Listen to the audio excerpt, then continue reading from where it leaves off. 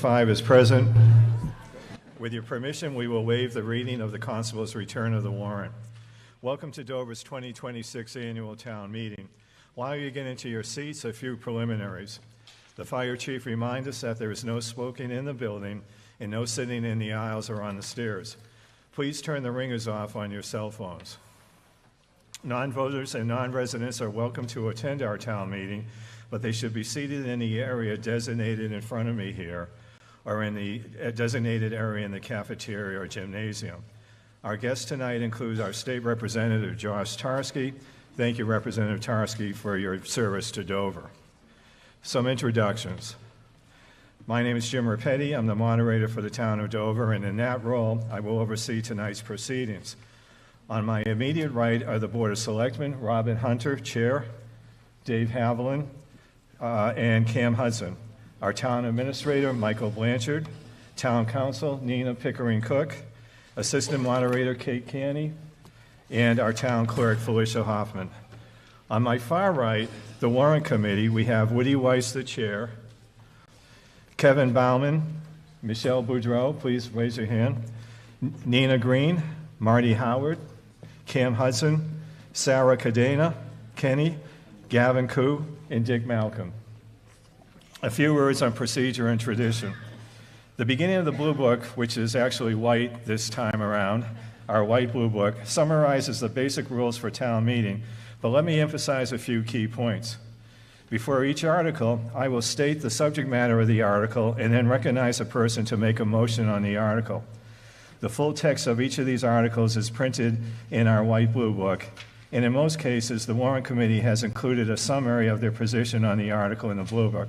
In addition, as you came in, you should have received a supplement where the warrant committee has issued an additional ruling on one of the articles. If you did not bring your white Blue Book with you tonight, please raise your hand and a book will be brought to you.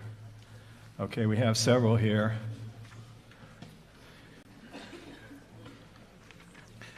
Okay, while they're distributing the white Blue Books, I will continue because we're going to have a long meeting tonight. If you wish to discuss a motion, you must be recognized by the moderator before speaking. You will note that there are 3 microphones in front. 3 or 2 now? 3. Oh, 3. Okay, there's one over there. You will note that there are 3 microphones in front of the auditorium at the end of each aisle that descends to the stage and one in the middle. One microphone is marked yes for those wishing to speak in support of an article. The microphone marked no is for those wishing to speak in opposition of the article. And the middle microphone is for those who have questions or who wish to move the question. If you wish to speak, please proceed to one of the microphones. I will alternate among the 3 microphones. In addition, I appreciate that some may not be able to stand in line. If you are unable to stand in line, please raise your hand if you wish to address town meeting on a particular matter. I will alternate between those standing in line and those who remain seated in proportion to the relative numbers of each. After you are recognized, please identify yourself as well as your street address and speak directly into the microphone. The power switch will already be on. It is important to remember that brevity is the soul of wit. I would like to remind all our speakers tonight that the longer and more complex your presentation, the greater the chance that you will confuse rather than persuade. To save time and allow as many people as possible an opportunity to speak, we limit persons presenting a motion and groups opposed to the motion to 10 minutes and comments from the floor to 2 minutes. Please try to limit your remarks to new facts or new perspectives. Also, if you have several questions, please present all of them at the same time so that you are efficiently using your 2-minute period. The assistant town moderator will ring a bell on the stage once you have 30 seconds left and twice when your 2 minutes have expired.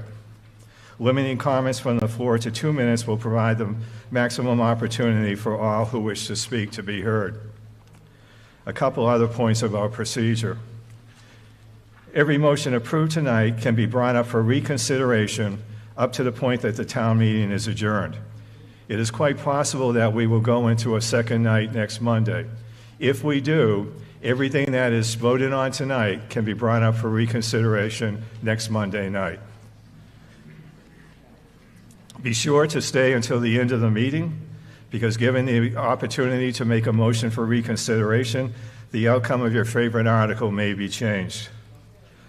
Also, sometimes a citizen will tire of the discussion and make a motion to move the question.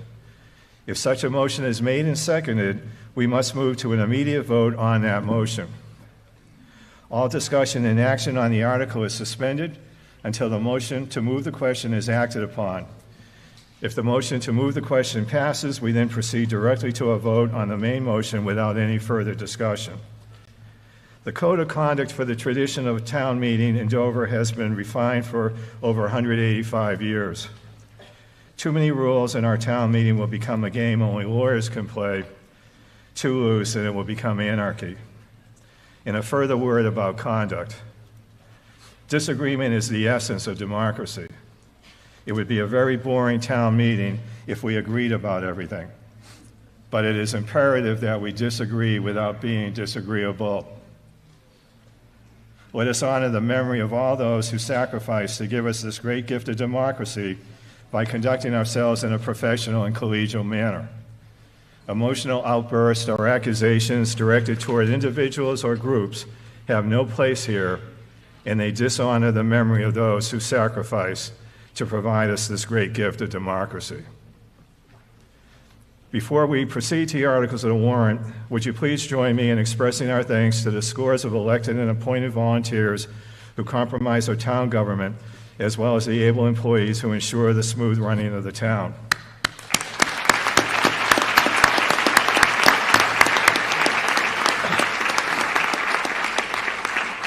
Tonight, I would like to especially remember Dover citizens who contributed to Dover's governance and passed away since the last annual town meeting. Claire Marie Burke, Mary Carrigan, Thomas W. Johnson, Stephen Little, and Jeffrey Gordon Merrill. We also remember former town employee Linda Baldwin Lyons. We mourn the passing of these neighbors and friends and are grateful for the difference they made in the life of this town. As I mentioned, democracy is a wonderful prize that has been preserved through the sacrifice and efforts of millions of our citizens. Let us take a moment of silence to recognize those who are putting themselves in harm's way at this very moment in service of our country. A moment of silence, please. Thank you, and may God bless America. I would like to spend a moment now talking about the voting process. Felicia Hoffman, our town clerk, has worked very hard to organize the distribution of response cards that you were issued as you entered the high school. When we have a vote, you will have 10 seconds to select 1A for yes or key 2B for no. If your response card does not work during a vote, we ask that you please raise your hand and an attendant will assist you. We will now test these response cards by considering the following statement.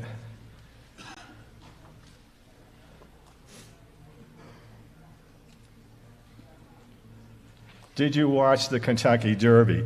On my signal, if you did, press 1A for yes. If you did not, press 2B for no. And look for a green light as you're pressing to signal that the keyboard is working. On my signal, you may vote now. So again, look for that green light flashing. It will be in the upper right-hand corner. If yours is not working, please raise your hand and an attendant will bring you a new one. Okay, we have one over here, Chris. Andre. Also one in the front here. Right over there, Alan. Sir, please raise your hand again.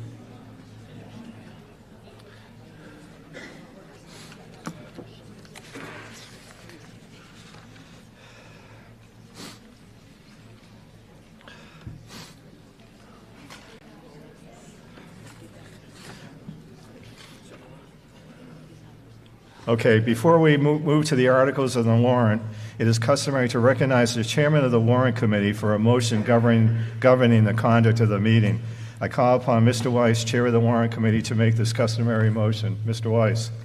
Mr. Moderator, I move that the following rule be adopted for the conduct of this meeting.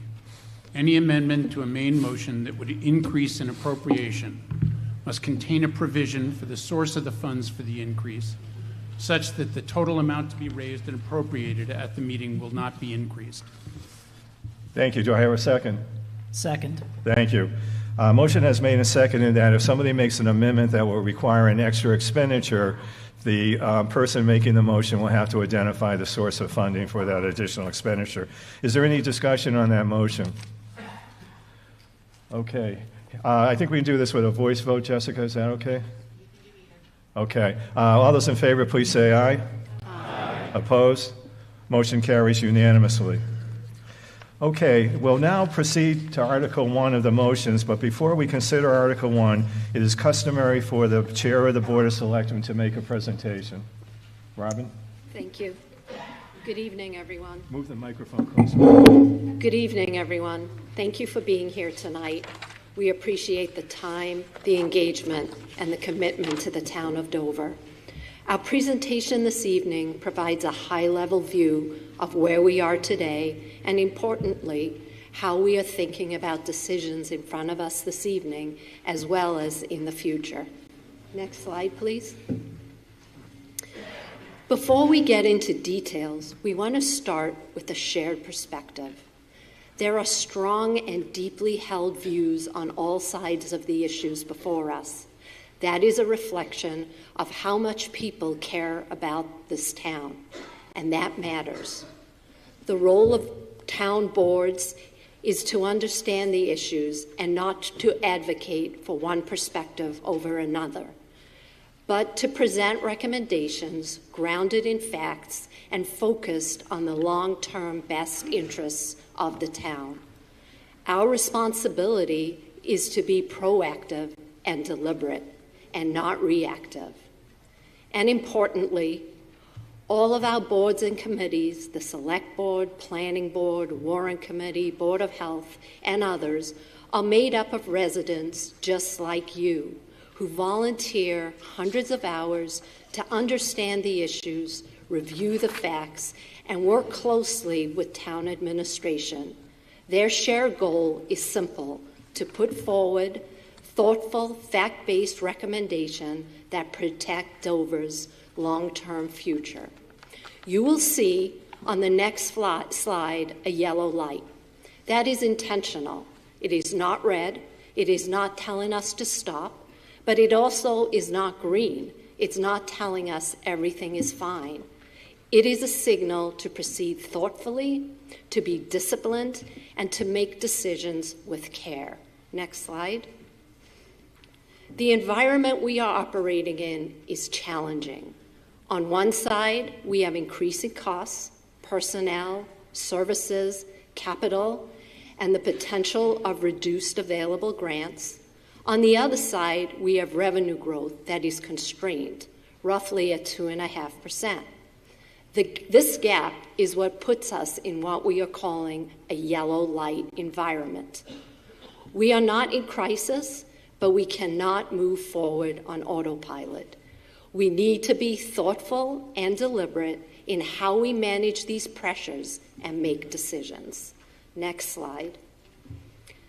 This is the balancing act we face: staff, services, schools, and capital, all within a framework of limited revenue growth. Every decision we make has trade-offs, and those trade-offs ultimately affect the tax rate and each of us. There is no isolated decision anymore. Everything is interconnected. Next slide. The good news is we have not been standing still. 5 years ago, we implemented a disciplined multi-year financial strategy. We identified excess amounts in free cash, which we have reduced methodically from $11.9 million to $8.4 million, bringing us into a more appropriate and sustainable range in accordance with best practices and benchmarks. And most importantly, we deployed these funds intentionally and strategically to support our OPEB position, which is now the envy of many in the state, to support our capital needs, which are many, and to help offset the impact of the Carroll community debt to taxpayers until the retirement of the school debt, thereby minimizing the impact to each of you. Looking forward, we will use free cash more selectively. We will also increase our use of targeted, excluded debt for capital needs.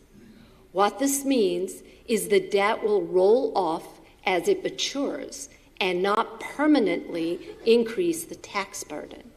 However, for this to be an effective strategy, you will need to go to the polls to vote in favor of it. Next slide, please. Looking ahead, we are facing approximately $15 million in capital needs over the next 6 years. At the same time, costs continue to outpace revenue, interest rates remain elevated, and Proposition 2.5 is increasingly misaligned with today's cost environment. This requires careful prioritization and disciplined decision-making. We will need to make deliberate choices about what to do, what to delay, and how to allocate our limited resources responsibly. Next slide, please. And finally, this is all about one thing: change. Change is inevitable. The question is whether we shape it or react to it. We are taking proactive steps, updating the master plan, exploring housing diversifications, evaluating and modernizing bylaws, updating our systems. These efforts are ongoing and are designed to ensure that change reflects our values, not external pressures. Because doing nothing does not preserve the town. It simply ensures that change happens without our control. Our goal is pretty straightforward: to make thoughtful, fact-based decisions that preserve what makes Dover special while responsibly preparing for the future. Thank you.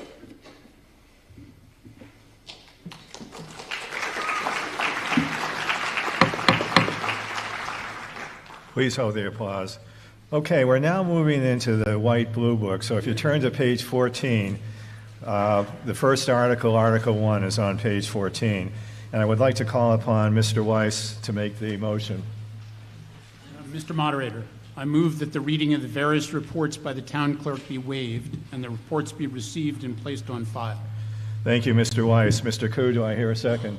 Second. Thank you, Mr. Koo. Is there any discussion on this motion? It's simply to accept the town reports. Okay, hearing none, let's move to a vote. On my signal, you can press 1 for yes, 2 for no. And you may vote now.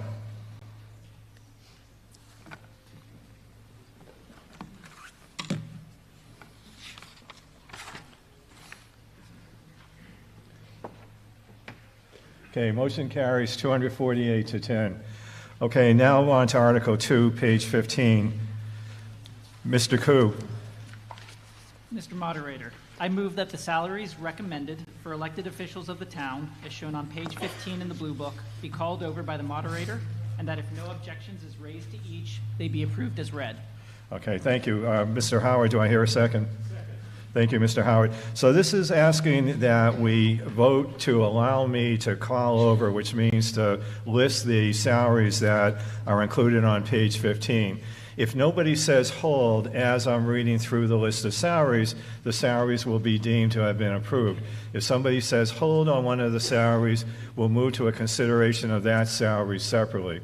So again, the motion right now in front of you is to authorize me to read these salaries, and if nobody says hold, all the salaries will be deemed to have been approved. Is there any discussion on this motion? Okay, let's move to a vote. You may vote now. Press 1 for yes, 2 for no.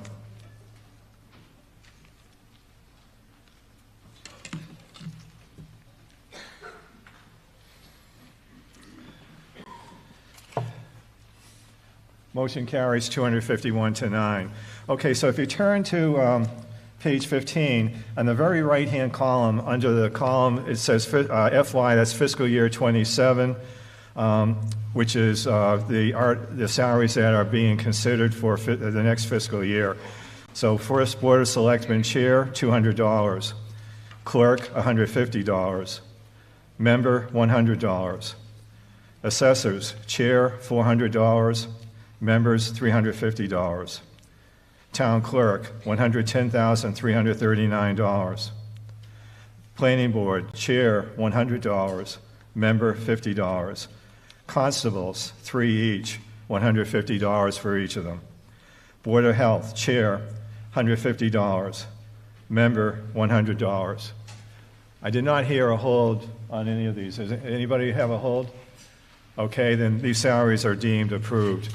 So now let's move to Article 3, which is on page 16 of the White Blue Book.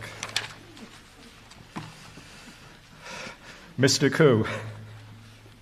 I move that the town authorize the following board and department revolving fund limits for fiscal year 2027, pursuant to the provisions of Section 516, Finances of the General Bylaws of the Town of Dover. Building Department, gas, plumbing, and wiring inspectors, $68,900. Board of Health, inspections and permitting, operation of immunizations and other health programs, $25,000. Library, materials replacement, $5,000. Council on Aging, senior activities and transportation, $40,000. Recycling Committee, purchase of materials for sale, $4,000. Department of Public Works, maintenance, repair, and replacement of facilities and equipment for the transfer station, $35,000. Community Center, costs associated with operating the community center and maintenance improvement projects for the facility, $25,000. Cemetery Commission, cost for weekend, after-hour burials, columbarium-related expenses, $30,000. Stormwater tree mitigation, town stormwater mitigation improvements, including planting and maintenance of trees, and stormwater regulatory compliance, $30,000. And further, that the fees charged for these services be credited to the respective accounts, and that the aforementioned boards and departments be authorized to make expenditures from the respective accounts and for their respective purposes up to the amount set forth above. Thank you, Mr. Koo. Do I hear a second? Second. Thank you, Mr. Howard.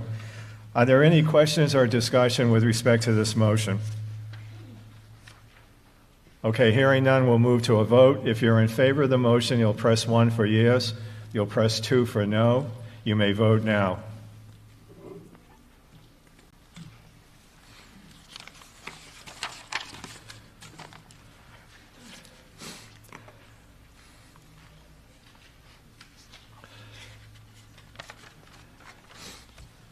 Motion carries 264 to 16.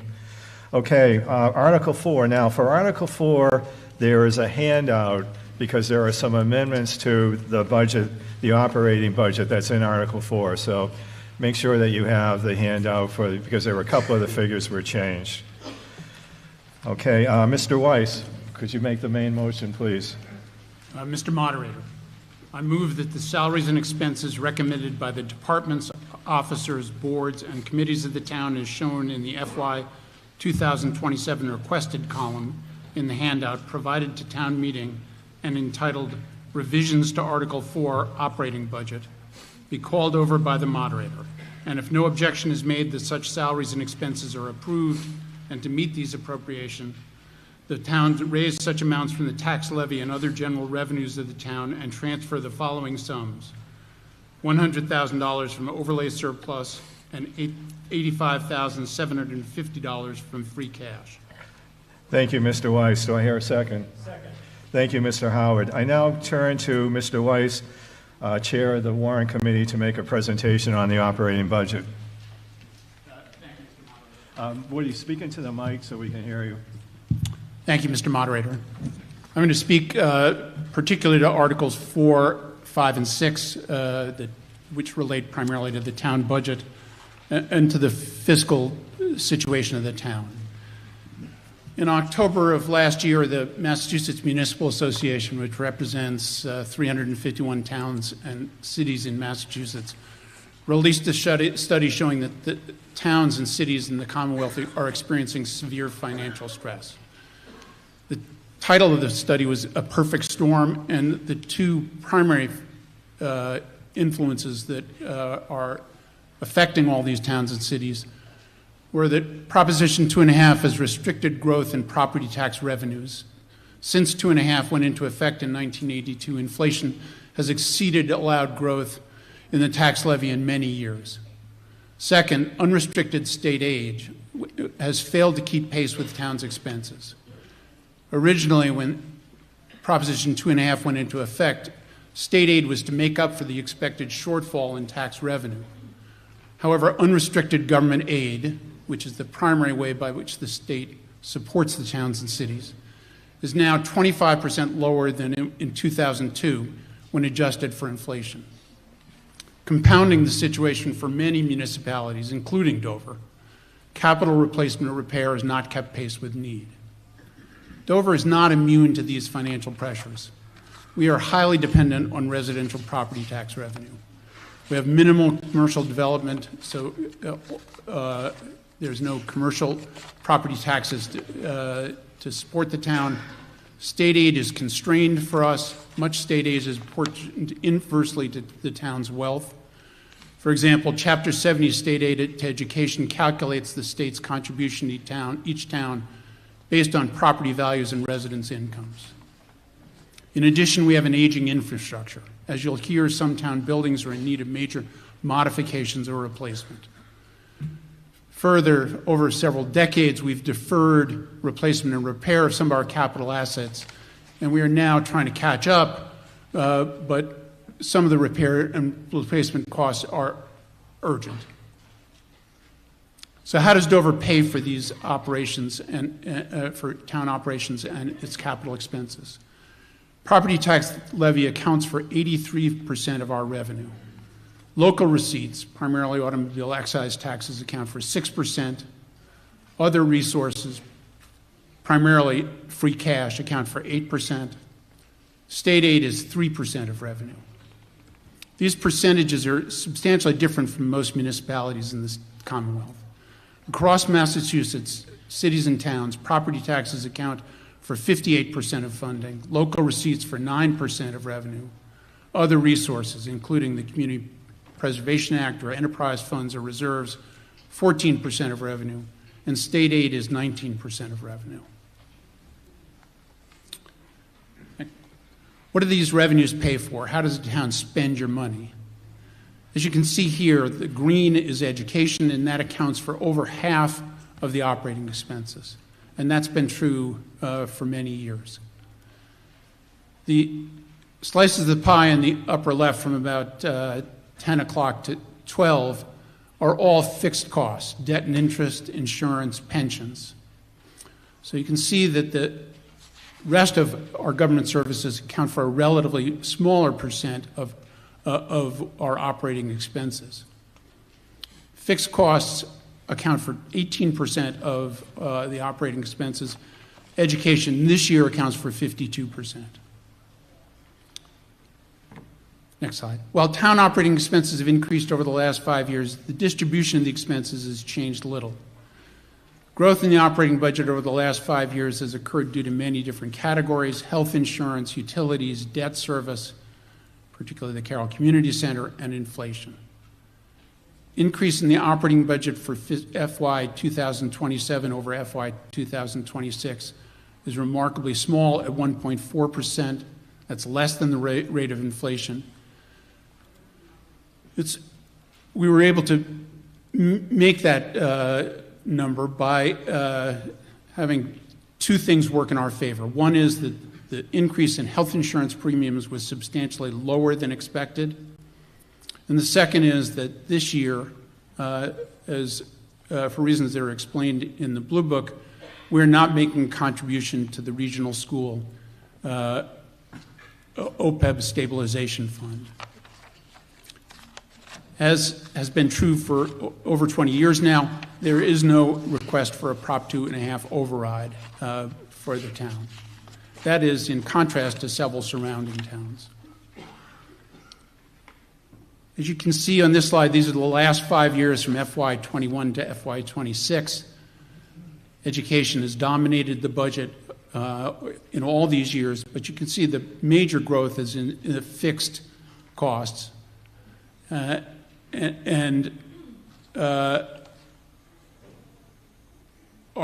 further growth has been recently in capital expenses.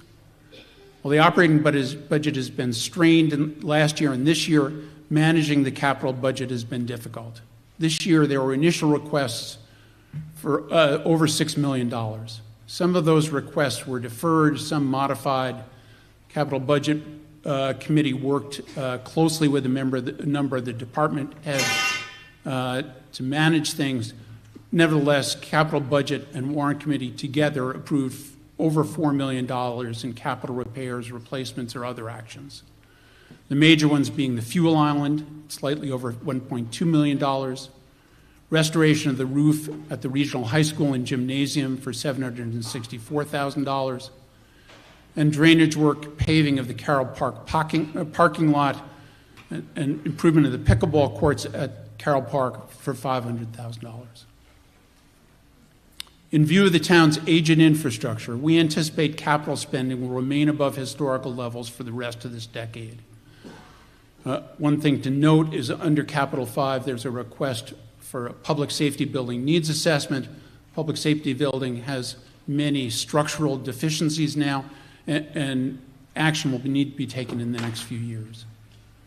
The town administration and the Board of Selectmen are attempting to systematically identify and anticipate capital needs going forward, but our current reserve fund balance of $600,000 provides little cushion for future capital expenditures. So it's pretty clear that fiscal challenges to the town will continue, although we've done remarkably well in the last several years. I want to take the opportunity here to thank administrative staff in the townhouse, members of the Board of Selectmen, the department heads, the chairs of the committees who worked with the Warrant Committee in preparation of the budget. Then I'd like to just say a few other words. I'd like to start with an apology. The Blue Book was not supposed to be white. In fact, the printer that we've used for the last 30 years for the Blue Book retired this year. We changed printers. The new printer was told the Blue Book should have a blue cover. Unfortunately, he was sick at the time it was printed, and we got what we got. We do intend to make the Blue Book blue next year.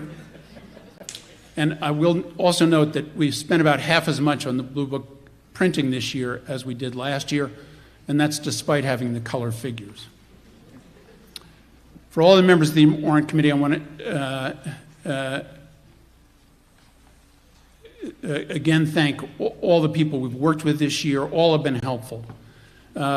Even as we've tried to modify some of the traditional practices of our committee. And then speaking only for myself, I want to express my gratitude and admiration for the members of the Warrant Committee this year. The town bylaw states that the Warrant Committee shall consider and investigate the various articles in the warrants for all town meetings. No one joins the Warrant Committee as an expert in municipal finance. Most of us did things completely unrelated. Committee members all have to work to educate ourselves about Proposition 2.5, debt exclusion, SPED circuit breaker funds, free cash, etc. Committee members have done an exceptional job this year educating themselves while working with department heads and committee chairs to understand their budgetary and other needs as those needs are conveyed in the warrant. Committee members have probed, explored, discussed, and argued, trying to determine what action to recommend to you on each article you'll consider at this town meeting. This year's budget and other articles will not, I'll say do not, meet approval for all town residents. But we believe the actions we recommend best meet the needs of the town as a whole. I should note that the vote of the Warrant Committee was unanimous on the operating and capital budgets this year, as well as on the zoning bylaw changes. Thank you for attending town meeting. Thank you, Mr. Weiss. Greatly appreciated. Now, if you would now turn to the handout, I'm going to read through the totals for each line item. And, well, before I do that, we should have the vote. So the motion that's on the table is to authorize me to read over the items that are in the operating budget.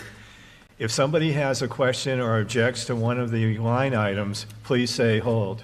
If after I've read through the entire operating budget, there are no holds, they will all be deemed to have been approved.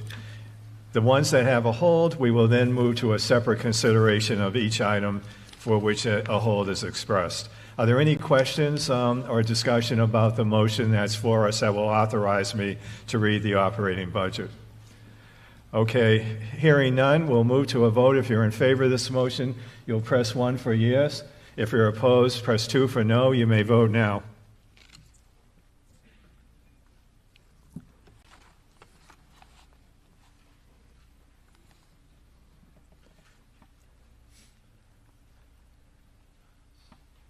Thank you. Motion carries 268 to 23. 268 to 23.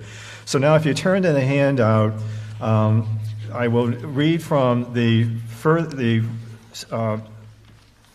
column that is third column on the right. It's underneath fiscal year 27 requested. And I'm going to go pretty quickly. If I go too quickly and you have a hold, I'll come back and give you an opportunity to say hold. Okay, Selectmen, number 122, total, $1,259,777. Okay, we have a hold on 122. 129, copy postage, 0. 132, reserve fund, $250,000. 135, town accountant, total. Oh, I'm sorry, 131, warrant committee, $7,000. 132 reserve fund, $250,000. Did I hear a hold? I was doing 135. I'm sorry? 135. Okay, 135 town accountant, total $310,783. We have a hold for that. 141 assessor, total $245,928. 145 treasurer collector, total $327,900. 151 law, $250,000. 155 information technology, total $492,910. Okay, hold on that. Hold on 155. 161 town clerk, total $122,132. 162 elections registration, total $87,432. 171 conservation commission, total $227,255. Okay, 175 planning, total $263,522. 176 Board of Appeals, $1,950. 191 Whiting Road, $10,000. 192 townhouse expenses, $54,182. 193 community center, total $84,800. 195 town report, 0. 199 building maintenance, total $440,659. 210 police, total $2,793,822. 220 fire, total $943,944. Next page. 231 ambulance, total $559,788. 241 building inspector, total $270,536. 291 emergency management, 0.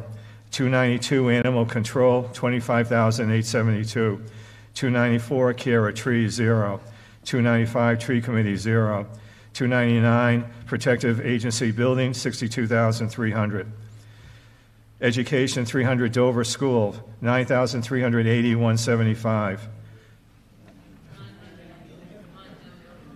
And I'm sorry, $9,380,175. Freudian slip. $9,380,175. 301 Dover Share Regional Assessment and Debt Assessment. Total $14,847,289.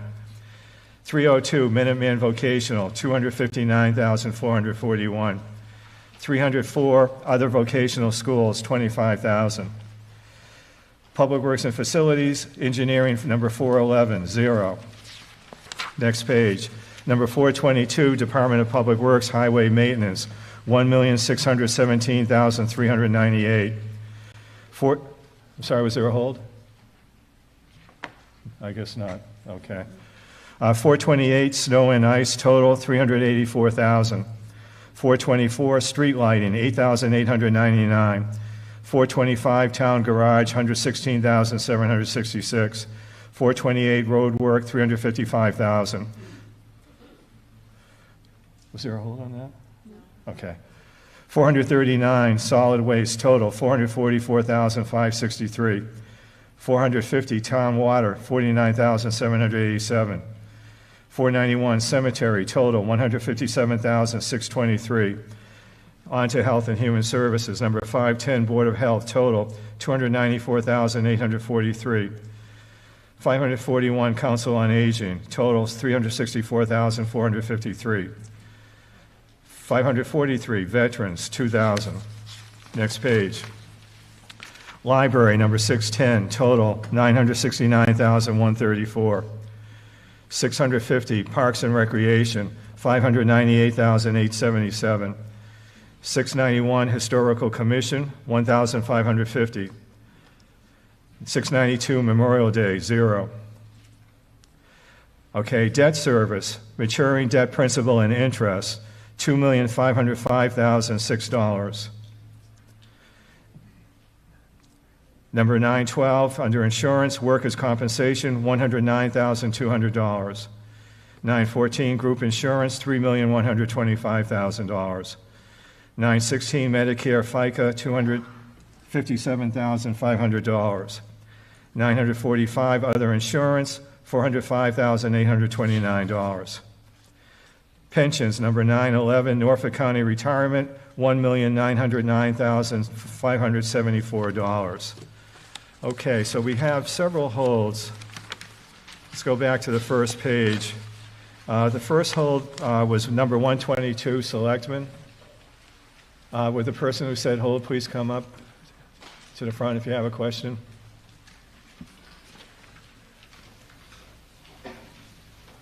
Hi, Tom here, 15 Park Avenue. Just questioning what the big increase is, the $325,000 in salary adjustment. Just unclear what that is. Ms. Hunter, do you want to answer that? Or? I certainly will. Speaking to the mic, Robin. So that line item represents a couple of items. Not all.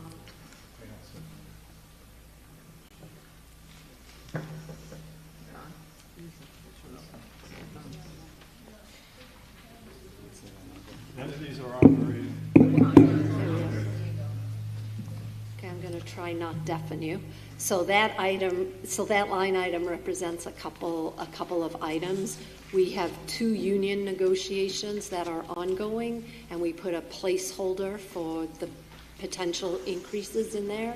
We also have a non-union contract that's in there as well. So those are basically placeholders for adjustments that will get pushed through the budget. But for now, or at the time of the budget, since we didn't know exactly where they would go, and also these are ongoing negotiations, so we don't want to show our hand, we have a placeholder there.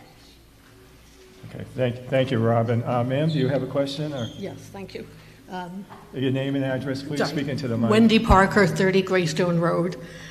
Can I ask questions about the report as well? I had 2 quick questions. Ask questions. Can I ask questions about the Warren report? I had 2 short questions. Sure, go right ahead, All ma'am. right, thank you. One is that the reason that our town depends so much on on residential real estate taxes, because we have so little retail? Because you said another town was only 58% of the revenue. Yes, that's a large part of the accounting, but we also get a relatively smaller percentage of state aid than most towns do, and we have some other towns have some of their sources of revenue that we don't have. Okay. And then the other short question, I believe you said we're not supporting the regional high school this year. Is that what you said? We're not making a contribution this year to the regional high school OPEB fund, which is other non-pension retirement fund. That's because it's explained in the Blue Book, but we've actually achieved our goal with our contribution. So we're not making any further contributions now. Okay, thank you. And the two holds I had was that, well, a couple sorry, of ma'am. questions about 122. So you have a hold for 122. We'll consider that, and then I'll come back to you for Okay. your other hold. So 122, on the other page with the salaries, it said the town clerk, 111 or 113,000, but we're listing salaries as 656,000. Is that just the rest of the staff in the town hall? And then Okay. the other question related to that is expenses are $278,000. What does the Board of Selectmen do that's $278,000? Okay, thank you, ma'am. So one question is with respect to the salaries, and the other is with respect to the expenses. Who would like to answer that? Woody, would you like to, or Robin? So with respect to the expenses, the Board of Selectmen we don't have all the expertise that we need in-house. We're a smaller organization, so we do rely on professional services for some of the items we need. I think what's really important to remember here is municipal accounting is cash basis. So you have to put in contingencies and estimates, and because if there's no money there, you can't get the service you need. So we have contingencies in there as well for things that we may need, and if we don't spend it, it gets returned back to the town in free cash. Okay, and does that cover salaries as well, Robin? So the salaries I already answered for the Board of Selectmen. There are Okay. 3 contractual ongoing negotiations, 2 are with the unions, and we put a placeholder in there for what we expect the outcome is going to be. These aren't settled yet. It is our estimate, but it's a placeholder, and they're all grouped together in the Selectmen's budget. Okay. Is that okay, ma'am? Yes, thank you. Okay, thank you. Okay, so now we'll have to vote on this item separately. So I would like to ask, hang on a second, let me get to the, if I could ask Mr. Weiss to make a motion with respect to line item number 122. Mr. Moderator, I move that $1,259,777 be raised and appropriated for item 122. Thank you, and do I hear a second, Mr. Howard? Second. Okay, the motion has been made and seconded that we approve the appropriation of $1,259,777 with respect to item 122. Is there any further discussion on this motion? Okay, hearing none, we'll move to a vote. Please vote yes if you're in favor by pressing 1. Press 2 if you're opposed. You may vote now.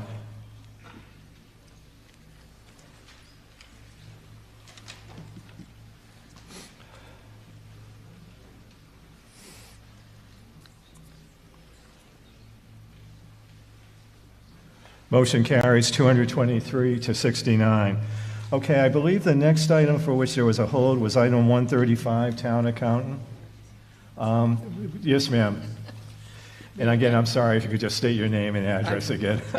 Wendy Parker, 30 Greystone Road. Same question, what are the expenses for the accountant? Seemed like a lot, so I'm just curious what that's for. Okay, thank you.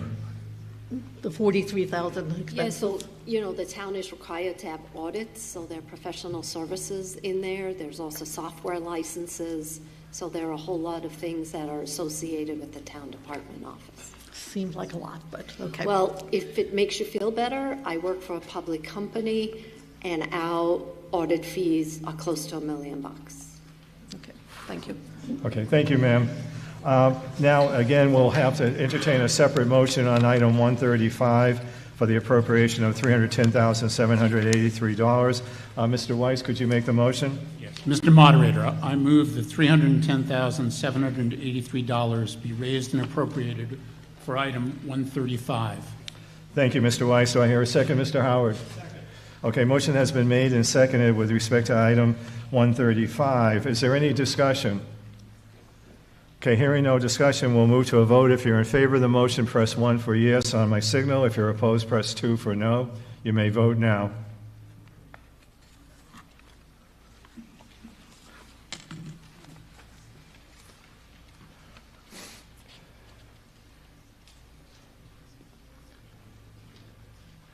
Motion carries 250 to 40. I believe the next hold was for item number 155, information technology. Okay, could the person who said hold for that please come up and ask your question or state your concern? Tom Spangerberg, 23 Main Street. Just have a question as to why it's doubling from $250,000 to $500,000. Okay, who would like to answer that question? Michael, So the increase is from fiscal year 26? Okay, you have to speak into the mic again, Okay, Robin. so I just want to clarify that the increase is $60,000. It's 432 to 492, and it's comprised of a couple of things. One is we use outsourced support for IT, so those costs have increased. In addition to that, we had to put in place some cybersecurity monitoring, and again, that cost is a cost increase, but it's for the benefit of the town to secure all of our systems. Okay, thank you. Sir, any other questions? Anybody else? Okay, again, we'll have to entertain a motion with respect to item 155 for the appropriation of $492,910. Mr. Weiss. I move that $492,910 be raised and appropriated for item 155. Thank you. Do I hear a second, Mr. Howard? Second. Okay, motion has been made and seconded to appropriate $492,910 for item 155. Are there any further questions or discussion on this before we move to a vote? Hearing none, let's move to a vote. If you're in favor of this, press 1 for yes. Opposed, press 2 for no. You may vote now.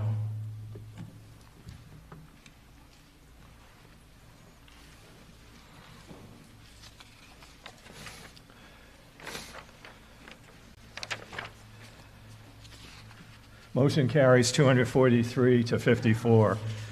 I believe the next item was 171 Conservation Commission. Okay, could the person who stated hold, if you come up to the microphone, sir? Happy to do it. Jeff Dorsheimer, 82 Farm Street. I would say we don't have the history before 2025, but there's been an 11% increase and now a proposed 18% increase in the Conservation Commission, which is a 63% increase. So I'd just love to hear the accomplishments of the Conservation Commission over that time.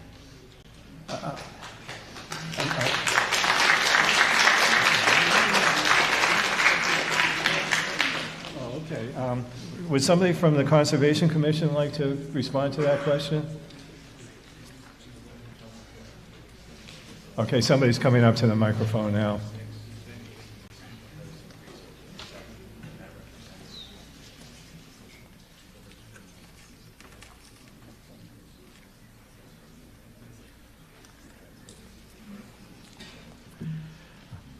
Name and address, sir. Hi, John Sullivan, 35 Walpole Street. I'm the chair of the Conservation Commission. So this budget is $35,000 higher than what it was last year. It looks like a large jump, and it's something that we wrestled with. What it actually is a reflection of reality of what we've been spending over the last 3 years. Because we use a consultant as our agent. We don't have a full-time agent, as many of our peer communities do. So for the previous 3 years, our run rate has been pretty much around the net amount, including that $35,000, around $122,000 a year, is what we've been paying our consultant to handle the filings that we have in front of us, which have gotten much more complex over the years because development is looking at more marginal land. Basically, all the good land was developed years ago. So they're now developing land that has more wetlands involved. The projects are more complex. The cost of the land plus the cost of the buildings brings in people who want larger homes and in effect the land in proximity to the wetlands. So for the last 3 years, our budget for the consultant was around $88,000. And we're eternally optimistic that we might be able to hit that one of these days again. But with the things that have come in front of us in terms of subdivisions and, as I said, enforcement actions where people have come through and cut acres of trees in buffers, and we've had to pull in other outside experts, and typically those outside experts are paid for by the homeowner, but what we've been doing, we find ourselves in the fourth quarter of each year turning to the town and getting a transfer, an intergovernmental transfer to cover the last quarter of our consulting agents' fees. And since it seemed like that was not going down, we made an effort this year to make this more transparent. And so that's what the $35,000 reflects, is that our run rate has been that rate all along. And we just want to let everyone know that that actually is. That run rate puts us at a level that then has us questioning, and we're studying that now, whether or not we should get a full-time agent. And we're at that tipping point now because the amount of money that we pay our consulting agent does not have benefits associated with it, which would run around $25,000 to $30,000. And the $120,000 that we currently spend is pretty much the median of what we're seeing for peer communities for full-time agents. So we're studying that with Human Resources and the Board of Selectmen, and so far we're balancing that out, but we may need to move to that model in the next few years. Are there any questions? Okay, thank you. Any other questions? Thank you, sir. Okay, so we will now entertain a motion for item number 171, Conservation Commission, $227,255. Mr. Weiss.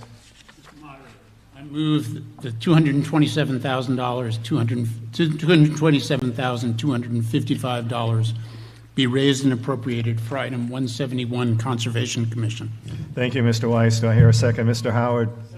Thank you, Mr. Howard. Motion has been made and seconded with respect to item number 171. Is there any further discussion before we move to a vote? If you're in favor of this motion, press 1 for yes. If you're opposed, press 2 for no. You may vote now.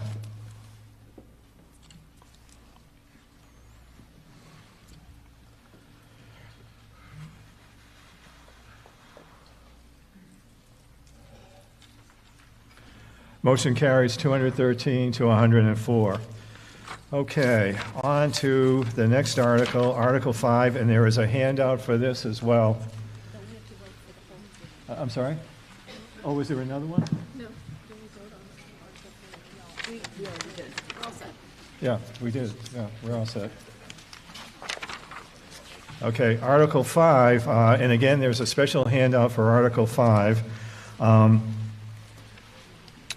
And this article is actually going to involve 3 separate motions. And the reason is that some of the items that the town is requesting for appropriation only require a majority vote.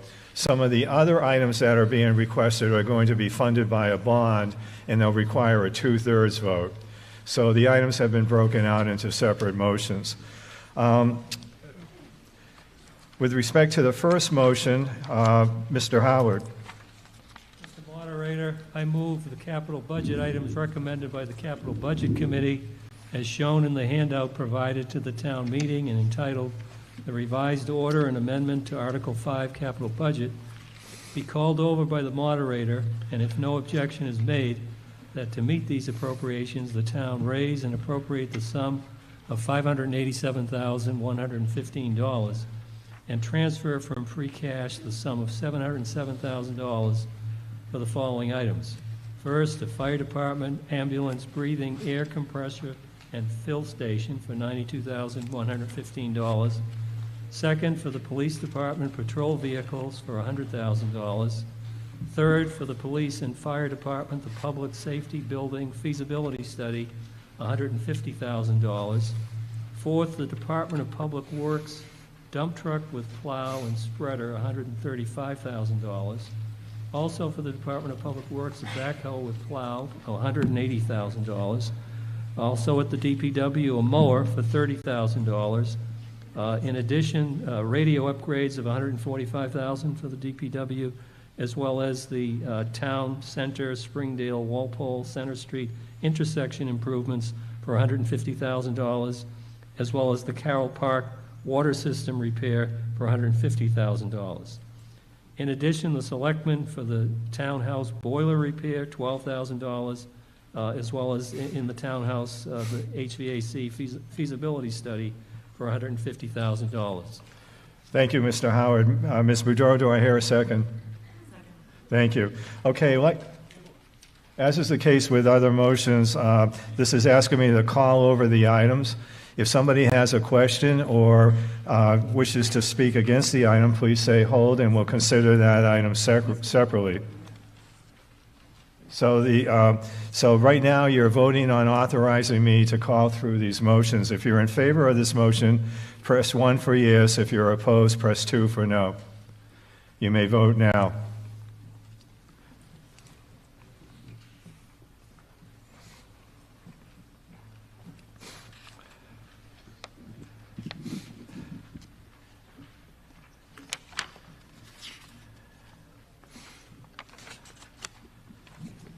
Motion carries 258 to 46.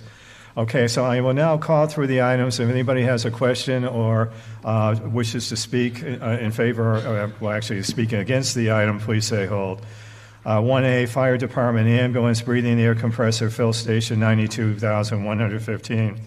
2A, Police Department Patrol Vehicle, $100,000. 3A, Police Fire Public Safety Building Feasibility Study, $150,000. Okay, hold on 3A. 4B, Department of Public Works dump truck with plow and spreader, $135,000. 4C, Department of Public Works backhoe with plow, $180,000. 4D, Department of Public Works mower, $30,000. 4E, Department of Public Works radio upgrades, $145,000. 4F, Department of Public Works Town Center, Springdale, Walpole Center intersection improvements, $150,000. 4G, Department of Public Works Carroll Park water system repair, $150,000. 5A, Selectmen Townhouse boiler repair, $12,000. 5B, Selectmen Townhouse HVAC feasibility study, $150,000. Okay, I heard a hold with respect to 3A, the Police Fire Public Safety Building feasibility study. Were there any other holds? Okay, sir, person who said hold, could you please come to the microphone? Thank you. And state your name and address, sir. Thank you, Mr. Moderator. Thank you, Mr. Moderator. Is the microphone working? Yeah, go ahead. It's working now, John. Thank you, Mr. Moderator. Sorry, Jim. I can hear you now. Thank you. Ladies and gentlemen, this is a motion to amend the article. So, Jim, is this appropriate now, or would you like it after the chief makes the Well, why don't you bring article? the motion up, John? Have you had a chance to run it by... Yeah, I have copies for everyone. Okay, bring it up to town council so she can take a look at it. We have town council look at proposed amendments because the Attorney General has to approve all the articles that we approve at the town meeting, so we want to make sure that the language is correct. Okay, Mr. Jeffries is going to read an amendment. Mr. Jeffries? Ladies and gentlemen, democracy sometimes takes turns. Apologize for the delay. I'm moving, this is a motion from the floor. The motion for the floor is to amend the article being put forth for the emergency building. I'm proposing, John Jeffries is the sponsor, David Perez is the second, and Mr. Moderator, I move to amend the motion to include adding 6 words to the amendment, to the motion. I'm going to read it because town council just agreed upon what the word should be. I move to amend the item 3A, police fire, public safety building, feasibility study, and to make sure the study includes a fueling station on site. Okay, thank you. Now, council has please, it just delays the meeting. Council has explained that this is advisory in nature because the role of the town meeting is to make an appropriation, and then the Board of Selectmen, within the broad parameters of the appropriation, will expend the amounts. So it is purely advisory in nature, but nevertheless, it is a signal to the Board of Selectmen about how the town wishes them to proceed. So we will now consider the amendment that Mr. Jeffries has proposed. And yes, sir, additional comments, John? Or? Do you want me to make the comments, or? Yeah, is there any further discussion or questions about Mr. Jeffries' amendment? Yes, Mr. Havlin has a question or a comment. It's not a question, but... Microphone. Hello? There we go. So, just in regards to the amendment, in a little bit of common sense for the site, there is no room at the Protective Service Agency site to put a fuel station. We have a fuel station at the town garage right now, and this is going to be fully debated shortly. The costs of doing such a inclusion are large and unknown. And so I don't see why we need to complicate the issue of doing a study by trying to tie in and complicate things with a fuel station. Okay, Mr. Jeffries, you want to respond to that? I am going to respond to my colleague, Mr. Havlin. Mr. Moderator, the reasons for adding a fuel station to this site are logical. In addition to the study, it gives, if you could put the article up, I just want you to read the last word, the last line in the study. The goal is to give the town a clear, well-informed basis for future decision-making. That is literally what the article in the White Book says, word for word. Tonight, you're being asked to fund 4 separate studies totaling $550,000. That's more than 10% of the operating budget of the police and the fire. As a member of the Board of Selectmen, whenever we were asked for money for studies, my questions were, what's the need? Why is it necessary? What else should be included in the study to make the study as comprehensive as possible? Adding these 6 words makes the study comprehensive. In the next article, you'll be asked to borrow $2 million. They want you to sprain your thumbs voting yes for the $2 million to move a new gas station closer to wetlands, closer to protected drinking water. Doesn't it make sense to put a gas station where the cars that use the gas are located? Okay, your time's up, Mr. Jeffries, but you want to sum it up? Yeah, sum it up. Thank you. Thank you, Mr. Moderator.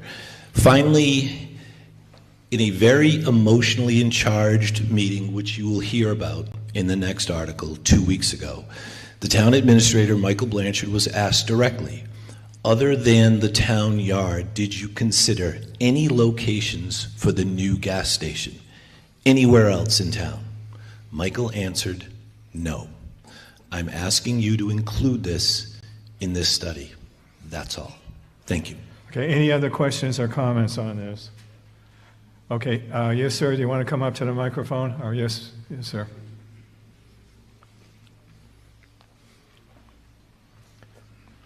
And again, this will be advisory in nature, this amendment, so the main question will be coming up in the next motion. Sir? Name Is and this address. on? Yeah. Whoa, back away a little bit, yeah. Rick Nagy, 25 Grand Hill Drive. John, we just approved a police EV, which is far superior to any combustion police cruiser because they can use the car for something like 24 hours while idling without needing to run an engine. It's far better for long-term maintenance. In my opinion, that's obviously where the police fleet should go. It's where most towns in Massachusetts are heading. In a world 5-10 years from now where our police fleet is all electric vehicles, why would we have a fueling station at the police station? Excellent. Okay, so, yeah, Mr. Jeffries, and then we'll... Excellent question. Between now and then, you need a fueling station. There are 8 fire trucks, 3, one pickup truck, one vehicle that the chief uses, and another vehicle that the fire inspector uses. That's 11 vehicles. The police chief, currently has 6 marked vehicles, 1 car that he uses, and 1 car that Matt Laver uses. Those are all run by fuel. The fueling station, the warranty is out. There's nothing wrong with the fuel, but the town is being asked to move it to a site. The reason that they're asked to move it to that site, when I was a member of the Board of Selectmen, Robin and I voted for a site plan review. Kevin has gone diligently about repairing buildings. We're being asked tonight for $2 million to move a gas station. What I'm suggesting, it's not an appropriate spot. Look at all the alternatives. That's all. Okay, any other questions or comments on this amendment? Okay, let's move to a vote on the amendment then. And this will be a majority vote. If you're in favor of the amendment, press 1 for yes. If you're opposed, press 2 for no. We're now going to allow 30 seconds because there's a time delay in the cafeteria. Unfortunately, there are people in the cafeteria. So are we ready to vote, Jessica? I'm sorry? Yeah, the yes would be, if you vote yes on this amendment, you're in favor of Mr. Jeffries' amendment, which is advisory with respect to the site plan consideration for the emergency building. If you're opposed to his amendment, you would vote no.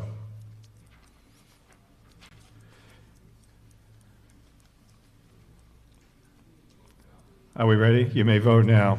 1 for yes, 2 for no.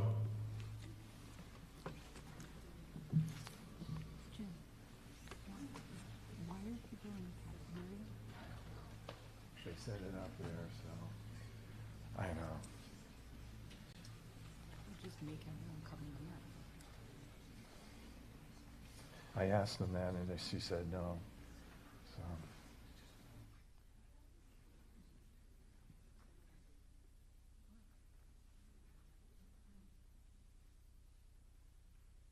Okay, the motion carries 176 to 141.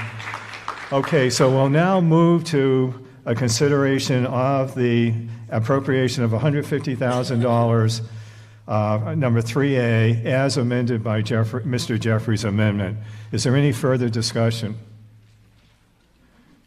Okay, let's move to a vote on that. And if you're in favor of 3A appropriation, you'll vote, press 1A for yes. If you're opposed, press 2 for no. You may vote now.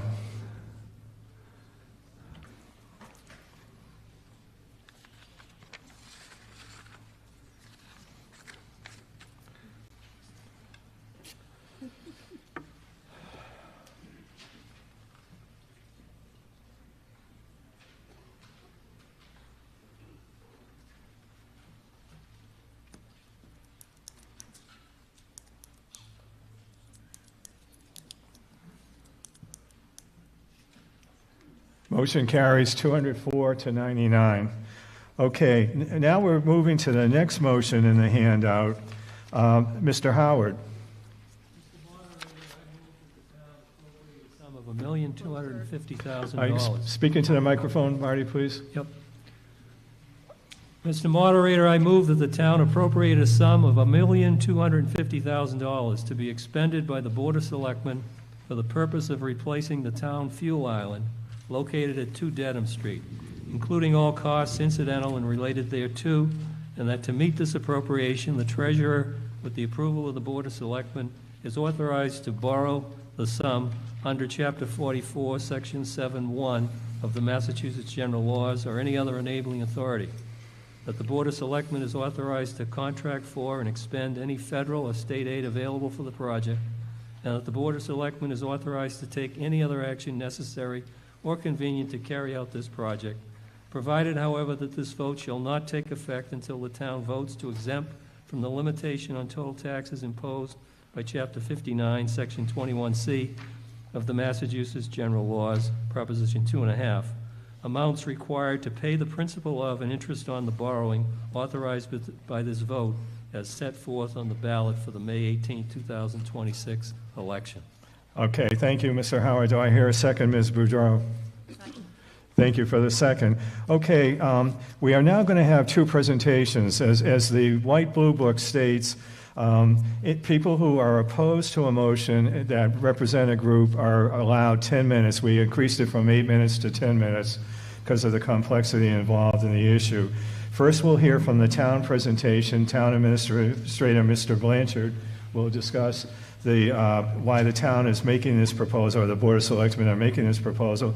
Then we'll hear from Nicole Safarian, who represents the group that's opposed. So first, Mr. Blanchard.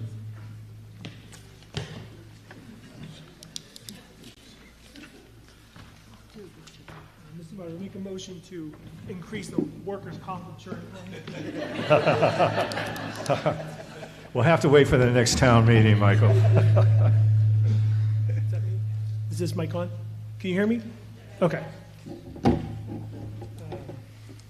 So I don't know if you can see, this is a regular size straw. This is the straw that I drew on determining who was going to present tonight. The reason no one was chomping at the bit to do that is because this is a difficult issue. You know, first, from a financial perspective, $1.25 million is a lot of money. It's less than we originally projected, but it's still a lot of money. We know that, and we don't come to you lightly making this request. We come to you because we believe this is a critical and urgent need for the community, for the town of Dover as a whole. Second, the abutters are not happy that we are proposing this replacement project. None of us on this stage get into town government to have a fan club, but situations like this, when abutters are very upset, are certainly not fun. However, despite all this, we're here tonight with a recommendation to install an updated, state-of-the-art fuel island on the same property where it is located now, without expanding town garage operations, to improve health, environmental safety, and reduce risk at a cost of $1.25 million because we believe it is critical. To get your bearings, the green in the lower portion of the screen is the townhouse. The large orange rectangle is the town garage. The yellow at the front is the current fuel island, and the red is the proposed location of this fuel island. This proposal would actually be the 4th fuel island on the site, and you'll see, if we could advance, a fuel island here at the kind of next to the building, and then one at the rear directly abutting neighbors' properties. Is where they were previously located. So what does a fuel island look like? The top is the current fuel island. The bottom represents a design similar to this proposal. The new tanks do have a slightly larger capacity than the existing tanks, but essentially they're on the same size scale. The real difference is the addition of a canopy and a fire suppression system. The town has shared project details and gathered input for over 2 years. Neighbors were notified and participated in many public meetings over the course of that time. Feedback informed changes, including adding a fire suppression system and limiting fueling times to business hours.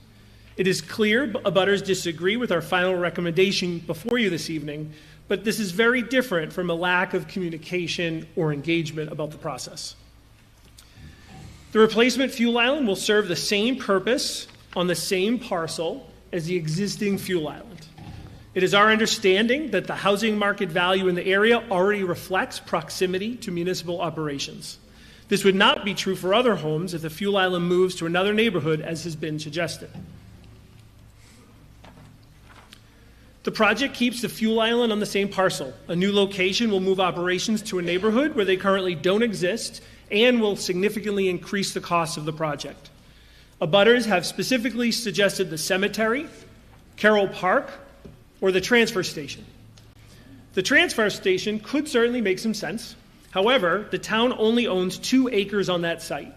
The surrounding area is all part of Hale Reservation, and there is no additional room to add a fuel island.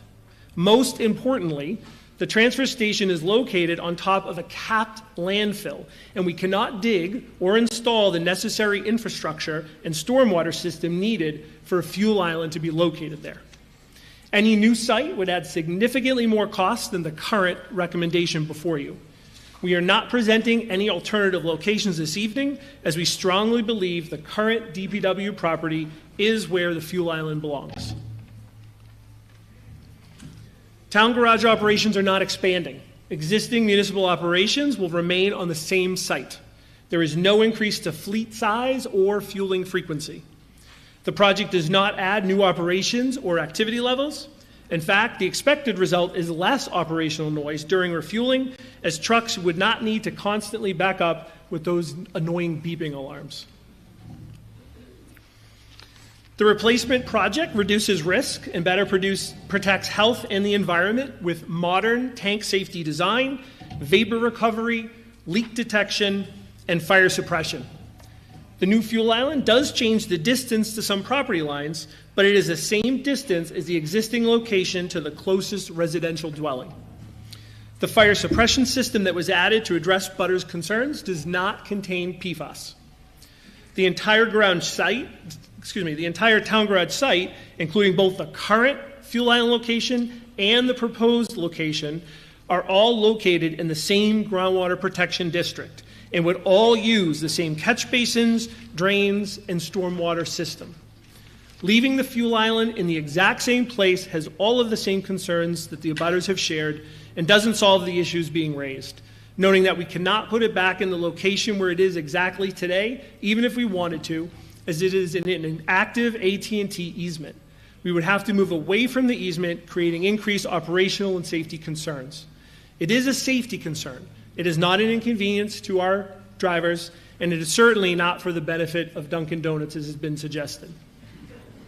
The groundwater protection issue is not new. In fact, this town meeting body approved amending our bylaw last year to allow this fuel island project, to allow the mobile gas station and Dover Automotive to remain on the lots they currently sit. We are very upfront about this, very transparent that that was the purpose of the bylaw, and that we intended to come back to you with a fuel island project. This was actually supposed to be before you last year, but was delayed a year because we had to amend the bylaw first. That bylaw passed last year, 174 yes to 10 no. As you may know, 2/3 of Dover uses private wells, and we are blessed to have a huge amount of protected open space and wetlands, so any area of town that we move a fuel island to would have all of the same concerns. These issues are not solved by moving it to a different neighborhood. The current tanks and supporting infrastructure are aging. The tanks are 32 years old, they're out of warranty, and are an insurance liability. Failure could lead to significant environmental, operational, and financial consequences. Next slide. It's been suggested we use the master plan to find a new location for entirely new town garage and all DPW operations. The master planning process is not designed to cite individual infrastructure projects or select a different neighborhood for a town garage location. Abutters have raised a significant financial concern about this new fuel island project. I think it is fair to say tonight's cost discussion is dwarfed by the cost of building an entirely new DPW building and operational facilities in a different neighborhood. Next slide. An exploration of alternatives to having our own town fuel island was completed, such as partnering with a neighboring town for fuel, relying on commercial fuel stations, or transitioning to electric technology. But each proved either impractical, unavailable, or prohibitively expensive. Specifically, there is no diesel fuel at the mobile in the center. 60% of DPW vehicles and 99% of fire and ambulance vehicles use diesel. The closest diesel is 4.8 miles away from the current fuel island. Noting the police chief in the room, going the speed limit adds about 20 minutes round trip. Critical time, not only during day-to-day operations, but especially in the middle of a blizzard, windstorm, fire, or medical emergency at your home. We purchase fuel off a consortium bid and pay a discounted rate. We would pay a much higher cost if we purchased it commercially. And surrounding communities decline to partner with us, and as we would also decline if a community reached out to us. We prioritize our own fleet, our own fuel, and these tanks are not designed to have significantly excess capacity. They serve our day-to-day needs. This is a good place to point out, I know a concern has been raised that we didn't reach out to communities early in the process. I just want to be clear that we did so. We did very early in the process and got a very hard and fast no. The selectmen asked us to get something in writing, so we did follow up again via email so we could document that, but to be clear, we had asked very early in the process. I just heard my buzzer. So bottom line, we believe this project is a responsible replacement of essential town infrastructure. There is no expansion to operations. There'll be no additional refueling traffic. It will improve safety and environmental controls and will reduce the risk from aging tanks. The bottom line is we're here tonight with a recommendation to install a new updated state-of-the-art fuel island on the same property where it's located now without expanding town garage operations to improve health and environmental safety and reduce risk at a cost of $1.25 million because we believe it is critical. Thank you for your time. Thank you, Mr. Blanchard. We will now hear, now please, no applause, let's move this along. We will now hear from Nicole Safarian. Ms. Safarian, would you like to come down?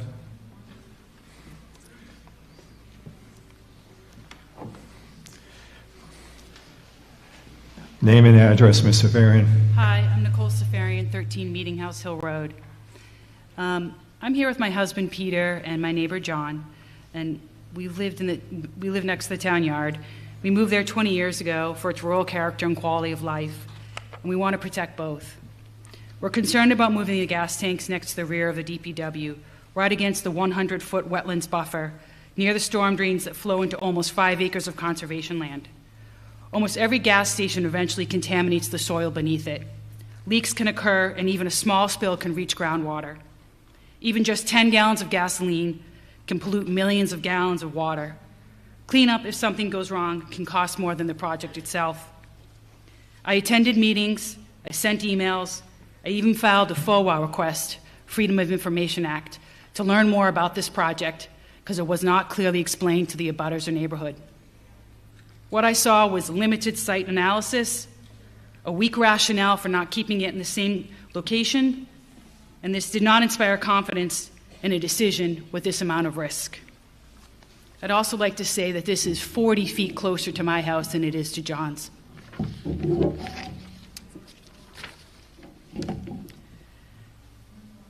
Next slide, please.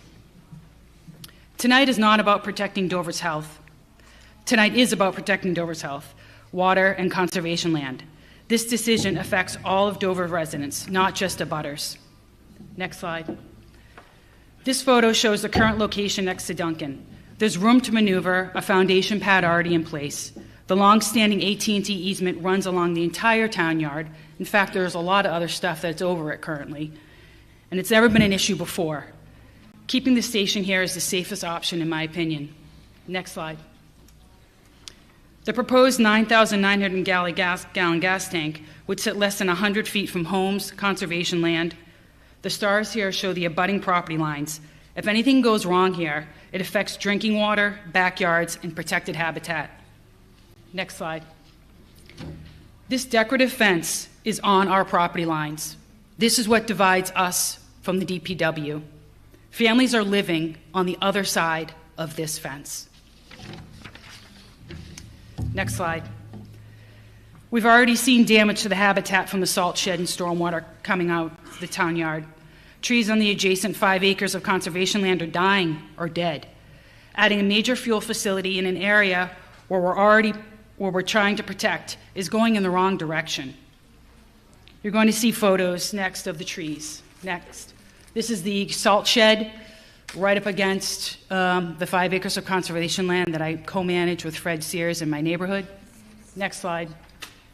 This is more of the damage. Next slide. I think you've seen enough of the dead trees. Next slide. This is the salt shed. This is just a picture on a regular day. There's not even snow around, so as you can see, it fully overflows. And when water and it rains, that flushes into, next slide. This is a plow truck loading ramp that is above, next slide, 2 stormwater overflow drains that were installed a couple years ago. As you can see, there's a lot of salt, and they're not really covered all that well. Next slide. Here they are uncovered. That gas station icon represents how close it would be to these drains that lead into conservation and wetlands. Next slide. This is the catch basin cover that they've proposed from their consultant, Weston and Sampson. It's manually applied. It's not really giving me feelings of confidence on this, and human errors happen, and accidents happen, and during a snowstorm, somebody could forget to put it on or couldn't see it. Next slide. Last week, after I submitted my presentation a week early for the town, they started clearing up all around that area. We appreciate the improvement, but tonight's really not about appearances. As you can see, they installed a fence, they put up a sign, and they removed a lot of junk 5 days ago. Next slide. Don't repeat a past disaster. In 1985, we already had 650 gallons spilled at the mobile gas station. It contaminated private wells for years, permanently shut down Dover's municipal well off Church Street. Dover has lived this kind of disaster before. Next slide. The proposed gas station will bring cancer-causing vapors, liquids, right next to our homes and groundwater. The tanks are sized just below the 10,000-gallon threshold that triggers stricter state and federal protections. The gas station has already moved 3 or 4 times.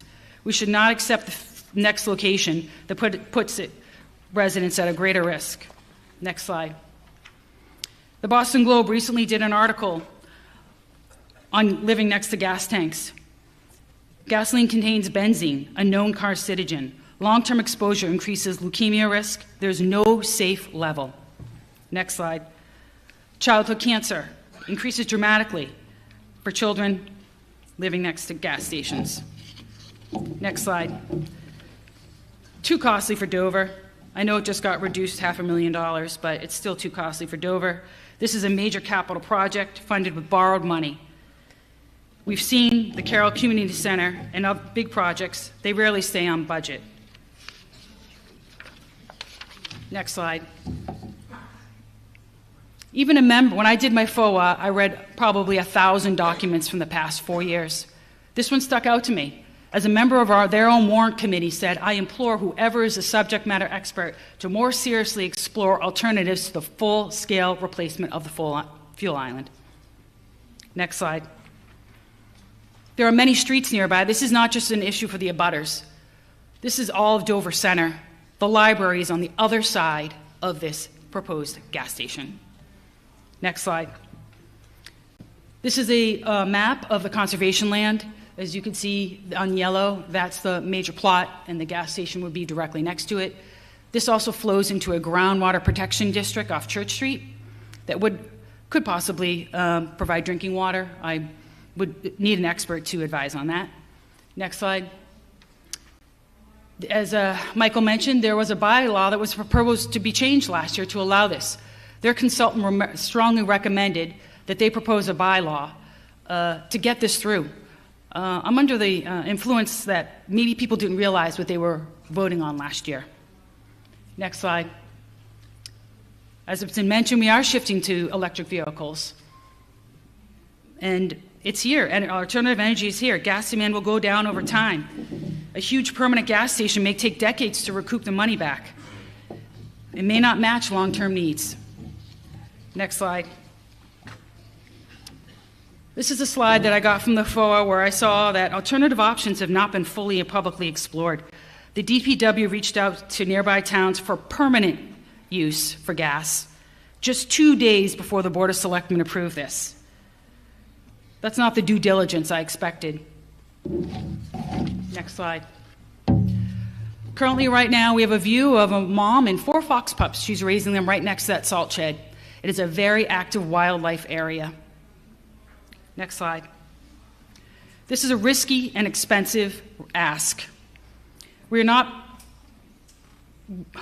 are being asked to approve a risky location with clear environmental concerns. Dover can and should demand a better plan. Next slide. A no vote does not mean no DPW gas station. It means study alternative locations and find something that's affordable and safe for all. Next slide. Thank you. Okay, thank you very much, Ms. Severian. Now, this is obviously an emotional subject, and once again, I want to remind everybody that we can disagree respectfully without being disagreeable, and I thank the 2 presenters for doing that. You may sit down now, Ms. Severian. Okay, we're going to open it up for discussion and questions. Mr. Hudson. Speaking to the mic, Kim. Yeah. I'd like to make a comment that's more, I guess, a personal comment in many respects. I've witnessed this discussion on the fuel station for 2 to 3 years and have addressed it and discussed it with committee members on the Capital Budget Committee, the Warrant Committee, and now ultimately on the Board of Selectmen. In addition to that, the Conservation Commission has reviewed it, as has the Planning Board. All of these boards and committees are populated by residents of this town, and all of them have reviewed this and they have voted for it. Like many residents, I came to this proposal with some skepticism. Surely there are alternatives, or could we live with the existing tanks until we no longer needed them, by the time we'd been converted to electricity? I observed at multiple committee meetings, members came with similar concerns that were ultimately set aside after being answered. After long consideration, these committees all voted in favour of the project, determining that it is a good solution for the town. Now, these committees consist of residents of the town of Dover. That's some 30 different people who've critically reviewed this project and have ultimately agreed with it, despite coming to it often with some scepticism. I have to say I'm also rather confused by the presentation I've just heard, because it sounded mostly like a criticism that the DPW is where it is. The concerns about the salt station are completely irrelevant to this discussion. There were many other similar sort of comments that had no relevance to the existence of the fuel island. And then finally, the suggestion that they would prefer that it would be a better place to leave it where it is seems to me rather completely confusing, because the risks of leaving a fuel station there are just the same as the risk of putting it in this new location.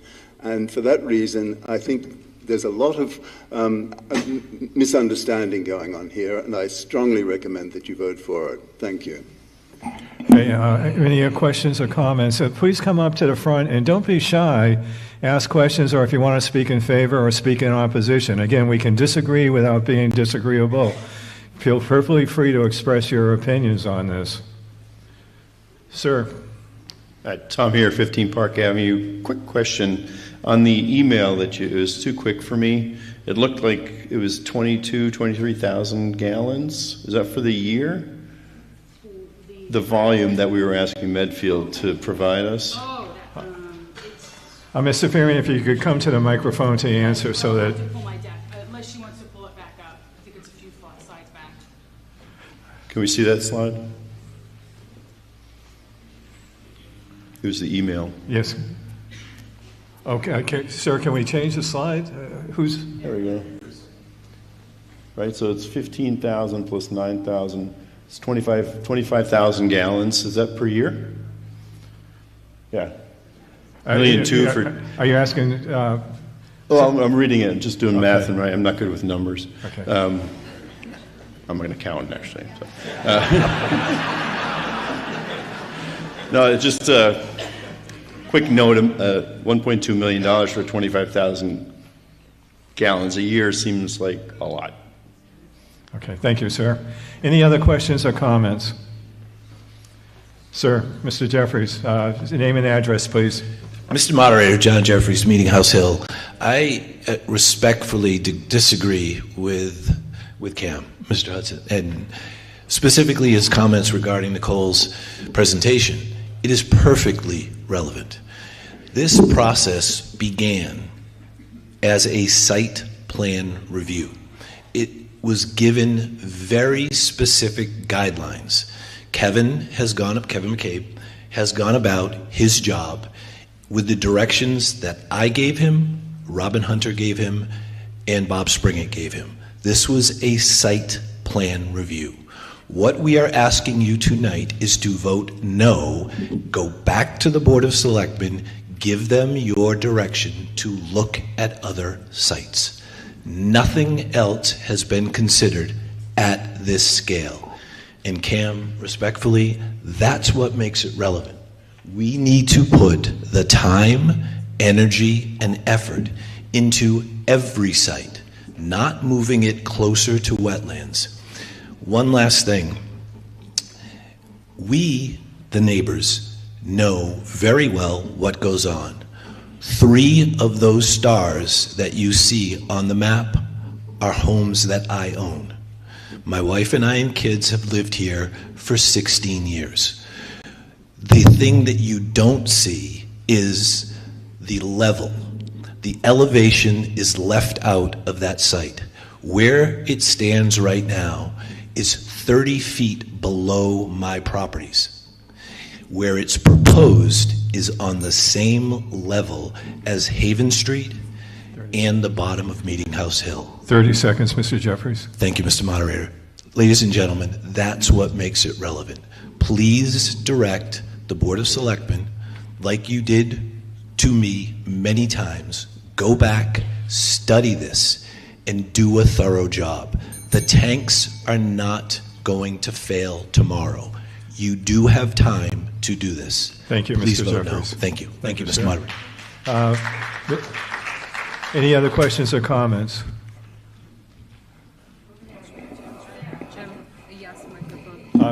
Please come to the mic. Oh, yes, sir.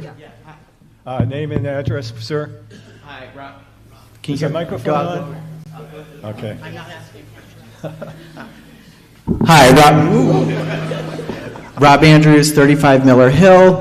I used to be on the warrant committee, so I'm a little bit of a municipal nerd about these sorts of things. So I am very nervous given the history of our town in putting off capital projects as evidence of our capital expenditure forecast for the next 10, 15 years, that once again we're going to box ourselves into a corner where we're going to have to pay even more for something that we've known we're going to have to pay for a number of years. And I feel for the abutters. I feel for them. I personally wouldn't move next to DPW, but if I did, I would be also very upset. So I get that, but we have to be fiscally responsible. We can't keep pushing these things down and making the possibility of our taxes go up, and up.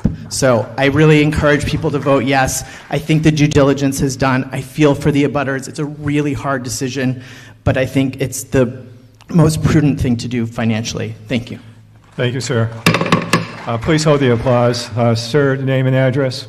Jay Allen, 1 Old Farm Road. Maybe I'm getting to this issue a little late, I got the meeting a little late, but we changed the price by $1,750,000 down to $1,250,000, so that's a start.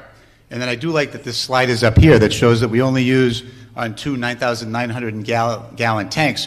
We only have to fill them once and 1.5 times a year, which begs the question: couldn't you do it with smaller tanks in a smaller size? Thank you, Mr. Allen. And again, I appreciate the neighbors, and that's an environmental issue, but there's a cost issue. We spend a lot of money in this town for really good things, and this one struck me as a big budget item. Thank you. Thank you, Mr. Allen. Would somebody like to answer that question? Would somebody like to answer that question? You do that one, I'll give these. Mr. Havlin. First, let's back up and go to some facts. Robin? The tanks are 32 years old. They are beyond their useful life. They are out of warranty. The insurance carrier for the town has intimated that if we do not make significant progress at replacing these tanks, they may drop our liability insurance coverage for these tanks. These are facts. The existing tanks also have some kind of diesel bug, something that lives in them. It grows and it eats steel. So, the final thing I want to do is just simply state that the new tanks, wherever we put them, will literally address all of the safety and environmental concerns that have been addressed tonight. Not replacing them leaves the town at significant risk. Thank you. Thank you. Justine, name and address, please. Yes, please. And I'm in two camps, by the way, the question camp and then the no camp, okay? Question, is there anyone from Weston and Sampson here? No. Okay. Then let me go. Okay. Yeah, I feel like a survivor who, and some of you have heard this story before. 1985, Christmas Eve, a drunk operator put too much gasoline at the mobile station. It was not, of course, the town garage. I'm not blaming Dover for this. 3 years later, I saw a sheen in the water that I was using to boil pasta. And that turned out that sheen... Justine, make sure you're speaking to the mic. Oh, I'm sorry. Did you guys hear me or not? I have a pretty loud voice, so that sheen... Can you... You can't... Okay, sorry. Don't come into my time. No, it's not a fun thing to have your well. What has not been enough emphasized is the hundreds of us down gradient on private wells around the town garage site. And the fact that my family, we didn't have much, I was young when we bought our house, and we had just bought it a few years before, and when I realized what was going on, because Mark Manikian, who was chairman of the Board of Health, let me know there was something really bad about the water in Dover, and that the Church Street well would have to be cut off, and it was. We were on bottled water for almost 10 years at our expense, I might add. Not the town didn't give us anything. Until such time as Representative Lyda Harkins, we got her through Jackie Fiedler, who was selectman at the time, to test all of our water in about 100 homes, down gradient from this location. So, the bigger picture here, from my point of view, is vote no on this tonight, and keep the gas tanks on the site near the Dunkin' Donuts, maybe a little few feet over, but make sure Weston and Sampson does a better job about not having catch basins near 10,000 or so gallons of tanks. Time is so up, that's Justine. my request that you vote no tonight and bring it up next year with better engineering. Thank you. Thank you. Any other questions or comments? Yeah, yes, go ahead, Nicole. Hi, I'd like to respond to the questions from the Board of Selectmen. As you dismissed my presentation, as you've dismissed me for the past 3 years. The point of my presentation was I showed you that there are 2 storm drains next to a salt shed that flows into conservation land that provides drinking water for Dover. If that isn't urgent enough for you to understand why I'm here, I really think I have to move, because you guys have not heard any of my concerns. I am we are frustrated. I moved to the town yard. It doesn't mean because I chose to move the town yard that I forfeited my right to a safety to a home. The homes were around the town yard before the town yard was the town yard. My home was built in 1928. So by saying I moved there, suck it up, does not really seem like a diplomacy to me. Thank you. Okay, thank you, Ms. Varian. Yes, Mr. Heisen?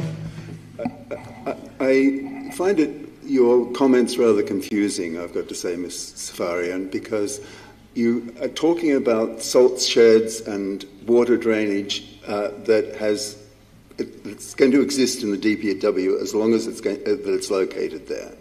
We're not discussing whether that's appropriate tonight or not. We're discussing whether we can replace a fuel island that already exists there, that you've said this evening you would be quite happy if it stayed there, which has exactly the same risks associated with it, whether it's here or in the other location. I just don't see any benefit from us to spend more engineering funds to try and relocate it to the present site, to temporarily remove those tanks, engineer a solution to make it work, and then put it back where it is.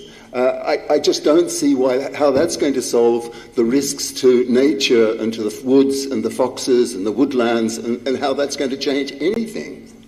Thank you, Mr. Hudson. Ma'am, name and address, please. Lee Jeffries, Meeting House Hill Road. Probably you don't understand because you don't have her perspective every day. But the salt shed... Ma'am, speak into the mic. The salt shed is here. It is large. The gas tank would be right here. Those trucks are going to come around that building, gas up. If there's a truck trying to get salt, it's very congested. So whether you think we need new fueling tanks is not necessarily the issue. It's where are they going to be. They are safer where they are. I don't understand the opposition for leaving them. That we've been given no answer as to why they cannot remain where they are, which is 30 feet below any other homes that are near it, by moving it to the back where it was moved from, because it's not safe. It's incredibly congested. Not only are there buildings or structures, but there is equipment piled up all along the side of the fence, on the railroad side. So it's congested. It is difficult to turn around. It would take one backup mistake, and we've had an accident. Where they are a much better alternative to where they're being proposed. Thank you. Thank you, ma'am. Any other questions or comments? May I respond, Mr. Moderator? Yes, Mr. Hudson. Mr. Havlin, yes, sir, quickly. Again, I hope we've established that we do need to replace the tanks, and that if we don't, the town is going to run some pretty significant risks. One of the reasons we're proposing to move it is that the existing fuel island location is within the AT&T easement and the town's property setback. This prohibits us putting that fire suppression system hood on the exact same site. In addition, the existing location is built on top of where the Hodgson factory burnt down. And when it did, they just filled it in with rubble. That means we're going to have to spend a lot of money on engineering to figure out how to put a proper footing to handle the wind loads of that new fire suppression system on that existing site. Finally, the town needs to know that there is going to be significant increase of costs if we put it exactly where it is or even near where it is, because we are going to have temporary fueling systems, which has been estimated at $10,000 to $50,000 a month, and it's going to take at least 6 months to do this project. So we've done a back-of-the-envelope math here, and on some best guesstimates, we're looking at close to $750,000 just to leave it where it is. That's why the Warrant Committee, Capital Budget Committee, and the Board of Selectmen all have looked at this, and the best option for the town, in our opinion, is to move it to the site as proposed. Thank you. Thank you, Mr. Howland. Name and address, please, ma'am. Sally Green, 119 Farm Street.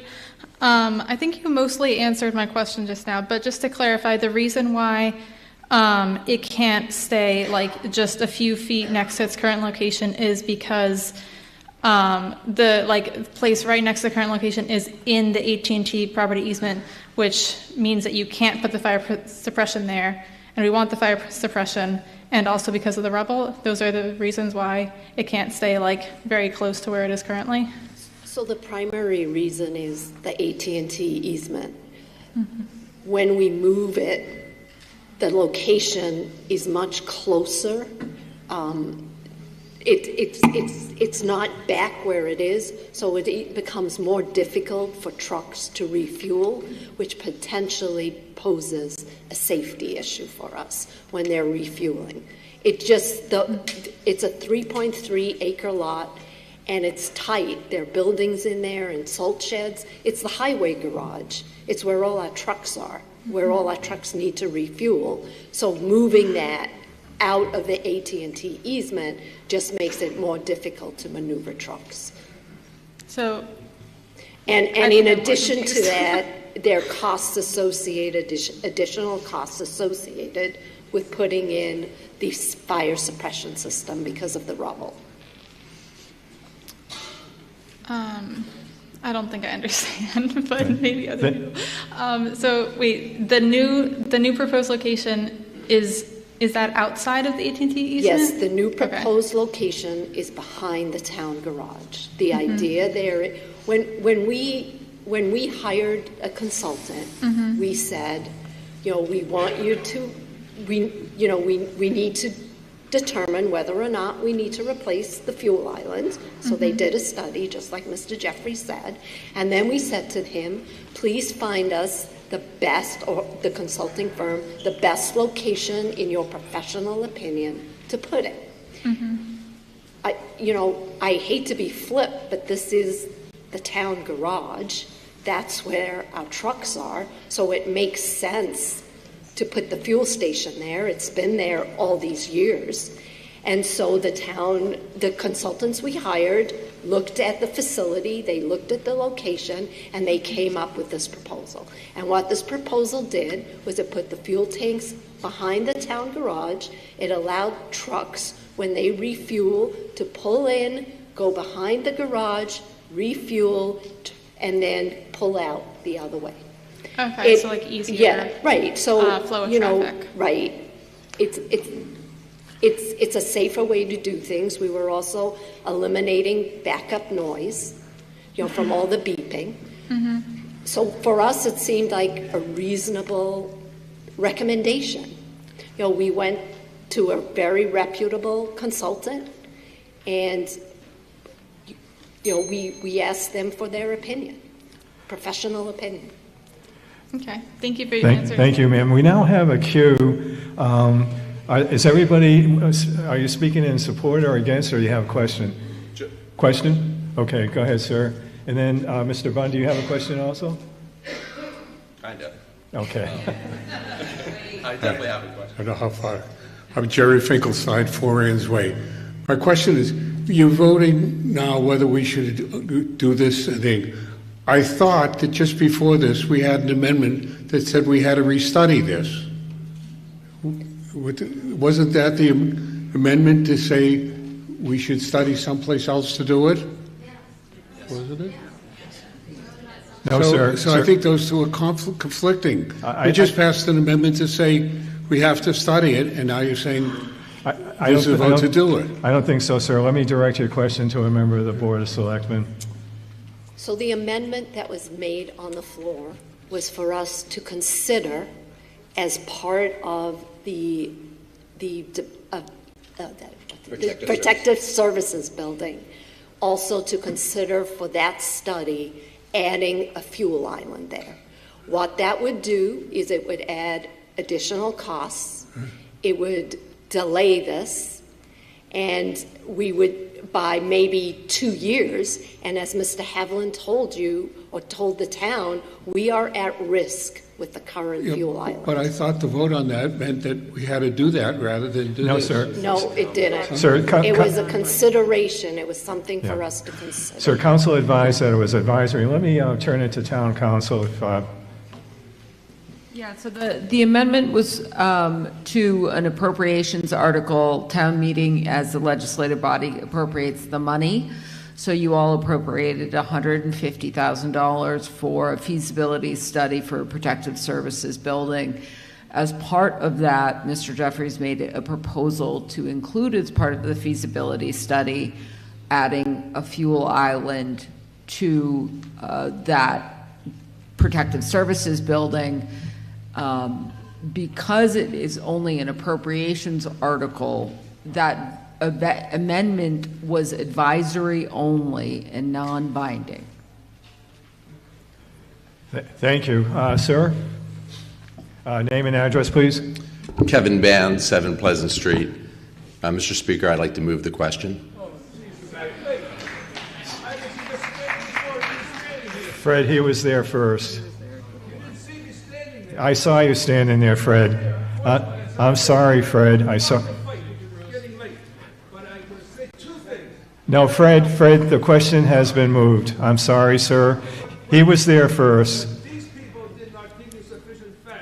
Fred, if the motion to move the question, okay, is there a second for the motion to move the question? Okay, a motion has been seconded.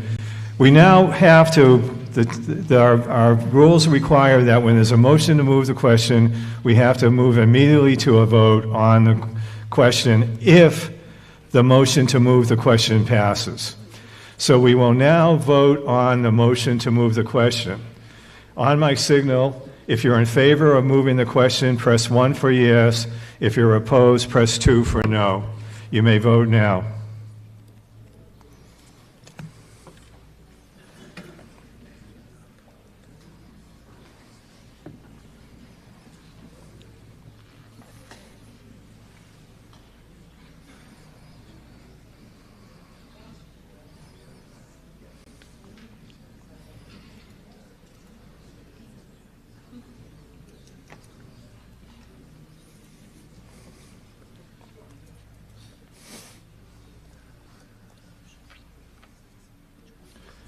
Motion carries 242 to 74. So now the rules require that we move directly to a vote on the motion. This is a 2/3 vote. So if you're in favor of the motion, you'll press 1 for yes. If you're opposed, you'll press 2 for no. You may vote now.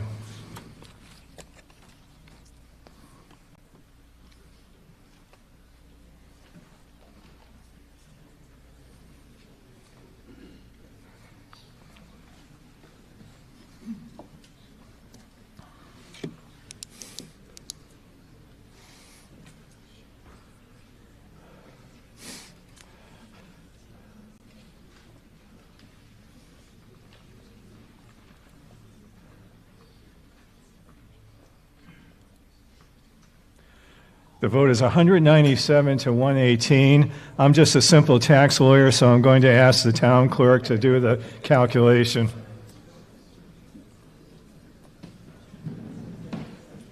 Okay, 63% in favor, 37% opposed. 63% is not 2/3, so the motion fails. Okay, on to the next motion. Mr. Howard. Mr. Moderator, I move that the town appropriate a sum of $500,000 to be expended by the Park and Recreation Commission for the purpose of replacing the parking lot and installing new pickleball courts at Carroll Park, located at 107 Dedham Street, including all costs incidental and related thereto, that to meet this appropriation, the treasurer, with the approval of the Board of Selectmen, is authorized to borrow said sum under Chapter 44, Section 7, Sub 1 of the Massachusetts General Laws or any other enabling authority, that the Board of Selectmen and Park and Recreation Commission are authorized to contract for and expend any federal or state aid available for the project, and that the Board of Selectmen and Park and Recreation Commission are authorized to take any other action necessary or convenient to carry out this project, provided, however, that this vote shall not take effect until the town votes to exempt from limitation or from the limitation on total taxes imposed by Chapter 59, Section 21C of the Mass General Laws, Proposition 2.5, amounts required to pay the principal of and interest on the borrowing authorized by this vote as set forth on the ballot for the May 18, 2026 election. Thank you, Mr. Howard. Ms. Boudreau, do you second? Okay, I would now like to turn the meeting over to the Director of Parks and Recreation, Mark Galoni.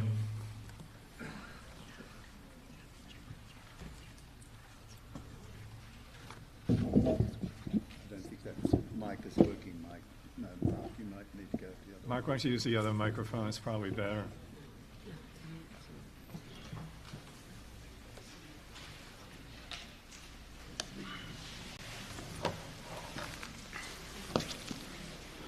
All right. Good evening. My name is Mark Galoni, Director of Parks and Recreation. I'm here to give some additional detail on the Carroll Park Improvement Project that was presented to the Capital Budget Committee this year on behalf of the Park and Rec Commission. Project includes improvements at Carroll Park, specifically to the parking lot, with drainage upgrades and the addition of pickleball courts. The goal is to improve overall site function and access for park users. Next slide. Beginning in 2023 and at the 2024 town meeting, a larger project was presented that included a parking lot, playground, and additional pickleball courts in a different location. The project had lots of discussion. Since then, we have reduced the scope and separated out the components. In the summer of 2024, interest continued, and we worked with residents to install temporary pickleball courts on the basketball court at Carroll Park. In September of 2024, those courts opened for play on the basketball court. Over the past year plus, we have observed regular outdoor use. At the same time, the condition of the courts, particularly the large cracks and the lack of permanent fencing, have presented challenges. At the community center, indoor courts opened for play starting in September of 2025, and we have seen consistent use. In January of 2026, we received an updated cost estimate for a smaller project focused on the current basketball court footprint. So this proposal is based on observed use and prior planning work.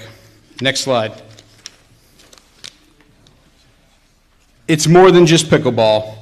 The project supports all park users, tennis players, playground families, baseball and softball athletes, and trail users. It adds a defined parking area and improves how people access the site. It also improves access from parking to various park amenities and creates a more organized and user-friendly layout. The project addresses existing drainage issues in areas of standing water. It includes improvements for stormwater control and supports MS4 compliance through potential phosphorus reduction credits. Overall, this project addresses existing conditions while improving how the site functions for all park users now and in the future. Next slide. According to a 2024 report, the 25 to 34-year-old age group represents the largest group of pickleball players. The average age is approximately 35 nationwide. Youth participation has increased. Older adults remain active participants in the sport. Locally, here in Dover, we have seen use since those courts opened in 2024. Users include adults, active seniors, middle schoolers, and families. Overall, use has been consistent across different age groups. In addition, the project aligns with the last master plan that recommended developing and improving indoor and outdoor recreation areas to provide a wide range of activities. We also are aware that some surrounding communities have implemented more restrictions on non-residents reserving courts. As a result, This helps ensure that Dover residents have access to pickleball and new outdoor recreation opportunities. Next slide. This slide shows a conceptual rendering of the proposed layout at Carroll Park. It's intended to show the general layout and how elements fit within the site. This project combines infrastructure improvements with additional outdoor recreation opportunities. It addresses parking, drainage, and access while supporting continued use of Carroll Park. Thank you for your time. Thank you, sir. Are there any other questions or comments?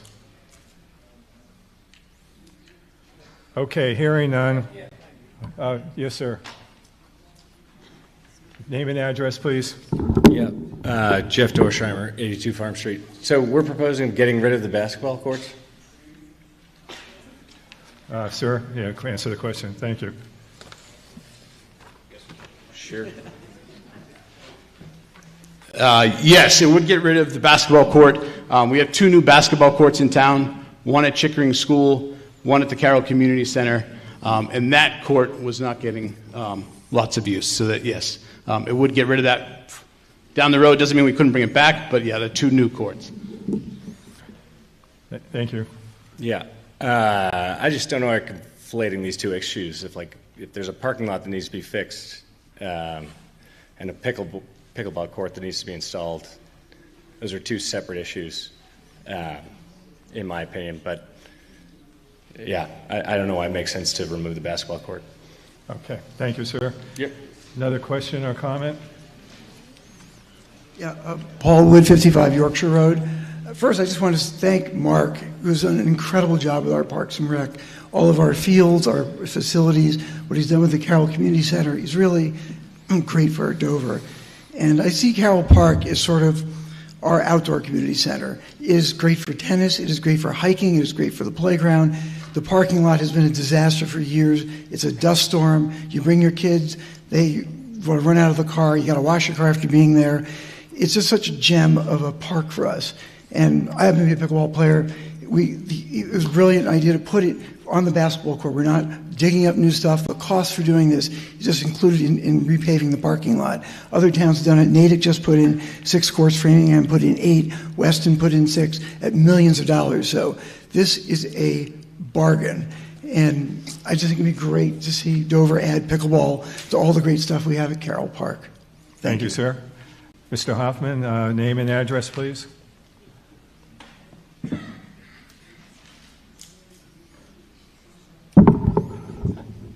Pope Hoffman, Rocket Brook Road.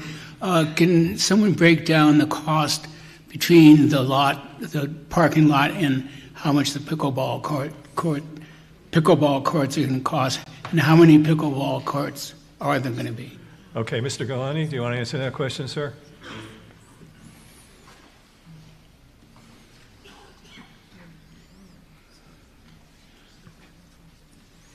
Can we share? Yeah. So the breakdown, the proposal we received, parking lot scope, it's about $170,000. Pickleball scope was a little over $150,000. There's some items that, there's contingency into the total, there's contingency in there, but that's a breakdown in terms of what's strictly a parking lot scope, strictly a pickleball scope. And then, yeah, the proposal right now has for 2 courts. So there'll be 2 courts. However, depending on footprint of that, staying on the footprint of the basketball court, if we are able to move some fencing, it could have up to 3. Cannot go more than 3. So it'd be 2 or 3 courts on that site. Thank you, sir.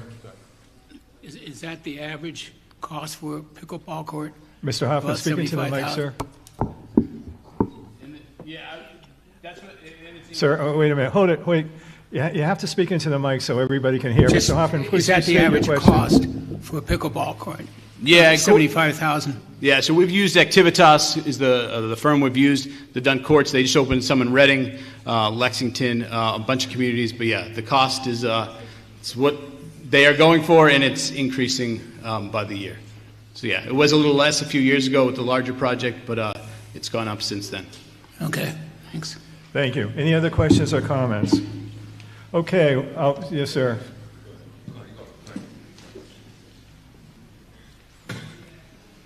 Name and address, please, sir. I think they know by now. Tom here, 15 Park Avenue. More fun with numbers. 150 plus 170 is 320. You're asking for 500. What's the other third for? Seems like a lot for contingencies. Just curious. Thanks. Mr. Galani.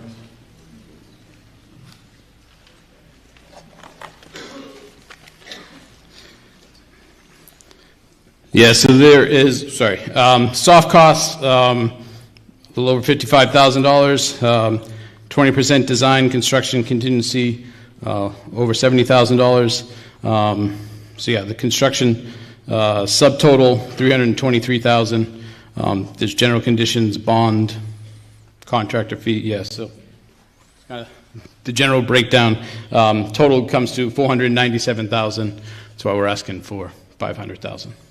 Thank you, sir. Sir. Name and address, please. Scott Hughes, 18 Mill Street. Is this going to be, these courts going to be restricted to Dover residents only? And how are you going to enforce the use to only Dover residents? Second of all, are these courts to be lit, and what are the hours of play? Thank you, sir. Mr. Galani.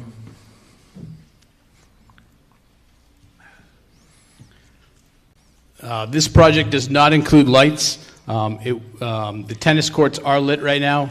That would be down the road. So this project for the pickleball courts would not include lights on the pickleball courts.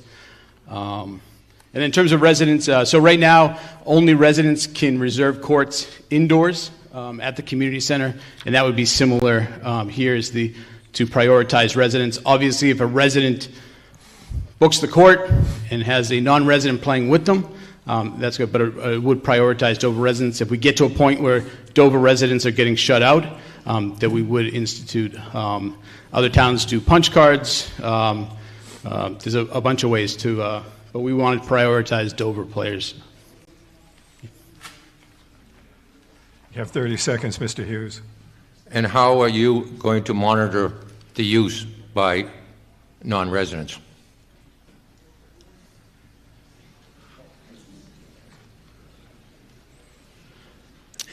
So it would be staff and other users, other pickleball players. But yeah.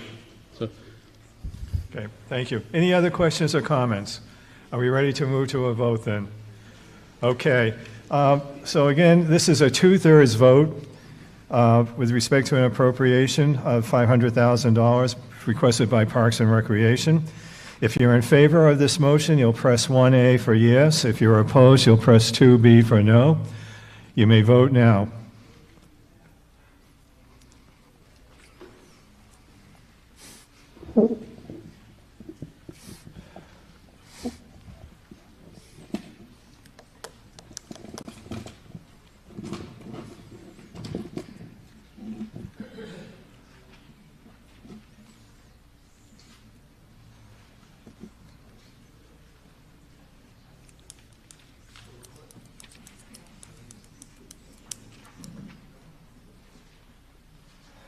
Motion carried. Well, wait a minute. 175 to 123. Somebody have a calculator?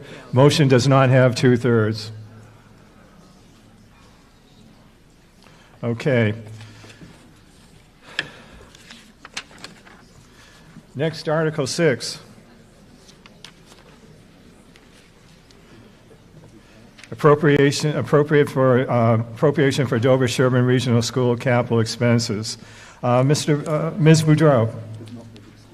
Mr. Moderator, I move that the town appropriate a sum of $764,524 to be expended by the Board of Selectmen for the purpose of paying the town share of the assessment for the Dover Sherburne Regional High School roof restoration and skylight replacement project, including all costs incidental and related thereto, that to meet this appropriation, the treasurer, with the approval of the Board of Selectmen, is authorized to borrow said sum under Chapter 44, Section 7.1 of the Massachusetts General Laws, or any other enabling authority, that the Board of Selectmen is authorized to contract for and expend any federal or state aid available for the project, and that the Board of Selectmen is authorized to take any other necessary action or convenient to carry out this project, provided, however, that this vote shall not take effect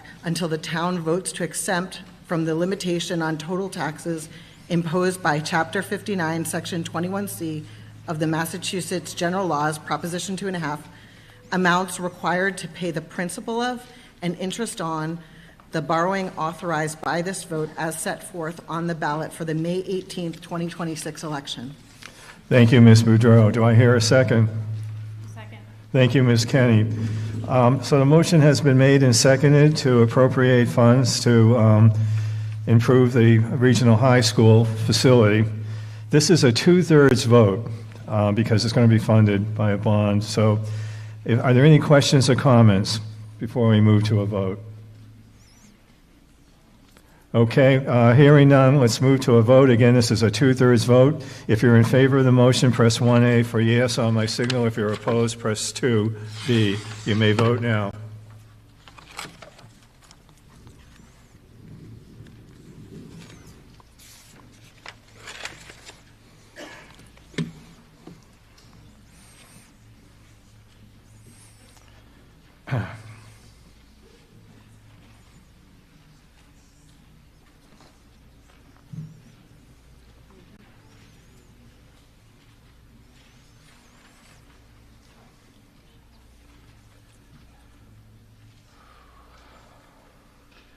Okay, 226 in favor, 47 opposed. That is more than 2/3. The motion carries. Okay, let me just pause for a second. It is now 9:30. We still have a lot of material to cover tonight. I am proposing that if we are not finished by 11, at that moment, we take a sort of a sense of the meeting as to whether we should continue or whether we should recess the meeting until next Monday to continue. One thing I want to make clear, so that everybody understands, is if we recess the meeting to next Monday, everything that has been considered tonight is fair game for the next meeting, because it's a continuation of the same meeting, so everything that we voted on can be, a motion for reconsideration can be made. So that's something that you have to think about in terms of how we want to proceed. But right now, I'm treating 11 o'clock, which is well past my bedtime, as a sort of drop-dead time unless the sense of the meeting is that we continue on. Now, in order to expedite the meeting, we are now going to consider several articles that involve what we call a consent agreement. And basically, what we're proposing is that we consider Articles 7, 8, 9, and 10, Articles 7, 8, 9, 10, together as a single vote. So what I'm going to ask Mr. Boudreau to do is to make a motion that will allow me to call over those articles, Articles 7, 8, 9, and 10, on pages 30, 31, and 32, and I'll call them over if that motion carries. And if nobody says hold, those items will be deemed to have been approved. These are recurring articles that are non-substantive, and that's why we want to try to combine them in order to move the meeting along. So, Ms. Boudreau, could you make the motion, please? Mr. Moderator, I move that Articles 7, 8, 9, and 10 be called over by the moderator, and if no objection is made, be approved in the amounts and appropriated from the sources of funds as listed in the Warrant Committee report in the Blue Book. Thank you. Do I hear a second? Thank you, Ms. Kenny. So the motion has been made that I call over the items in Articles 7, 8, 9, and 10. If nobody says hold, they will be deemed to have been approved. So right now, we'll vote on that motion authorizing me to call these items over. Any discussion on this motion? Okay, hearing none, let's move to a vote. If you're in favor of the motion, press 1 for yes. If you're opposed, press 2 for no. You may vote now.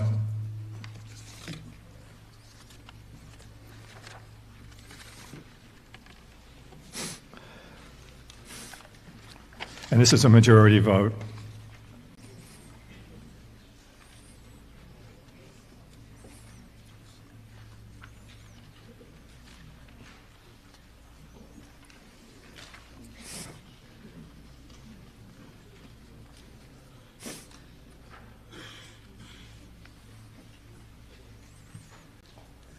Motion carries 252 to 8. So now I will call over the items for Article 7, 8, 9, and 10. So Article 7 requests that the sum of $20,000 be raised and appropriated for the purpose of funding an unemployment compensation fund. Article 8 requests that the sum of $10,000 be raised and appropriated for providing payment of accumulated sick leave to retired police officers. Article 9 asks that the town authorize the Board of Selectmen to enter into contracts, apply for, accept, expend, and borrow in anticipation of any funds allotted by the Commonwealth of Massachusetts for the construction, reconstruction, and other improvement of town roads and related infrastructure. And lastly, Article 10 requests that the town raise and appropriate the sum of $25,000 for the Conservation Fund to be used by the Conservation Commission for any purpose authorized by Chapter 40, Section 8C of the Massachusetts General Laws. I did not hear any holds. Okay, so those items are deemed approved. On to Article 11. Mr. Moderator. Yes, Mr. Havlin. Mr. Moderator, the Board of Selectmen would like to reconsider the vote on the fuel island taken by motion 2 of Article 5.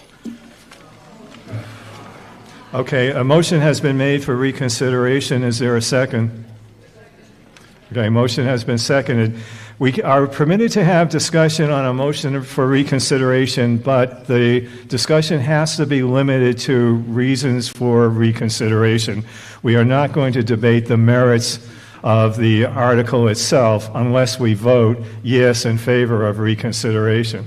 So are there any comments in favor of or opposed to the motion for reconsideration? Mr. Havlin. Yes, thank you, Mr. Moderator. There was clearly some confusion by the amendment to the article with the Protective Services Building as articulated by one of the speakers. And we want to make sure that everyone in this body truly understands the necessity and the urgency that this presents the town. And if anyone is worried about environmental safety risks, we would like to have another go at this because we were 14 votes short. And 14 votes and the perils that it puts the town in moves us to reconsider. Okay. Any opposition, Mr. Jeffries? Thank you, Mr. Moderator.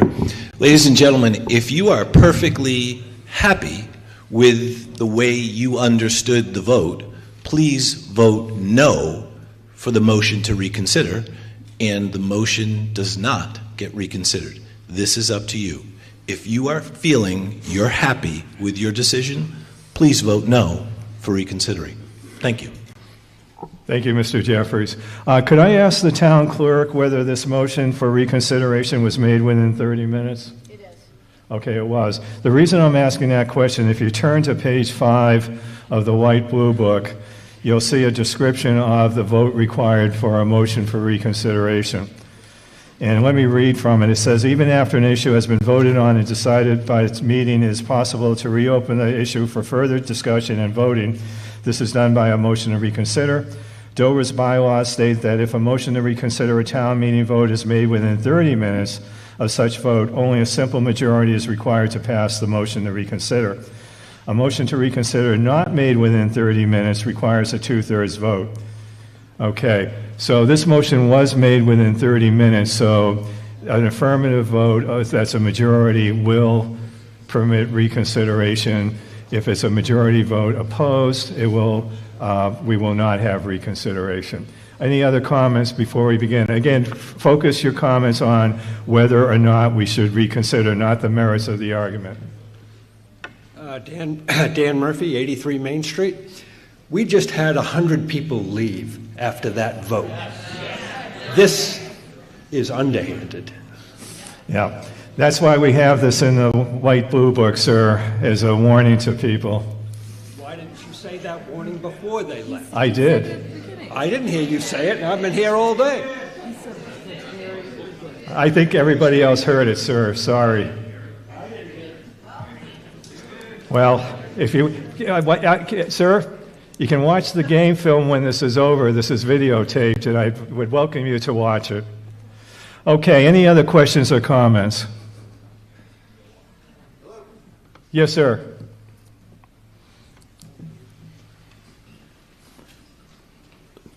Peter Flavin, 13 Meeting House Hill Road, Nicole's husband. This is a gross misuse of strategic planning here. You saw 100 people walk out of here, and now you want to do a recount. I mean, it's not very nice. Like, people voted on it already. Like, and you're clearly angry about it. And it's very personal. I feel like this whole thing has been a vendetta. I really do. I mean, watching the expressions on your faces, like, this is not how it's supposed to be. Not by you, maybe by people with their different opinions, but this is, I mean, you have been very dismissive this every Zoom meeting I've been on in the background. So let's keep it to the merits, sir. Thank you. Okay, any other comments? Are we ready to move to a vote on the motion to reconsider? Okay, another comment, sir.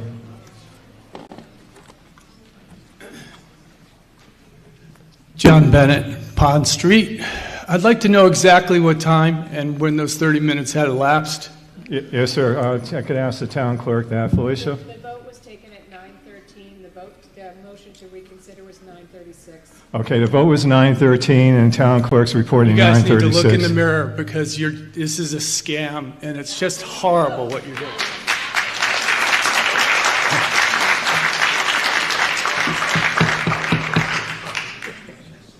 Yes, ma'am. Question, comment? 4 Abbott Road. I'd just like to thank the Board of Selectmen for their service. Thank you. Okay. All right. Yes, another comment or question? Kristen Dennison, 36 Springdale Avenue. I understand that this is very personal to a number of people in our town. That's one of the challenges of living in a small town. However, I've been coming to town meeting for almost 25 years. This is not the first time that a vote has been recalled that has been emotional. This has happened many, many times. It's hard because people on both sides have their reasons for why they would either like to revisit or not revisit. But this is not a personal attack on any side of this issue. This is part of town meeting, the purest form of democracy in our world. And we're doing the hard work, we're doing the very best we can, and this is what happens. So I really would like to see us reconsider this vote. Thank you. Okay, are we ready to move to a vote? Name and address. Lee Jeffries, Meeting House Hill Road. Usually when it's called for a revote, it is the people, not the selectmen. Okay. I think we're ready for a vote on this now. If you're in favor of the motion to reconsider, please press 1 for yes on my signal. If you're opposed, press 2 for no. It's a majority vote. You may vote now.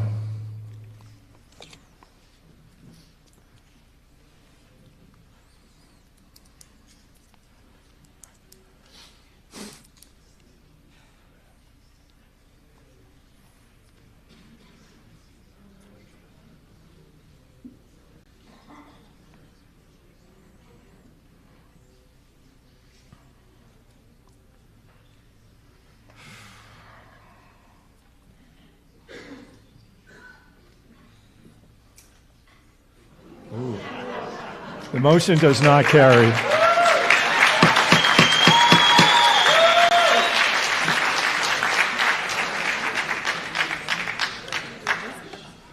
Okay. Motion does not carry, 131 to 137. Okay, now on to Article 11. Article 11 is on pages 32 to 33 of the White Blue Book. Ms. Kinney.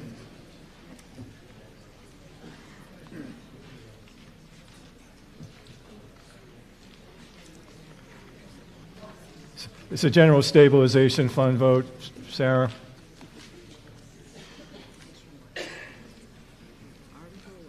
Article 11. Mr. Moderator, I move that the town appropriate and transfer from free cash the sum of $218,360. Yeah, I'm going to have to speak into the mic, Sarah, please. Mr. Moderator, I move that the town appropriate and transfer from free cash the sum of $218,360 to the General Stabilization Fund authorized by Massachusetts General Laws, Chapter 40, Section 5B. Okay, do I hear a second? Second. Ms. Green has seconded. This requires a majority vote. Is there any discussion on this article? Okay, hearing none, let's move to a vote. If you're in favor of this motion, press 1 for yes. If you're opposed, press 2 for no. You may vote now.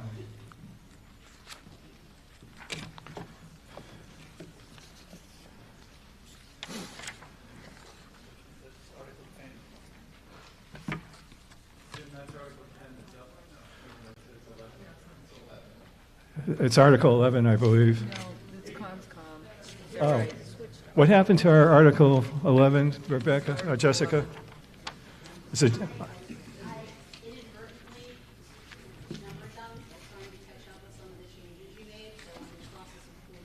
Okay.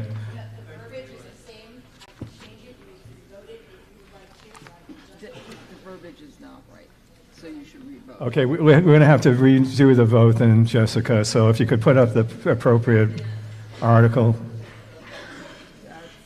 So that's 11.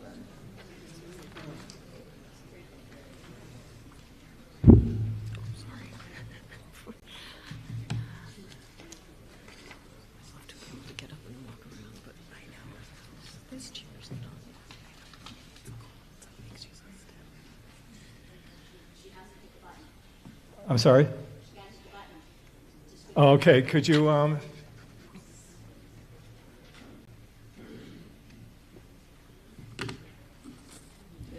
Okay, great. This is the correct one. Okay, so if you're in favor of this motion, press 1 for yes. If you're opposed, press 2 for no. On my signal, you can vote. You can vote now.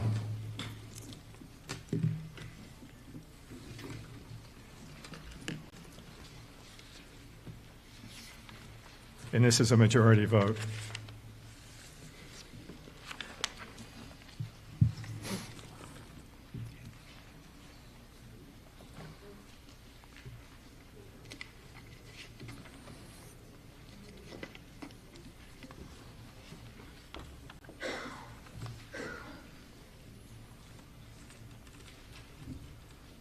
Motion carries 215 to 34.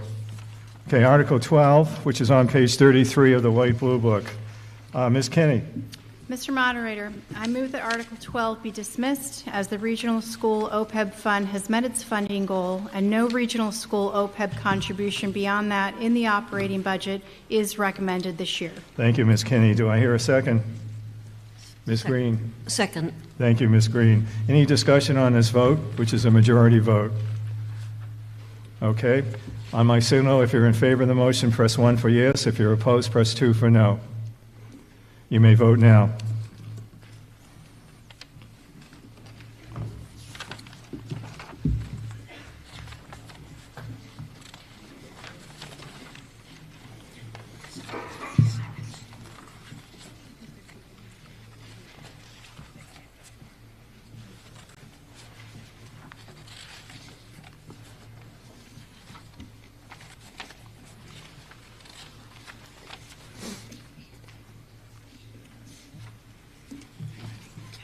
Motion carries 247 to 6.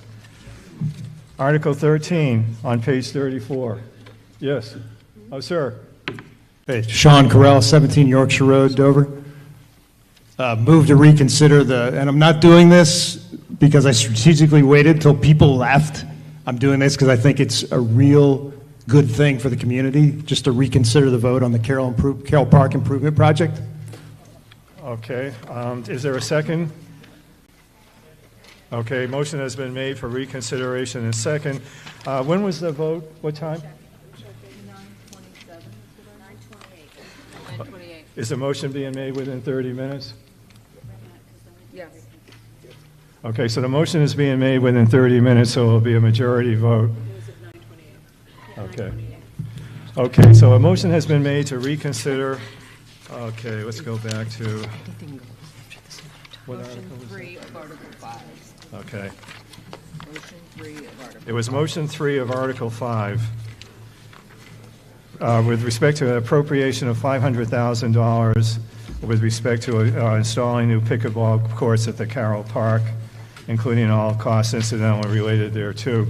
Is there any discussion on this motion to reconsider? Again, we do not address the merits, just whether we should reconsider or not. Okay, let's move to a vote then on the motion for reconsideration. Oh, there's a question, okay.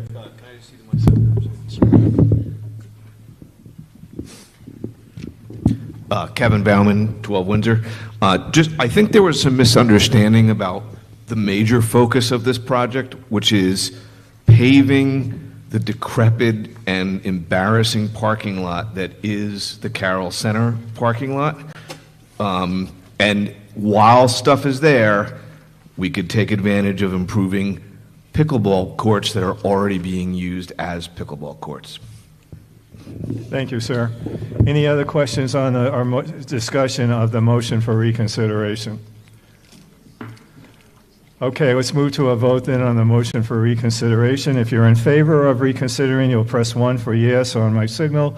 If you're opposed, you'll press 2 for no. You may vote now. You're reconsidering motion 3 for Article 5, dealing with the appropriation of $500,000 for the pickleball courts and parking lot.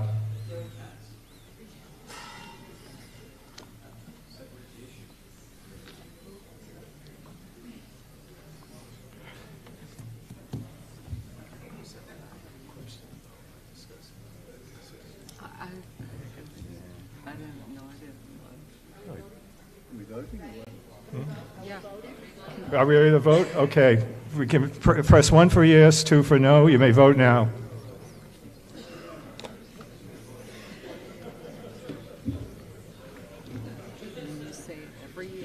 Yeah.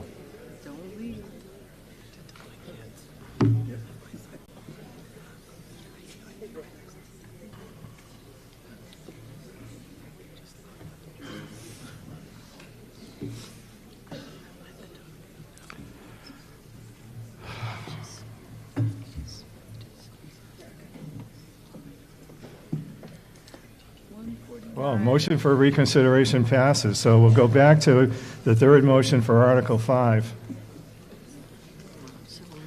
Mr. Howard, could I ask you to read that motion again, please? For motion 3? Motion number 3 for Article 5, Marty.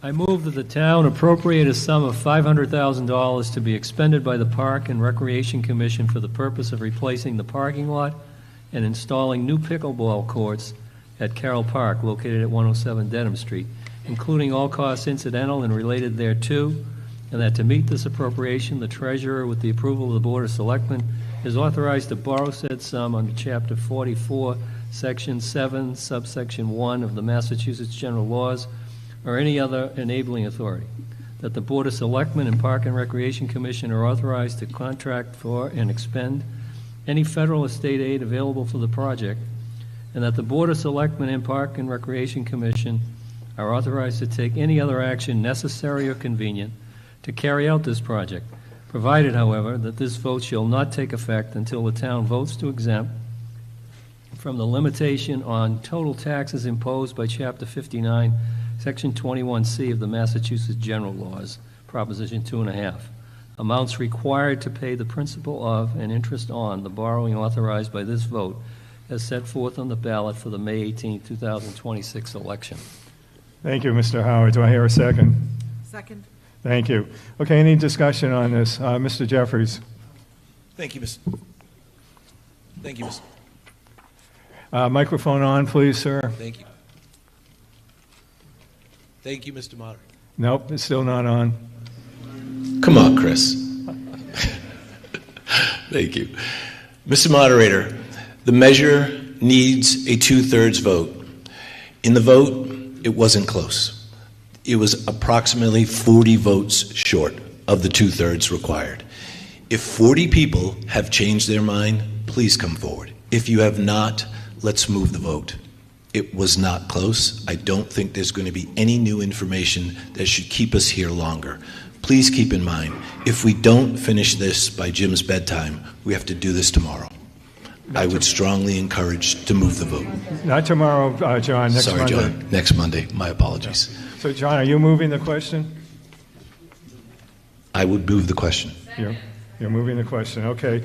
The motion has Thank been you. made to move the question with respect to motion 3 of Article 5, dealing with $500,000 expenditure for pickleball courts in the parking lot. Is there any discussion? I'm sorry. We need to move immediately to the motion to move the question without discussion.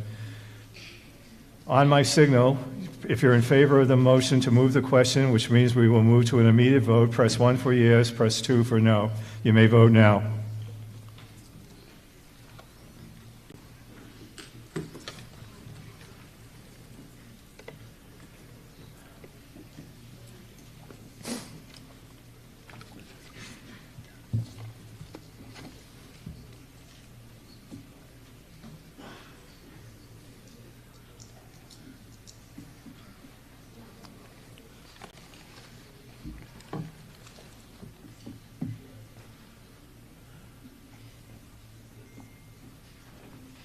Okay, the motion to move the question carries, so we will now move immediately to a vote with respect to the third motion on Article 5, again dealing with appropriation of $500,000 by Parks and Recreation Department. If you're in favor of the appropriation, you would press 1 for yes. If you're opposed, you'll press 2 for no. You may vote now.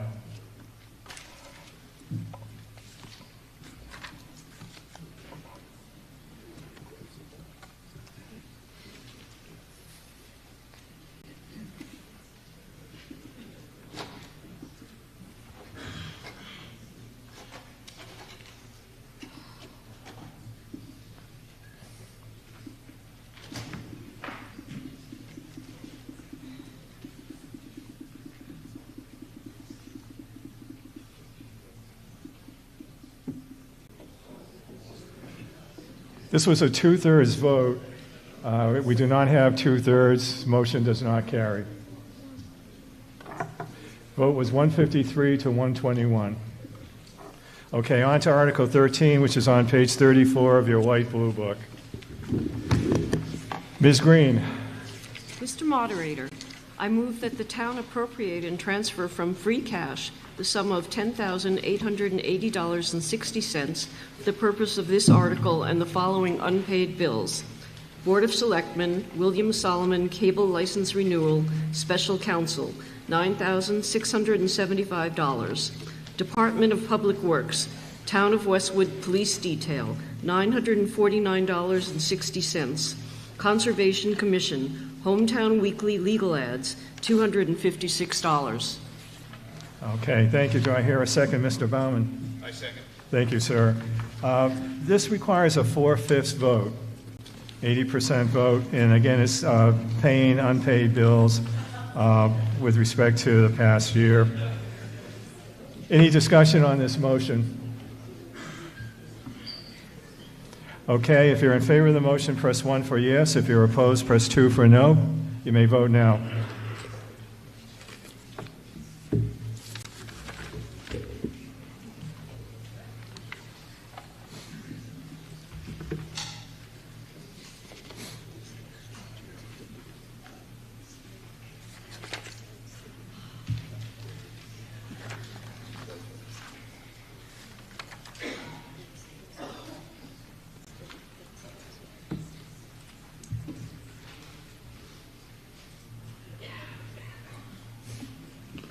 The vote is 235 to 11. That is more than 80%. The motion carries. Article 15. Oh, I'm sorry, Article 14. Ms. Green. Mr. Moderator, I move that Article 14 be dismissed, as there are no requests for supplemental appropriations. Do I hear a second? I second. Second. The motion has been made to dismiss Article 14, seconded by Mr. Baumann. Any discussion? Okay, let's move to a vote on this. If you're in favor of dismissing the article, press 1 for yes. If you're opposed, press 2 for no. You may vote now.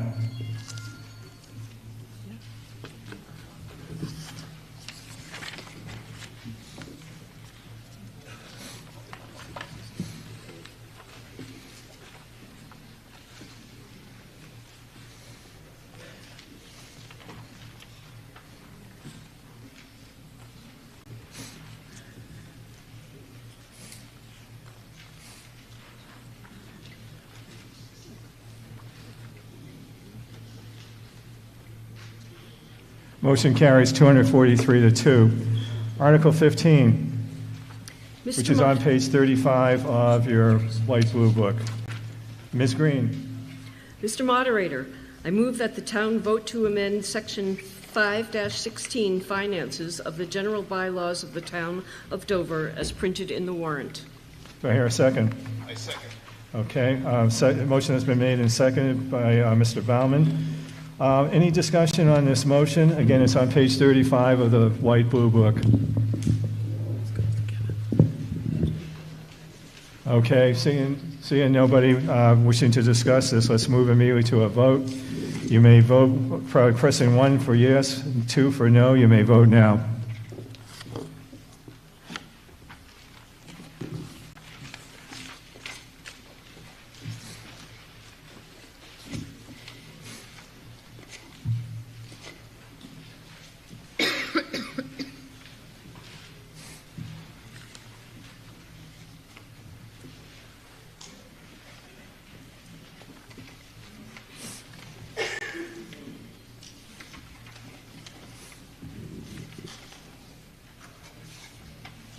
Motion carries 198 to 45. Okay, Article 16, which is on page 36 of the light blue book. Mr. Baumann. Mr. Moderator, I move that the town appropriate and transfer from free cash the sum of $50,000 for developing a town-wide climate action plan. Do I hear a second? Second. Mr. Malkin has seconded. Okay, we will now hear from Anna Nagy, the chair of the Sustainability Committee. Name and address, please, ma'am. Hi, everyone. Anna Nagy, 25 Grand Hill Drive. Good evening. So, yes, I wanted to talk to you about the climate action plan we're proposing. Both Warrant and Board of Selectmen are in support, and this climate action plan covers a broad range of topics sort of within climate resilience. So, emissions, disaster preparedness, carbon sequestration. It's really about finding the goals and priorities for our town, looking in the longish term. Next slide, please.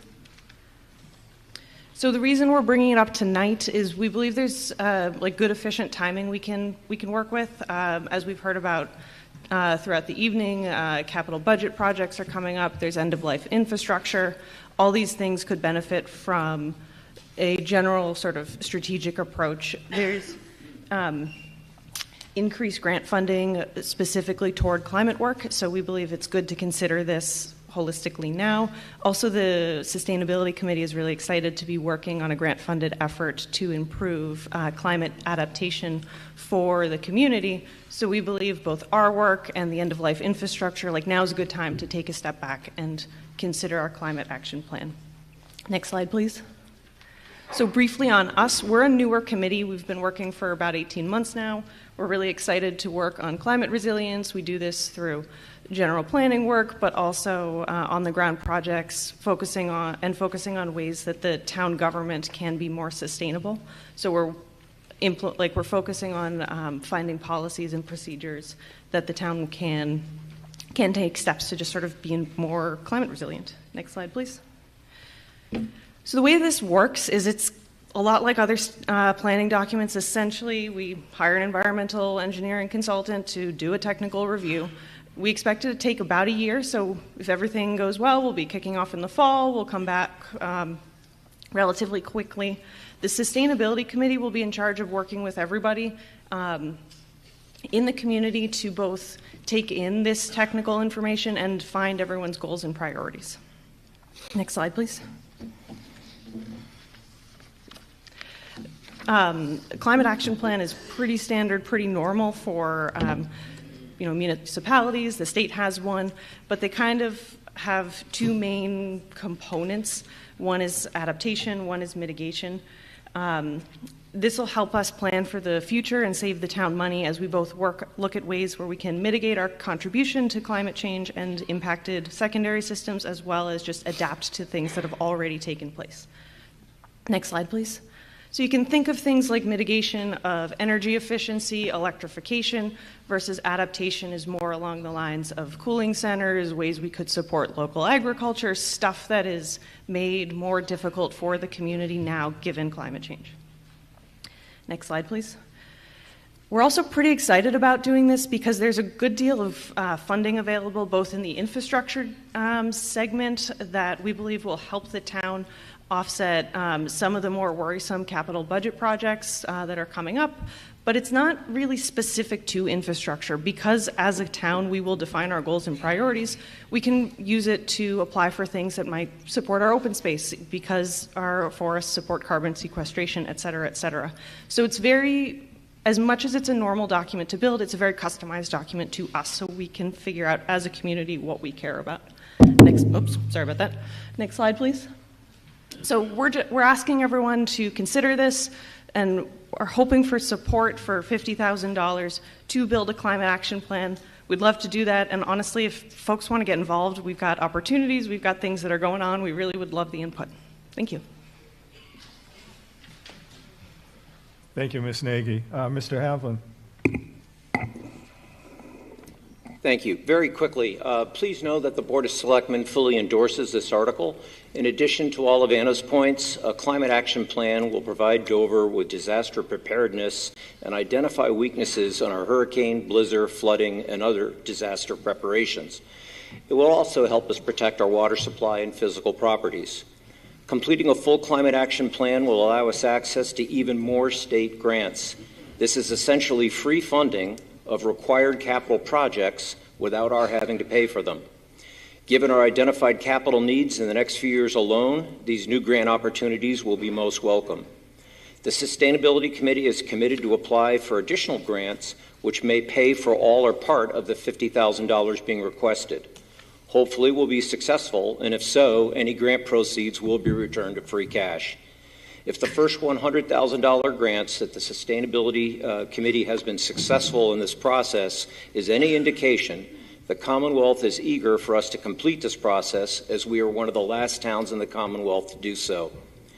This is a tremendous opportunity for Dover. Being prepared and identifying risk is pure common sense, and having our state taxes pay for improvements is much better than us having to do it ourselves. So we are very much in support of this. Thank you. Thank you, Mr. Havlin. Any comments, sir? Thank you. I'm David Green. I live at 119 Farm Street. I've lived here for 29 years. Our house is just up the road. Many of you passed it tonight on your way here. You may have seen outside it has a sign that says Zero Carbon Home. That's our home. Our home has zero carbon emissions. It also has zero bills. I literally pay nothing for heating oil and nothing for electricity. Before I put in my heat pumps, my insulation, and my solar panels, I was spending $15,000 every year to Devony Energy for heating oil and Eversource for electricity. We pay nothing now. I'm a big believer that the town can save a lot of money, probably hundreds of thousands of dollars, by instituting a similar kind of program to reduce building emissions, carbon dioxide emissions, and burning of fossil fuels. It's simply cheaper, much cheaper, to do it with heat pumps and solar panels these days. So I believe we could save hundreds of thousands of dollars for residents, people in this room, by doing this. I fully support an initiative to save money on the town budget, and this starts with a climate plan. I strongly advise the Sustainability Committee to focus on how to cut bills and save money for residents through burning less fossil fuel. Thank you. Thank you, sir. Any other questions or comments? Hi, John Daly. I live in Pine Street. And I was just curious because the Healy administration gave out $3 million in grants to 11 towns, and Dover was one of them, and we got between 100 to 300 grand. So I was just curious what the town has done with that money, and what we plan to do with that money. Sure. Okay. Ms. Nagy, do you want to answer that, or somebody from the Board of Selectmen? You want to go again? I can go. Feel free to add. So that is the climate adaptation work, and we've gotten started on that project. I've got an RFC that I'm about to send to Mike to have looked at. We are looking at specifically, this is a very community-oriented, how can we as a community come up with things we can do to support our more vulnerable members? So that's a part of the climate action plan, but it's not really the whole thing. So the whole grant was for 100. It's broken up into two halves. One, to hire the technical consultant to go and work with us to work on the community, and the other, or work with the community to figure out how we can adapt. And then the other half is to build a seed project, which other towns have done things like cooling awnings in like their town green, or two that I spoke with supported a food pantry or did vouchers for CSAs. So it's like that kind of stuff. It's not the work that steps back and looks at what do we need to do for infrastructure, but that's the project. And honestly, if you've got input and want to weigh in on that, like, we would love to hear that. So you're asking for another $50,000 to hire a outside consultant, but you're already using $50,000 of the grant for a consultant? It's for a different thing, but yes. The MVP planning grant, which is the one we got, is people-focused. It's community resilience and adaptation. The other half is more greenhouse gas emissions, stormwater recharge, or some stormwater, floodplain recharge or floodplain adaptation, and stuff like that. So it's more on how we can avoid contributing to climate change and how do we reduce stress on the systems, not so much how do we help people deal with the fact that their heat bill is going to go up. Okay, thank you. Thank you. Thank you. Any other questions or comments? Okay, let's move to a vote. If you're in favor of this motion, you'll be pressing 1 for yes. If you're opposed, press 2 for no. You may vote now.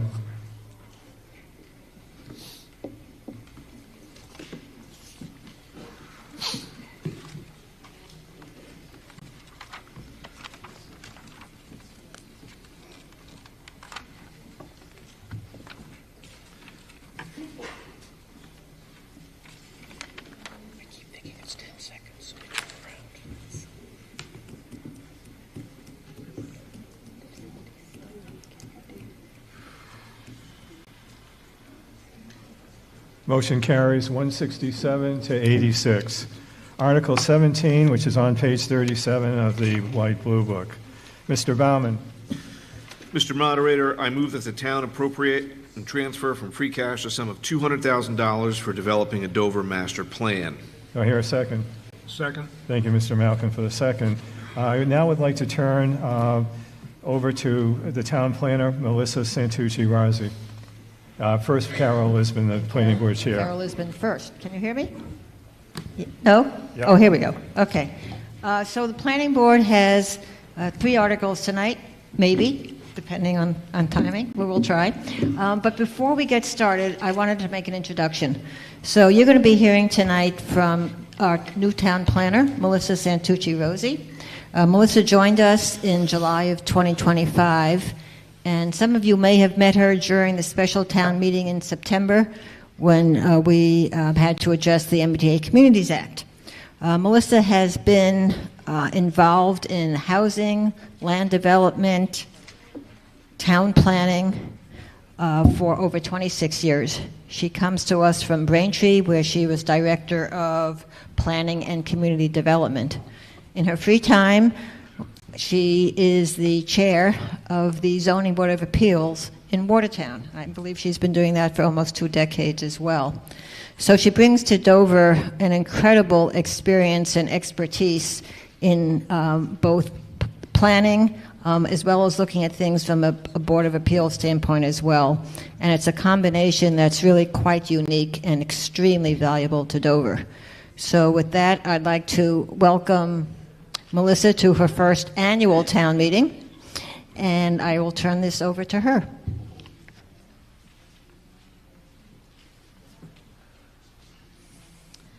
Thank you, Carol, and thank you for everyone that's hung in so far this evening.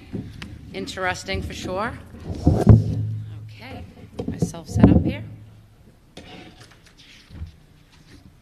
All right, so we have our first article tonight, Article 17, which is, if we could go to the first slide, please, which is a funding request in the amount of $200,000 for a master plan. And I think maybe one of the questions that comes to mind is, what is a master plan? A lot of misconceptions around what it is. It's a statement through text, maps, illustration, and other forms of communication that's designed to provide a basis for decision-making regarding the long-term physical development of a municipality. Questions come to mind. What should Dover look like in 10 years? What are Dover's priorities for initiatives and fundings? We heard a lot of that this evening, different questions about what we should be funding and where we should be spending our money. And what guidance should be provided to town boards and departments for short and long-term goals. Next slide, please. The master plan is spelled out in Massachusetts General Laws, Chapter 41, Section 81D, and it references the elements that you must look at when you're preparing a master plan. And the first one, as we can see here on the screen, is services and facilities. This talks about schools, public buildings, programs, and services. What's in place now? What are we going to need for the future? What do the residents want to see as they continue here in the community? The second item is economic development, creating sustainable prosperity, improving quality of life, and enhancing the local tax base. Again, all of these things are resonating. We heard earlier in some of the slides about where our money comes from and how we fund our town. How do we move around as a community? Traffic and circulation, vehicles, walking, pedestrians, biking. We see a lot of that here in the community. Where should we be spending our time in studying, looking at those assets and how to think about moving around in different ways? Housing, the fourth discipline.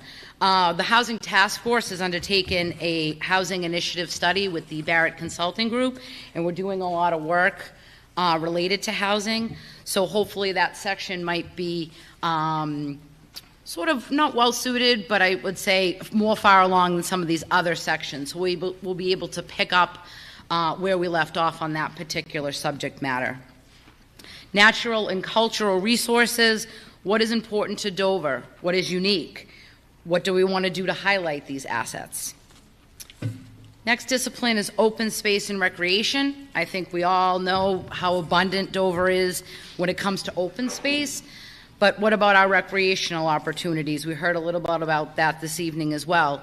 In addition to passive recreation and hiking, what type of improved recreation would we want to see? Where do we want to do this? How do we plan for this? How do we prioritize this? How do we fund these things?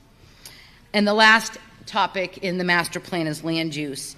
And when we talk about land use, we think about how do we want to preserve and maintain what we have, but what are we also open to? Different conversations about zoning, things that promote public health, safety, welfare, and convenience for the residents of Dover.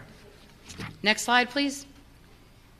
I'm going to talk a little bit about the reasons to support a master plan. Provide structure for all residents and town boards to focus on Dover's future. Again, what are the priorities? What do residents want to see? And how is the town going to move towards achieving this? Promoting synergy, coordination, and prioritization throughout town government.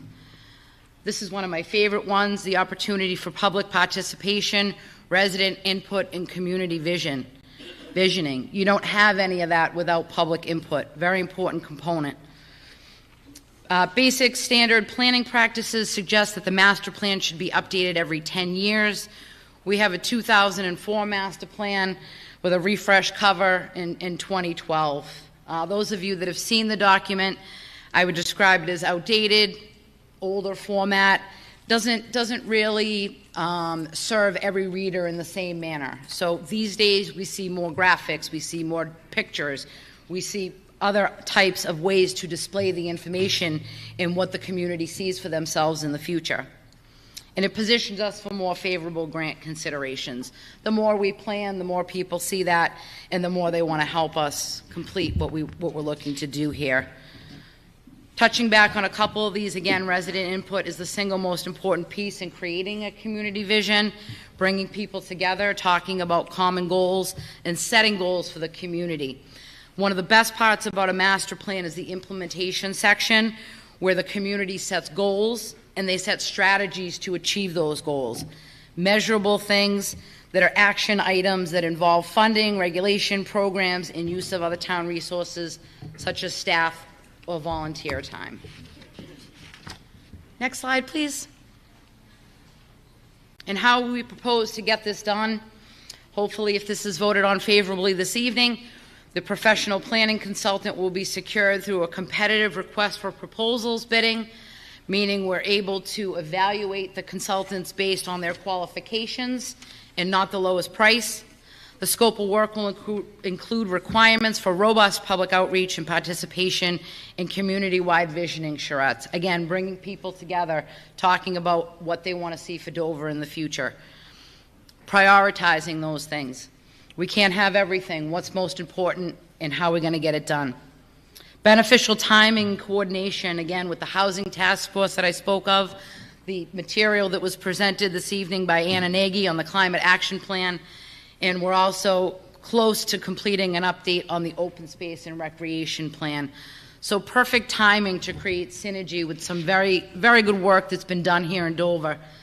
But how do we project that forward into the future and create a full, complete plan for the town of Dover? Next slide, please.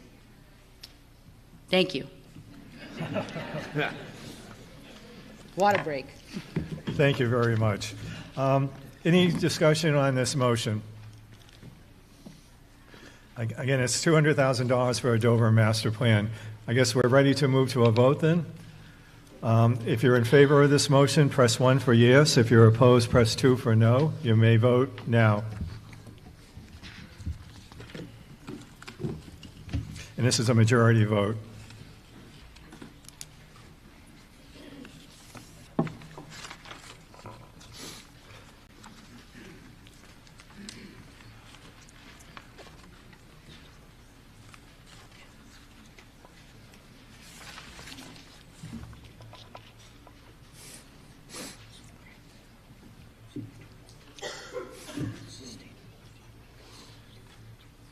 Motion carries 149 to 84. Article 18, which is on page 38 of the White Blue Book. Thank you. Thank you. Mr. Baumann. Mr. Moderator, I move that the town amend Section 185-43, the accessory dwelling units of the zoning bylaw as shown in the document on file in the office of the town clerk. Thank you, Mr. Baumann. Do I hear a second, Mr. Malkin? Second. Thank you, sir. Again, we would like to hear from the town planner, Melissa Santucci-Rossi. Thank you, Mr. Moderator. Article 18 is a zoning article, accessory dwelling units. It might sound familiar. Planning Board was here last year making some substantial amendments in accordance with the state guidelines that have made accessory dwelling units now by right use. So that zoning work was done last year. Unfortunately, the Attorney General had some comments on the drafts that, on the drafts that were voted on. We submitted those into the state. So we're back now. Again, the changes that we're going to be talking about are not substantive. They don't change where you can do ADUs and how you can do them. It's basically working on definitions and terms so that we can make the state happy. Next slide, please. So the proposed amendments, again, very straightforward and basic. The accessory dwelling unit and principal dwelling are defined by state law now. The term single family, which you see very often appear in our ADU bylaw, is going to be replaced with principal dwelling. The ADU accommodations can be done on any residential structure, not just a single family, although we don't have many in this community, making the state happy. And the definition of gross floor area has also been modified in this particular section to mirror the state guidelines that were issued back in the beginning of 2025. Next slide, please. And that's it. Okay, thank you. Any questions or discussion with respect to Article 18? Okay, this was a 2/3 vote. So we'll move to a vote. If you're in favor of the motion, you'll press 1 for yes. If you're opposed, you'll press 2 for no. You may vote now.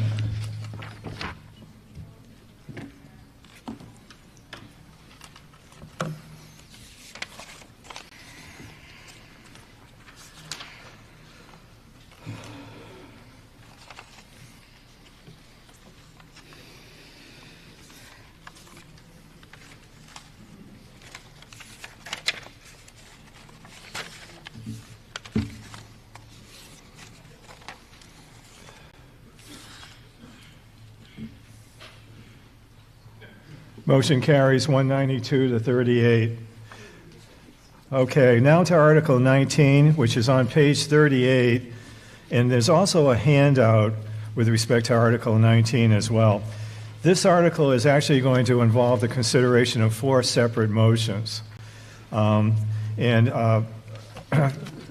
I could ask Dick Malkin from the Warrant Committee to read the motion for number 1 with respect to Town Bylaw, Section 185-5. Mr. Malcolm? Mr. Moderator, I move that the town amend Section 185-5 definitions of the zoning bylaw as shown in the document on file in the office of the town clerk. Okay, do I hear a second? Second. Okay, Mr. Howard has made the second. Again, Melissa, would you like to make a presentation, and then I'll call upon Mr. Savage to make a presentation as well. Thank you, Mr. Moderator. First slide, please. Thank you. We're doing a comprehensive presentation this evening. We're going to be talking about the definition section, which is 5. We're going to be talking about the use table, which is 10. We're going to be talking about site plan review, which is 36, and the official and open space district, which is section 40. Just a little bit of background on these particular articles. Last year there was a citizen petition to remove all site plan review on residential accessory structures. That was voted down. In response to that action, the planning board committed to review the bylaw, which they tasked me with when I arrived here in July. And we're here this evening with some substantial amendments. And we'll be back next year with more amendments as well. This is ongoing. We're peeling the onion back. Additional review and input is needed on several sections of the bylaw. Excited to present these changes tonight to the site plan review process that translates into improvements for Dover residents, streamlining a very confusing process now, removing duplicative and subjective review. 4 things that come to mind when putting this together: time savings, cost savings, more clarity, and less duplication. Next slide, please. We've broken these down into 3 categories: administrative and clarifications, procedural, and policy. Next slide. Starting out with the administrative and clarifications in the definitions section, we have put in definitions for principal dwelling and ADU to meet the state guidelines. We have also looked at expansion of use, intensification of use, and change of use. These are all triggers in the site plan section. We have made those much clearer and less subjective. The basic requirements and the schedule of use regulations are essentially the coding and the use table. We are now in compliance with state law as it relates to exempt uses. We have codes and abbreviations that are easily understood, and you can look at that table and quickly discern whether I need to go for partial or full site plan review. One of the major changes, full and partial site plan review in section 185-36, removing discretionary language and removing items not in the planning board's jurisdiction. So again, going back to those points I made when opening up on this particular topic. Next slide, please. Going over some of the benefits to the things that I had just mentioned: simplifies determination of application requirements. What do I need to file? Where do I need to file? And how quickly can I get my decision? All spelled out. Removes duplication of review. We're not looking at things the Board of Health would be looking at. We're not looking at things that Conservation will be looking at. We're focusing on planning board criteria and planning board review. And one of the other items, also in looking at that criteria, we've taken out things that were confusing and subjective, leveling the playing field for everyone that's involved. The planning board is aware of the criteria, applicants are understanding of the expectations, and also making it clear to abutters what is within the planning board's purview and what is not in their purview. Next slide, please. Next thing that we looked at was some procedures. Again, streamlining is a big theme of these particular edits, looking at site plan review in the open and official district. Right now, you come to the planning board, they do a site plan review, and then you go to the Board of Selectmen and they do a site plan review. We're going to clean that up. We're going to have a joint process with the two boards. Even though it's not in the books, we've already exercised that in the fall, had a very successful meeting in working with the Hale Education. Create clear processes for partial and site plan review, timelines, filing materials, timeframes to make decisions, all spelled out very clear in the bylaw. Also, too, one of the things that had come up was the extensions. There are timeframes. Sometimes planning board needs more time, sometimes the applicant needs more time. Making that clear. Mutual extensions in writing, on record with the town clerk. Everything fully transparent, and everybody is aware of what's happening. Next slide, please. One of the other items, again, for efficiency in the procedures, we transferred the as-built compliance from the planning board to the town planner. I'm in every day, 4 days a week. Come and see me. We can work on the as-built together. No need to go to a meeting at night. No need to get involved with those types of nighttime activities. We're also allowing waivers by the planning board and the town planner on submission requirements. If something is required in the list of plans and it has absolutely nothing to do with your scope of project, we can waive those requirements. So again, focusing on getting the information we need to make informed decisions, not just gathering information for the sake of gathering it. And require the use of OpenGov. Those of you that are familiar, we are fully online now. I can't rave enough about this system. It's easy for applicants to upload. It's easy for me to review. It's easy for my peer departments to look at things. Very quickly, we need a revision. Things are done in 24 hours. There's no more printing a plan, picking it up, dropping it off. Just lots of efficiencies, which helps move things along. That's what people want to do. Next slide, please. I wanted to talk a little bit about the time frames. I think that there might be a little bit of misconception around what we're doing and what is on the books now. So right now, we have the partial site plan review requirements. It's 30 days for the planning board to make a decision. We're not changing that. 30 days today, 30 days tomorrow. Full site plan review, which is the second level of site plan review. Clear defined process going forward. Currently, 65 days to open a hearing, no time limit on hearing, must issue the decision within 90 days of the close of the hearing. Couldn't even tell you how long that's going to take. It's going to take a long time. What are we doing? 60 days from the time of application to planning board decision. Major efficiencies built into time frames. Time is money.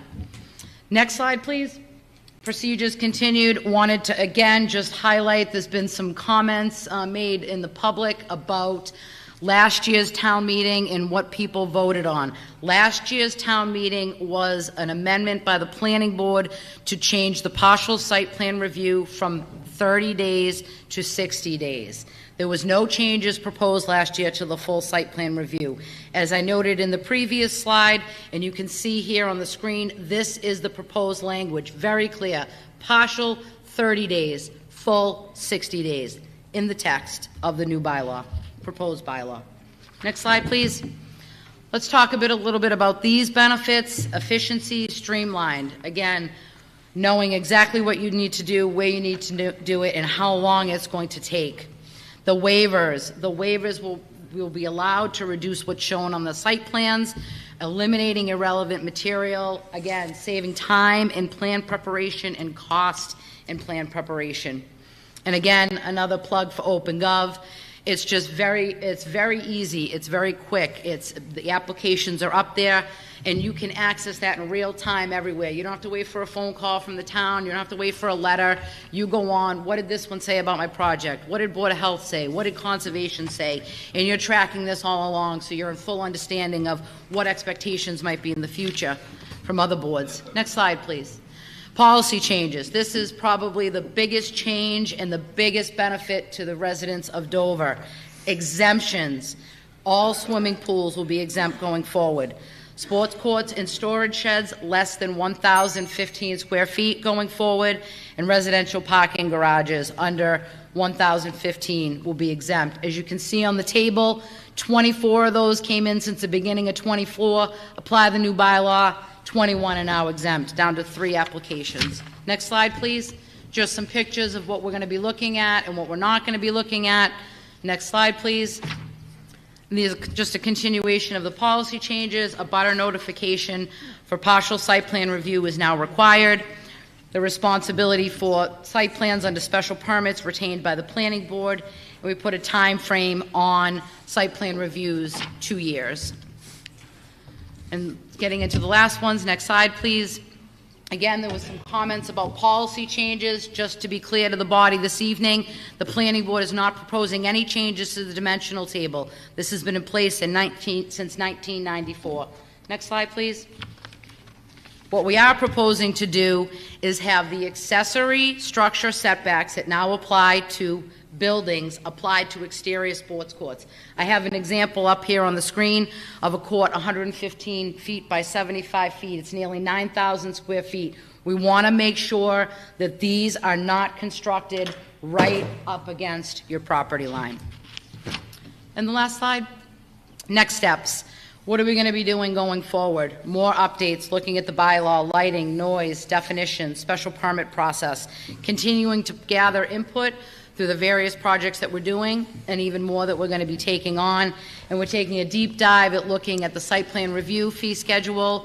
We've spent some time gathering a variety of information, and we would like to take a look at those fees to help residents additionally. And just one last slide. Again, we just want to make sure there was some information about increase in fees. All the things we talked about here are decreasing the fees. There could be fees from other departments, but we want to make it clear that there's waivers built in for plan requirements, and a lot of these sheds, the example was to build a shed. As you remember from the table I showed, most sheds will never come to the planning board going forward unless they're over 1,000 square feet. And the last slide, just to show the benefits here. Yes vote and no vote. You can see that on the screen, folks. Clear streamlining. Expectations that benefit homeowners. Time savings, discretionary criteria removed, and permit fee cost savings. All reasons to support this article. The no's, everything stays the same. Planning board's talking about sheds, nobody's saving money, things are confusing, not clear, and we're in conflict with state law on top of it. Thank you. Okay.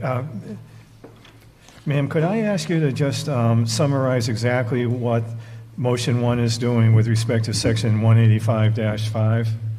That's the first motion we're voting on, yes, and then I'll those call are, on Mr. Savage. Mr. Moderator, Section 5 is the addition of 2 definitions, one for ADU that's been revised and one for principal dwelling unit.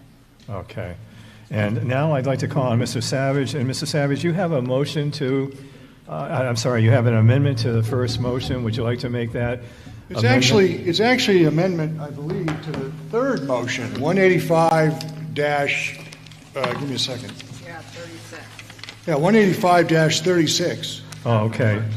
But if you wouldn't mind, I'd rather share my opposition. Sure. And then we'll go through the motion. Go right ahead, sir. Thank you, Melissa. That was a nice overview. Hello, everybody. My name is Mike Savage. I'm at 14 Circle Drive. Lived in town 27 years. I consider myself something of a planning board groupie.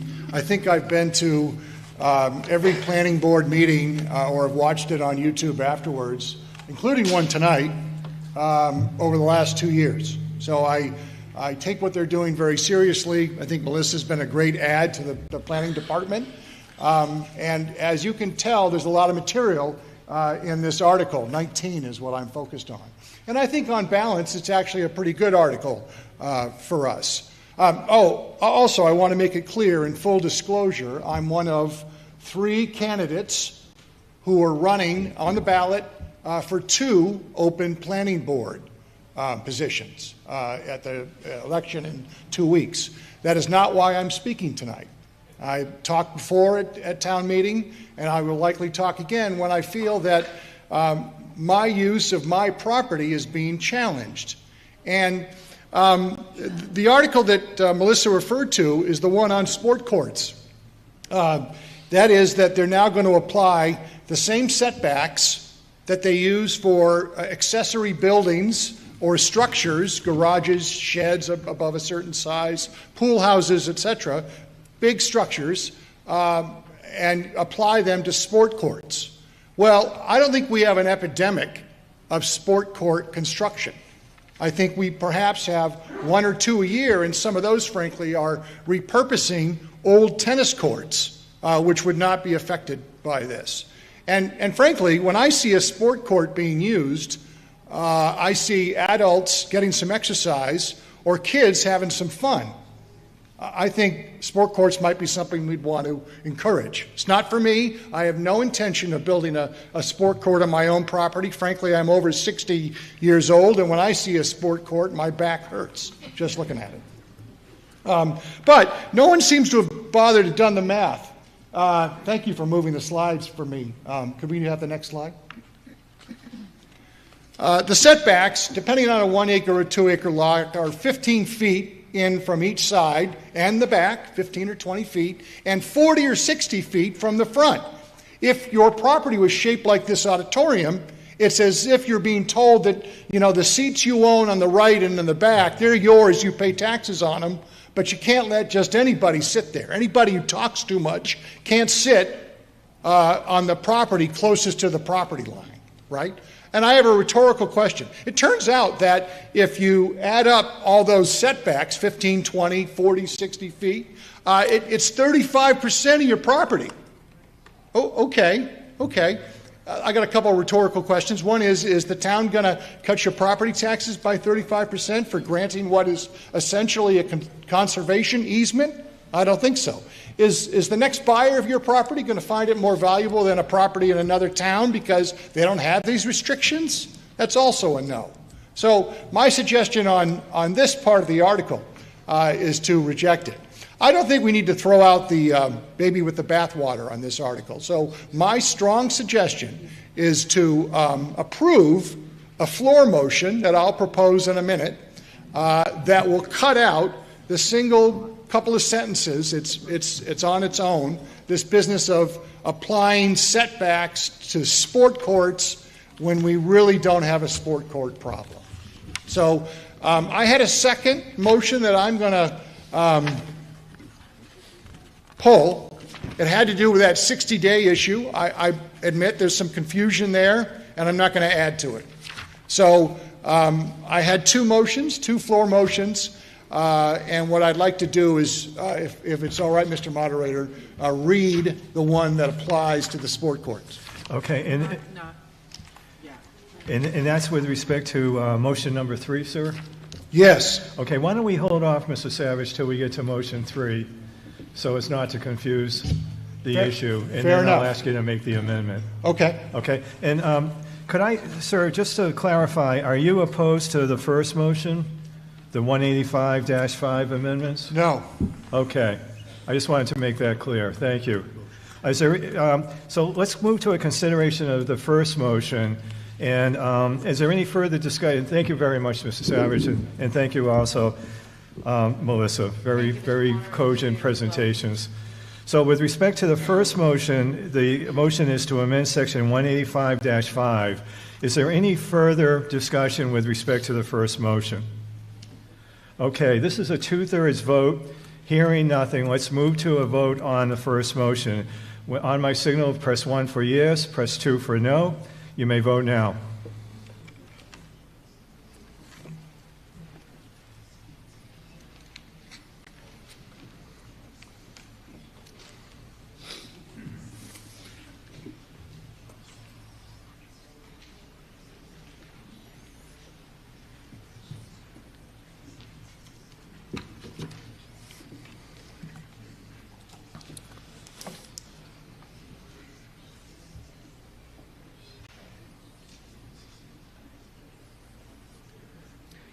Motion carries by more than two-thirds, 178 to 48. Okay, now we'll move to the second motion. Mr. Malkin? Kevin, substituting for Mr. Malcolm.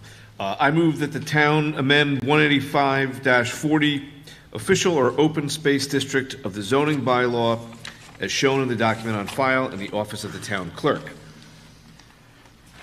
Wait a minute, that's not the right one. Yeah. It is. Second. It wasn't Dick Malcolm, it was Kevin Bowman. Okay, do I hear a second? Second. Okay, motion has been made and seconded. Ms. Rice? That's not the right thing, though. Yeah, that's what I had in my script also.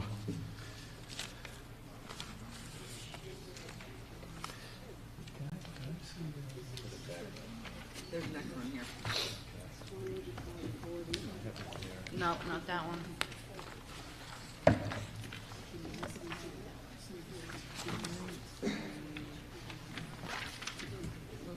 We already did that one. Yep. Okay, do we have the correct one?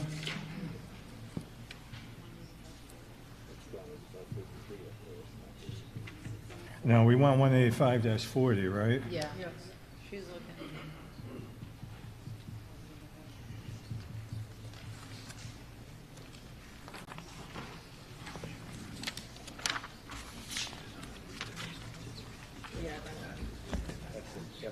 Okay.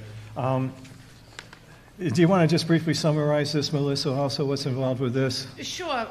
Just going back on my presentation, this is the section where we're going to be combining the planning board site plan process with the Board of Selectmen's process into a joint process to, again, streamline efficiencies, all the items I had spoke of earlier. Okay, thank you. Are there any other comments or questions on this? Sir? You can go to the middle one, sir. Thank you.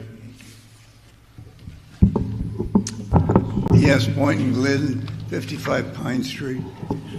I assume that we're talking about... That's we're not not mine, talking sir. about that.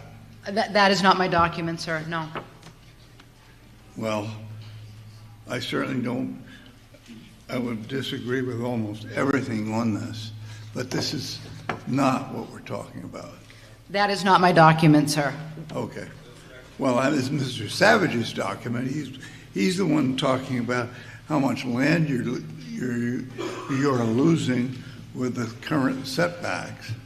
Yes, this particular article, sir, is talking about the official and open space district, and currently it requires two separate processes, one with the planning board and one with the Board of Selectmen. We're looking to combine those to create some efficiencies in the site plan process. Okay, well, maybe I'll come down and see you sometime. Please Thank do. you. I would love that. Are there any other questions or comments? Mr. Savage, did you have anything you wanted to add to this motion? No. Oh, I have another person coming down. Mr. Brooks, say your name and address, please. My name's Fred Gernard, 17 Old Meadow Road. I'm a professional architect. I go to the zoning board, I go to the town clerk, I can't find the language. Now, you know as a professional that I have to look at every word that's written in a zoning ordinance to really make sense of what it's trying to say at certain times. That's gibberish to me. So I can't review anything you said tonight in my head as an architect and say, oh, I understand what you're doing. I know what you're doing, but I don't really understand what you're doing because I can't read it. Okay. And I can't find it in the town clerk's office. I went today to look for it, and I couldn't find it online. It wasn't there. At 6 o'clock, it's gone. The stuff wasn't there. What they're talking about tonight, the proposals weren't there.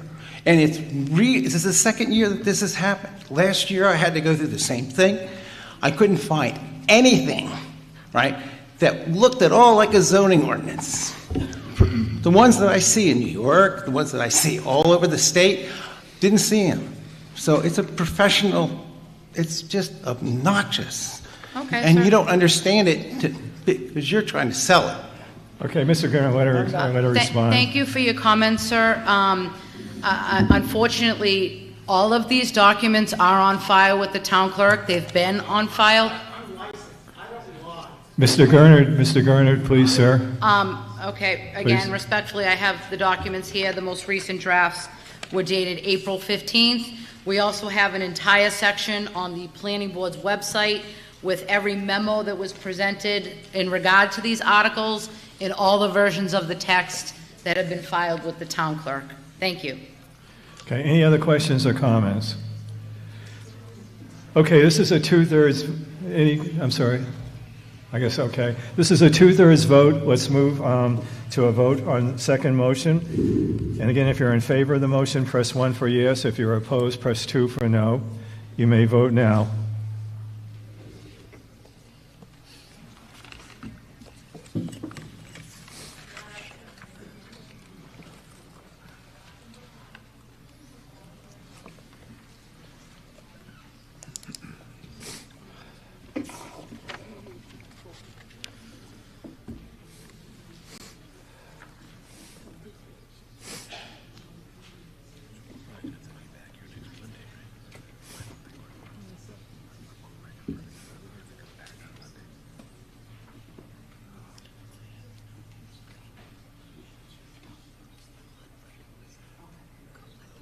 $149 to $81.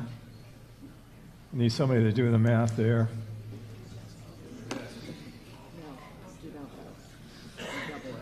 Does not pass? Okay, the motion does not pass. A two-thirds vote was required. The motion has 65%. Let's move to motion number 3. Mr. Malkin. Mr. Moderator, I move that the town amend Section 185-9, Basic Requirements, and Section 185-10, Schedule of Use Regulations of the zoning bylaw as shown in the document on file in the office of the town clerk. Thank you. Do I hear a second? Second. Okay, the motion has been made and seconded. And Melissa, could you just briefly outline what's involved here, and then I'll ask Mr. Savage to make his amendment. Yes, that's not the correct item on the screen. It's 185-9, I believe. Yes, 185-9 is the section of the bylaw with all of the codes that say what type of application is relevant to what particular use. So the basic requirements noting in the table Y means yes, N means no, PSPR means yes with partial site plan review, and we go down that list with coding for full site plan review, special permits with the planning board, zoning board, and also the site plan review with the Board of Selectmen. Much clearer coding now. Frankly, the coding that's in place is very difficult to understand and doesn't use terminology that's often seen in bylaws. Thank you, Mr. Moderator. Okay, thank you. And Mr. Savage, if I understand correctly, your amendment's actually for motion 4 now. Is that correct? Yeah, I think the numbering on the motions is perhaps changed. Yeah, they changed it. So we're dealing with motion number 3 now, 185-9. Sir, do you? Oh, wait a minute. Okay. No comment. Anybody else have a comment on motion number 3, 185-9? And 10. I'm sorry? 185-9 and 10. Thank you. Yes, sir. Tom here, 15 Park Avenue. I'd like to support this. I think there was a misunderstanding on the last motion. That was a nothing. We should have passed that. But this is simple. This is cleaning up a table that was part of my citizens petition last year. This is a disaster. Melissa's done a great job in sort of taking that, reformatting it, making it clear exactly what's required for what you're trying to do on whatever plot you have.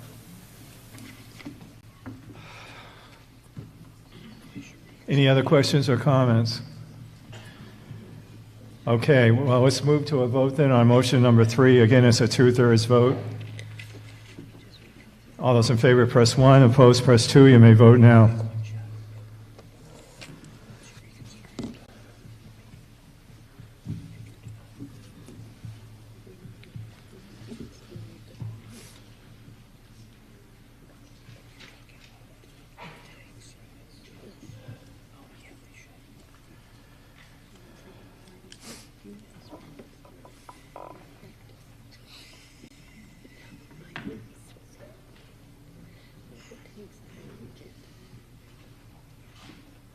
171 to 57. Motion carries. It's more than 2/3. Okay, motion number 4. Mr. Malcolm. Mr. Moderator, I move that the town amend Section 185-36, Site Plan Review of the zoning bylaw, as shown in the document on file in the office of the town clerk, except that the reference to 30 days in Section 185-36 F3F shall be changed to 45 days. Okay, do I hear a second? Second. Thank you, Mr. Howard. Motion has been made and seconded. Now, Mr. Savage, you have an amendment to propose. If that's still not it.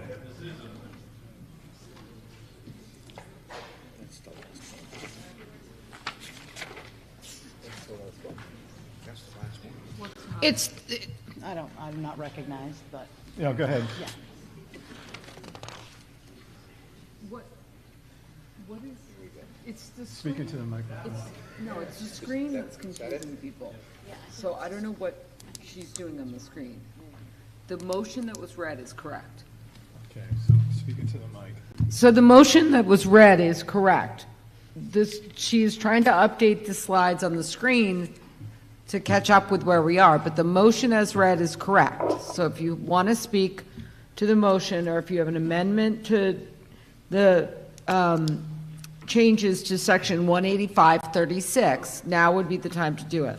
Looks like the language on the end of that motion has changed. That business of changing from 30 to 45 days is a recent edit. So that's why it confused me. Okay. So just to reiterate, my primary objection is with this sport court setback legislation. As I mentioned earlier, we don't have an existential crisis or an existential threat of sport court construction in front of us. And because we don't have that crisis or threat, I think it's unreasonable that the planning board layer on additional regulations on our own property. Quite frankly, I wish the planning board would spend more time working on redeveloping town center, working on affordable housing, and spending less time telling us what we can and cannot do with our own property. With that, I'll read the floor motion if I could. The floor motion is really quite simple and straightforward. I move that the town amend the motion by striking section 185-36 capital B subsection 3, which is just a sentence or two specific to sport court and setbacks, of the proposed zoning bylaws, section 185-36, partial and full site plan review. Okay, thank you, sir. Melissa, do you have any comment to that? I do not, Mr. Moderator. Okay, any questions or discussion with respect to the amendment? Now, the vote on the amendment will be a majority vote. Then when we move to the main motion, because that's a zoning bylaw, it will be a 2/3 vote. Any questions or discussion for Mr. Savage's amendment?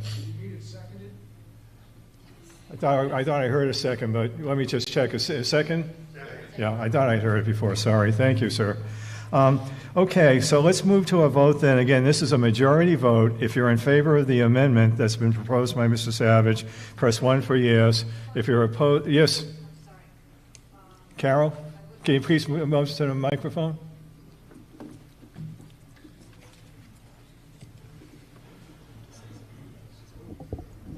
So Mr. Savage is absolutely correct that of all the changes that we've made to our site plan review bylaw, this is the only one that is additive. Everything else that we've done, as Melissa explained, simplifies, removes requirements, makes things very much easier. This was a proactive suggestion by the planning board in line with the comments that we heard last year and the vote we heard tonight from about the Park and Rec's plans to put in pickleball. And last year, if you remember, there was a tremendous discussion about the noise from pickleball. And you also know that whether it's reading the Globe or the New York Times or the Wall Street Journal or probably the LA Times or the Chicago Tribune, that people are talking all over this country about the noise from pickleball. And as we were going through the review of the bylaw, we realized that sports courts did not have to be off the setback. It could be right on the property line. So if somebody built a pickleball court on their property line next to your property, there's no room to put up a fence. There's no room to put any shrubs or trees as a noise or visual barrier. So we thought that we would take this to you tonight to see if you are interested in possibly finding a way to protect what might happen with pickleball noise and Please sum up, Carol. 2 minutes is up. pickleball noise and the visual aspect of it. It also means if somebody was building a basketball court, that the balls wouldn't be going over to your property every time that it misses and goes over the hoop. So that's all this was, and we were trying to protect abutters from some of the negative aspects of Thank you. having a court right on your property line. Thank you, Carol. Okay, any further discussion? I have a comment. Yes, sir. Name and address, please. Sure. Can I use this mic? If you wouldn't mind going over there, sir. Thank you. So it's Jed Dorsheimer, 120 Walpole Street. I just find it hard to believe that you guys are trying to unconstitutionally take our property and you're summarizing it with, pickleball and basketball noise. So I just find it really distasteful from someone who's lived in the town all my life.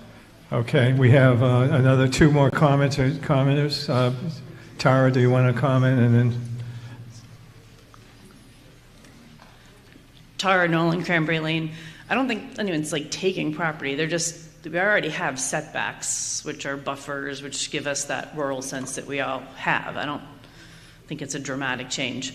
Also, weird factoid I learned in helping site power plants is that noise intensity decreases at the inverse of the square in the change in distance. So if you are 3 times further away, the intensity of the noise is 1/9. So every little bit of extra space you get has a pretty dramatic effect on the impact of the noise. So bear that in mind. thank you. Name and address, please, ma'am. Hi, I'm Jody Shue, 10 Main Street, and I'm the Vice Chair of the Planning Board. And I just want to reiterate the issue of setbacks. We already have setbacks. You can't put a swimming pool in your setback. You can't put a big shed in your setback or any structure in your setback. And a sport court currently is undefined in that regard, and we're just keeping that consistent with other structures that already cannot go in a setback. So the idea that we're taking land is actually untrue because you already cannot build in your setback. I just wanted to make sure that was clear. Sorry, Jed Dorsheimer again, 120 Walpole Street. Currently, we all have setbacks with the street. We cannot build 20 feet from the street. We pay taxes on that land. And so, but we're not allowed to use that land.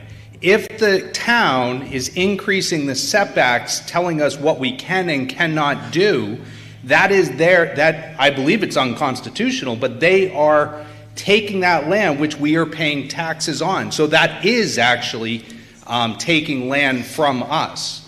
You might, want to shape it by noise or pickleball or basketball, but if you're saying you can do this and you can't do that, that is the town saying, unless you're going to be willing to make an accommodation for taxes, which I don't think you're planning on doing. Sir, let me turn it to town council to opine on this.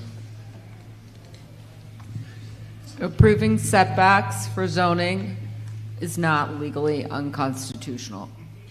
It is not a taking of property under the legal definition of a taking. Thank you. Sir, name and address, please. Sure. Matt Soska, 162 Center Street. I think it's really important. We regulate a lot of things in the town, and I think it's a bad precedent to add one more thing that you can't do in the setback.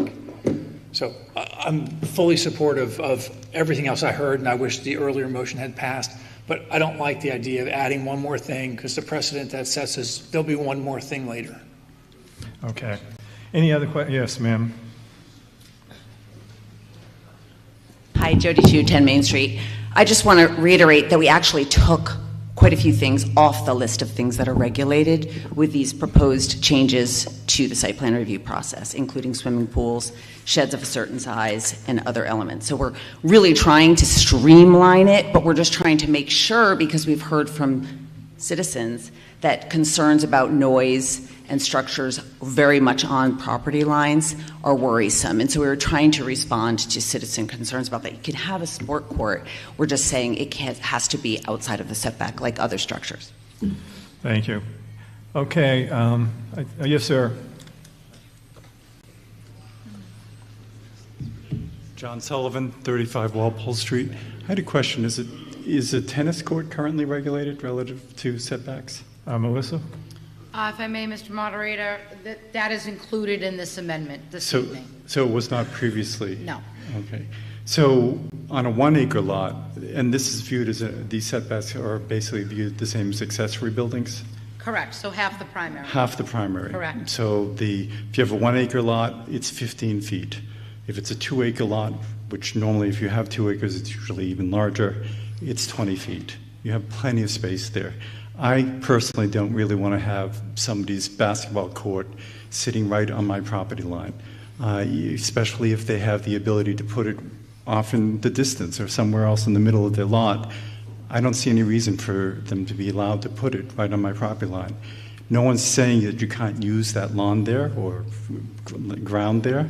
You just can't put a fence, a tennis court, there. And you can't put an accessory shed there. There are many things or you couldn't until but you can't put a number of things that are not allowed in that setback. And I don't think 20 feet is really going to make that much of a difference if you have 2 acres plus.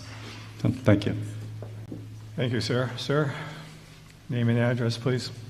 Yeah, real quick. Jeff Dorsheimer, 82 Farm Street. Population of Dover? Rough justice. Just under 6. How many sport courts last year?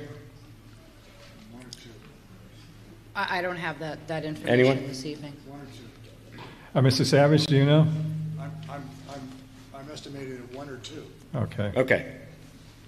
I'll let that stand. Okay. Sir? More fun with numbers. Tom here, 15 Park Avenue. The setback comment from the speaker here makes a lot of sense when you have 2 acres. There are lots of lots in this town that are non-conforming. Half an acre, quarter acre. You go to some of these older neighborhoods, these setbacks are debilitating. Now, naturally, you can't build a structure. That's true. But I want to put a basketball court at the end of my driveway, and you can't do that. That sounds a little excessive, particularly, and the reason being that the ruling is overly broad.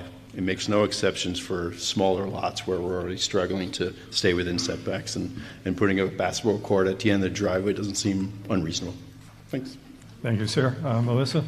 If I may, Mr. Moderator, I appreciate all the comments this evening. And the questions about the setbacks, and there was some information shown by Mr. Savage on the slides a while ago about percentages of the lot and whatnot. I just want to make sure that people understand in Dover, you can only cover 20% of your lot with pavement and structures. The open space requirement is 80%. So these discussions about these small lots and setbacks and things, you wouldn't be able to put a 9,000 square foot basketball court on a half acre lot because you would need a variance. You would far exceed the lot coverage. So thinking about context, thinking about where these could be located, and again, looking at half the setbacks, these things are going to range from being required to be 7 feet to 20 feet off the lot line, which again is not even a large setback when you consider the activity and the noise coming from something, again, that the example I cited was almost 9,000 square feet of pavement, fencing, and 2 hoops. Thank you. Okay, I think we're ready to move to a vote on the amendment. Again, sir? Okay, sorry. The 20% coverage is for structures, right? And that's the whole idea here. The impervious is something different, right? So that's my understanding, is that the 20% lot coverage is for structures, and we're now saying, well, the sports court counts as a structure. Yes. One last point, please, Mr. Moderator.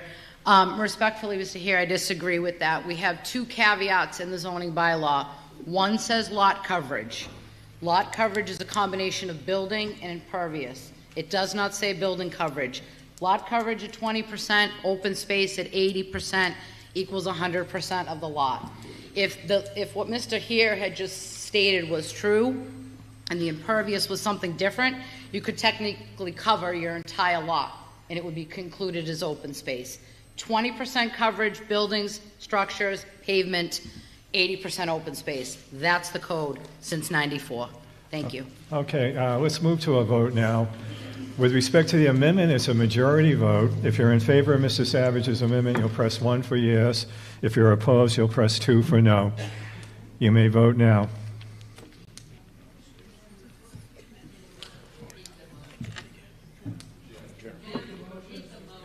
I'm sorry? Oh, okay. Mr. Savage, could you repeat your amendment, sir? We'll start a vote again in a second then.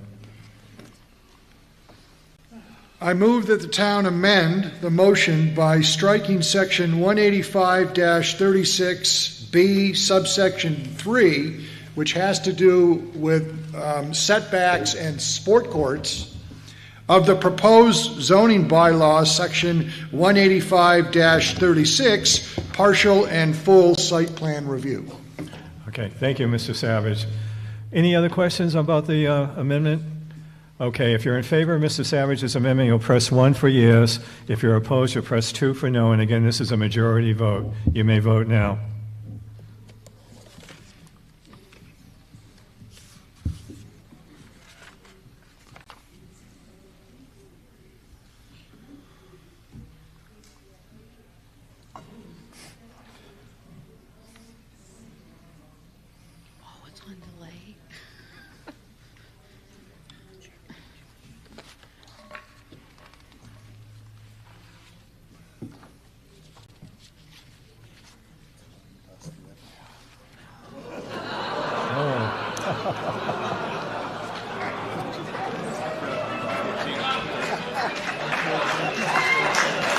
Okay, the motion carries 114 to 113. So we will now move to a vote or further discussion, if there's any, with respect to the motion as amended. Any further discussion? Now this is a, yes, ma'am. I just have I'm kind of lost. So can you just explain now if we're voting for what that means? I got lost in the... Excellent question. Melissa? Yes, thank you, Mr. Moderator. The main sort of component of this entire article is section 185-36. We have the text that's on file with the town clerk. After filing this, there was one minor amendment that was included in the main motion to extend the time for the Zoning Board of Appeals to act on an appeal of a partial site plan review from 30 to 45 days, and it also included Mr. Savage's amendment, which keeps 36 intact as printed, but removes what we were just talking about with the sports courts. Thank you. Mr. Hare? Isn't the extension from 30 to 45 days a floor motion that we need to vote on separately? Yes, Melissa, go ahead. I believe that's in the motion, Mr. Moderator. It was not an amendment as part of the main motion. But it's not in the original text as written in the white blue book. So it's a floor motion, isn't it? It's not an amendment. It's the main motion. The motion is drafted before. It's not in the blue book always. The motion is separate from the article that's in the blue book. Okay. In which case, I have comments to make. I understand that you're lost. I'd like to start with the quote from Melissa, that time is money. This amendment came to our attention, it's very last minute, came to our attention only last Tuesday at the moderators meeting. It was brought up then. with little or no discussion. And I guess I don't want to go into it too much, but we've heard here that the Open Gov system is supposedly saving everybody time. All the documents are available, and we've been reducing or keeping the review times the same. And I don't think the ZBA should be rushed into any conclusions or decisions, but given that, again, this extension of an appeal process covers any denial from the planning board for site plan review, it also includes all these residential structures, which we actually have a right to build to the extent they're within zoning laws and applicable. So there's really no basis for denial for such a project. And as a result, if they do get denied, which we really don't know why sometimes, but the planning board makes their own decisions, and then to go to appeal, they shouldn't need 45 days to reverse an otherwise unenforceable planning board decision. So I really, that part, I was hoping that was an amendment and that we would vote on that separately, but as part of the main motion, then I think we really need to vote no on the whole motion now. Okay, thank you, Mr. Hare. Any other questions or comments? Okay, let's move to a vote on the motion as amended. This is a 2/3 vote. If you're in favor, press 1 for yes. If you're opposed, press 2 for no. You may vote now.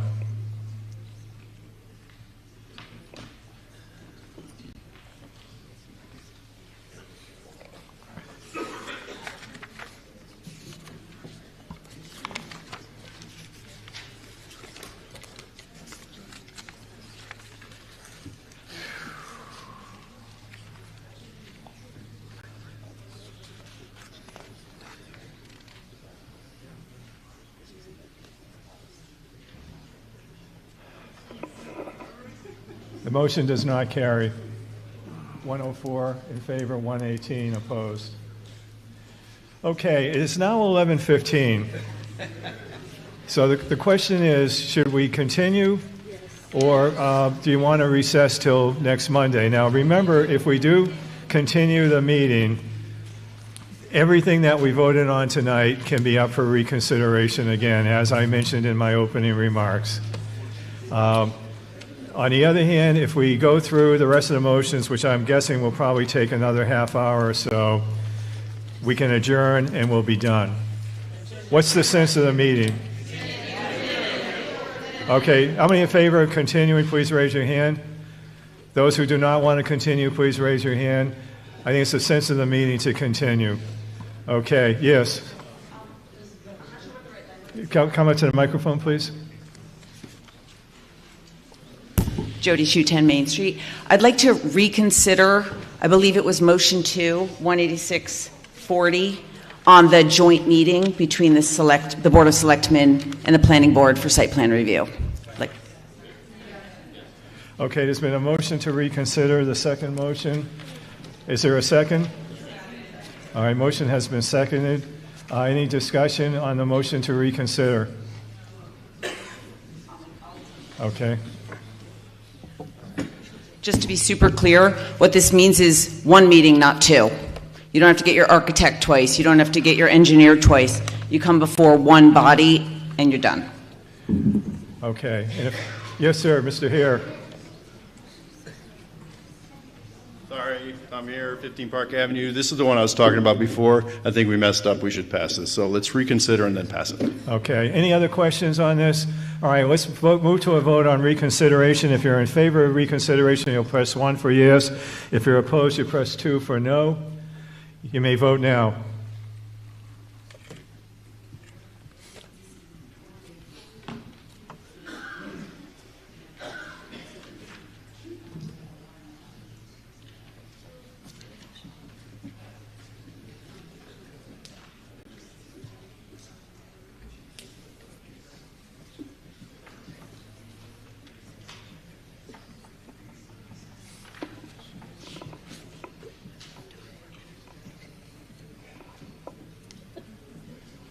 (168 to 32), motion carries for reconsideration. So now let's move to the main motion. If I could have the main motion read again, please.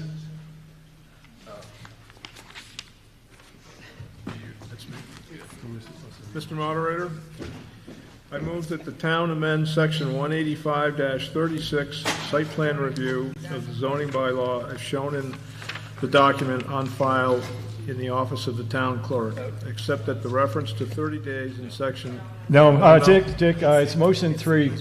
I'm sorry, motion 3. Motion 2, I'm sorry, motion 2. Motion 2. All right, we got a lot of chatter.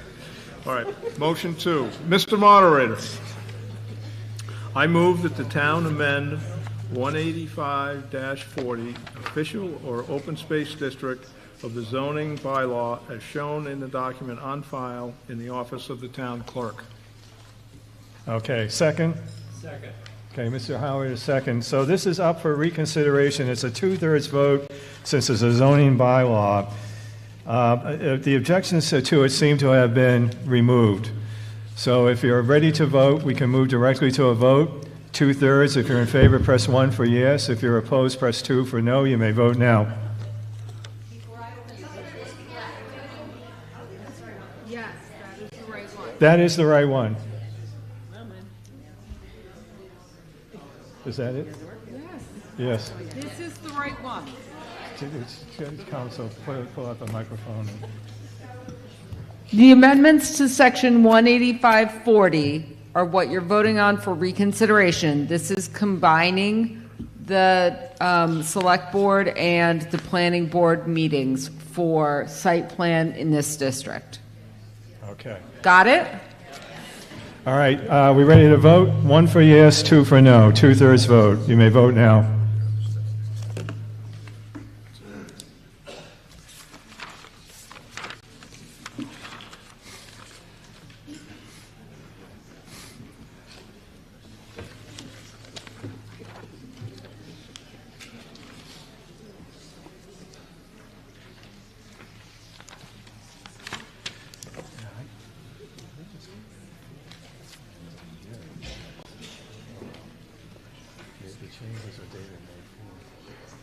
Motion carries 165 to 32. That's more than 2/3. Article 20, acceptance of trail easements. Yes. So sorry. I want to make a motion to reconsider the fourth motion for 18536.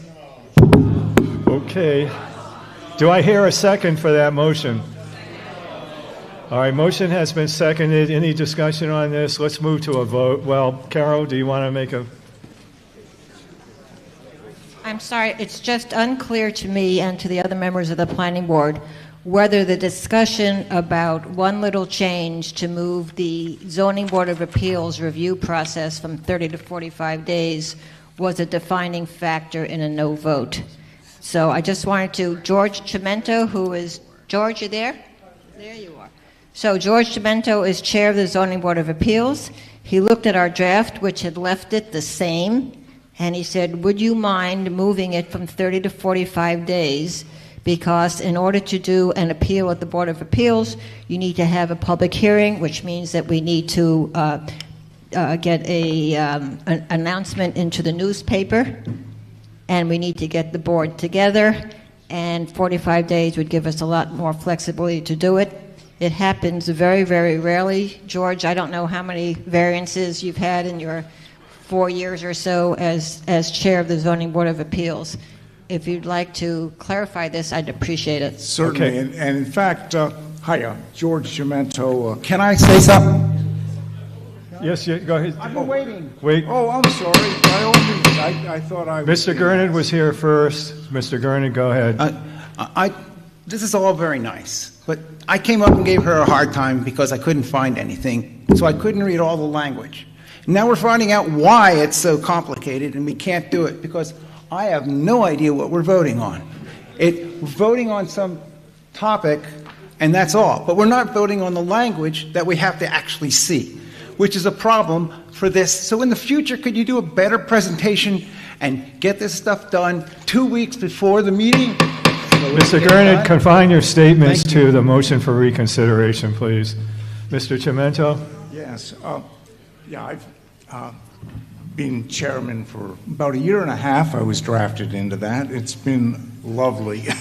My concern is that in order for a hearing before the Board of Appeals, I believe, Nina, we need to advertise twice, 2 weeks, which is 14 days. The paper we publish in is published only on Thursdays, and they need to get their text basically a week in advance. So I quite frankly was concerned with a volunteer board that we may not be able to meet in time to, review within 30 days. 45 days made more sense to us. I certainly don't want to have this, have this whole thing fail because of that. But it really would allow us, I think, a reasonable amount of time if we did not have the advertising requirement, or if we could advertise in the Boston Globe, which costs us about $500 an ad, then we wouldn't have this timing problem. But so that's all that's involved. Okay, thank you, George. Mr. Savage? Yes, I do believe in the town meeting laws. Could we count the quorum and make sure we still have one? Okay, question, we have challenged the quorum. If I could ask, there are two ways we can do this. Mr. Savage has challenged the presence of a quorum. When somebody challenges a quorum, if we do not have a quorum, we have to recess the meeting. Now, there are two ways that we can do this. One is to ask everybody to press 1 who's here. And if we have a quorum doing that, then we can continue. If it turns out that we don't have a quorum with everybody pressing 1, it may be that some people are not pressing 1 because they do not want to have a quorum. So at that point, I will ask everybody to stand, and we will do a standing count. Okay? So first, let's try this to see if we still have a quorum by everybody pressing 1 on my signal. You may vote now. Press 1 if you're here.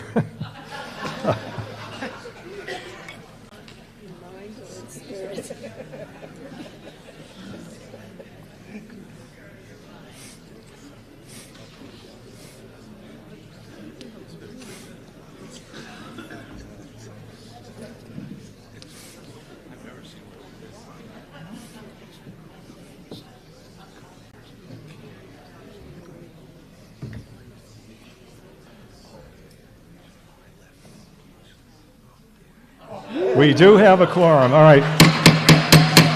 Let's move this along. Okay, let's now vote on the motion for reconsideration. We will, if you're in favor of the motion for reconsideration, you'll press 1. If you're opposed, you'll press 2. You may vote now.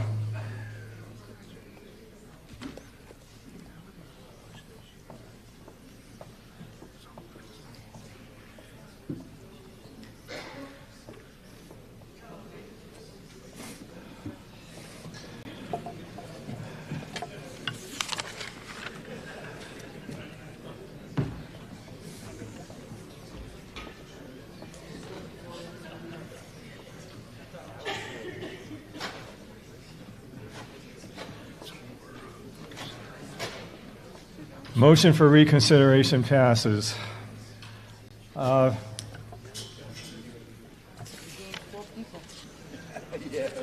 Any further discussion on the motion as amended? This was the one that was amended, right? Any further discussion on the motion as amended? Okay, ma'am.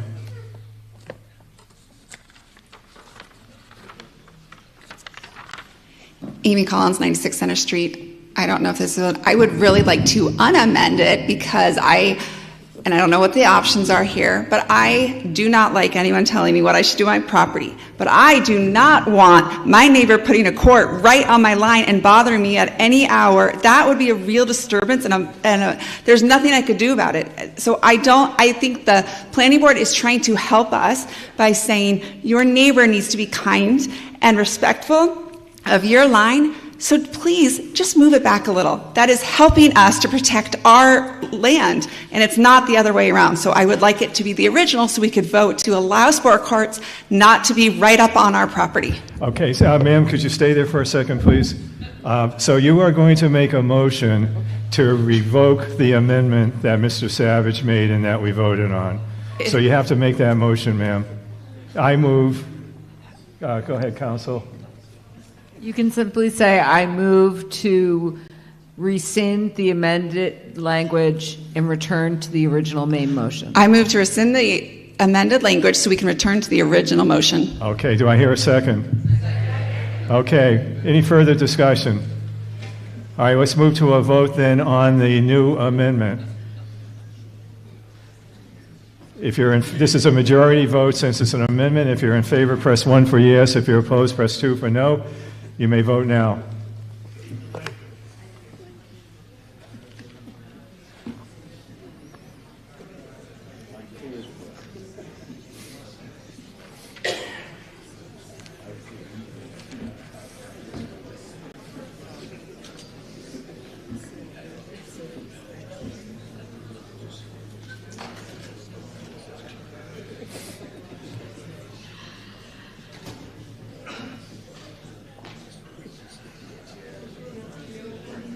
Motion carries. Okay, so now we'll move back to the amendment with, to the motion without the amendment.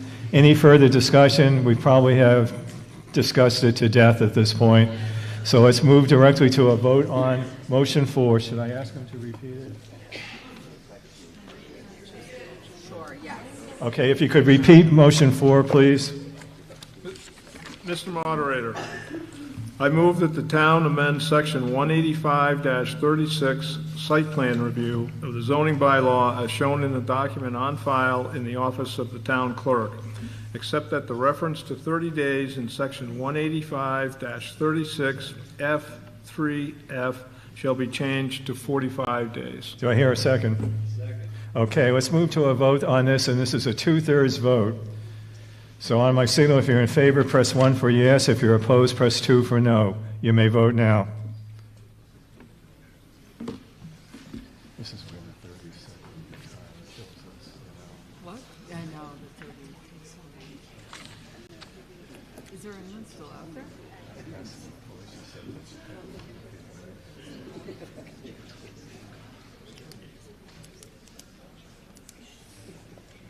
Get your calculator ready. You just double the no vote.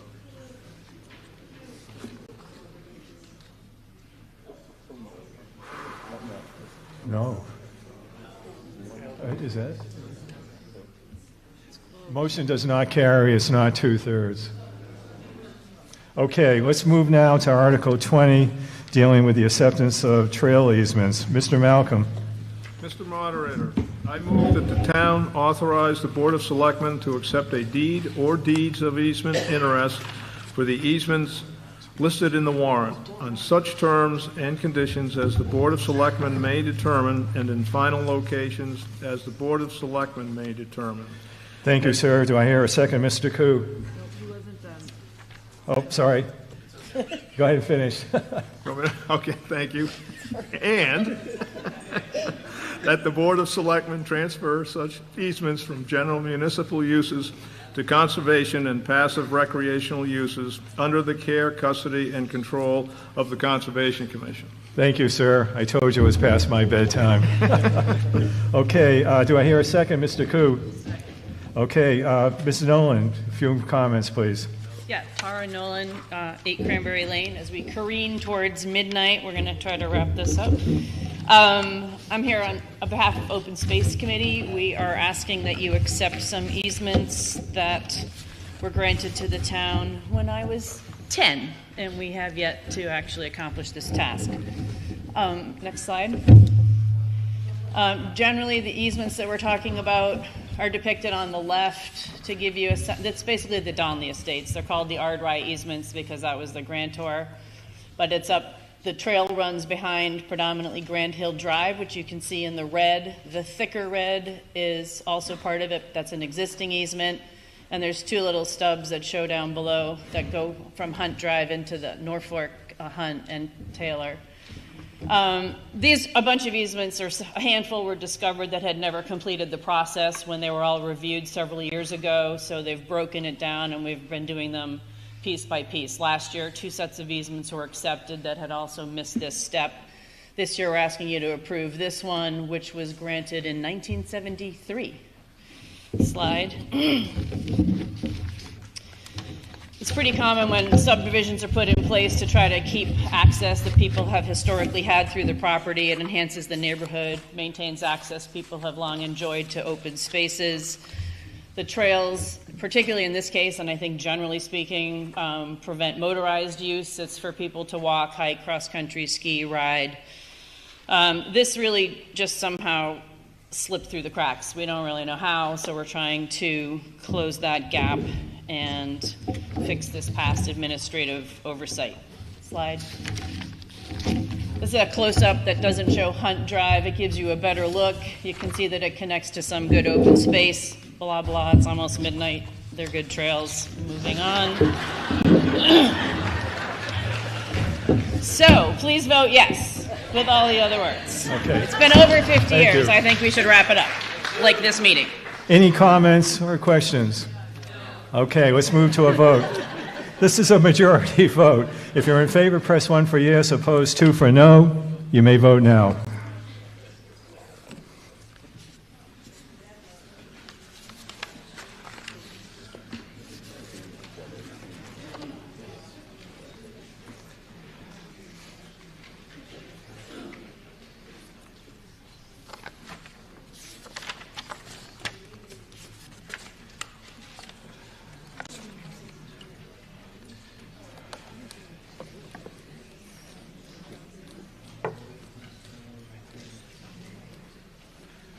Motion carries. Okay, Article 22, drainage easement modification. Ms. Kinney.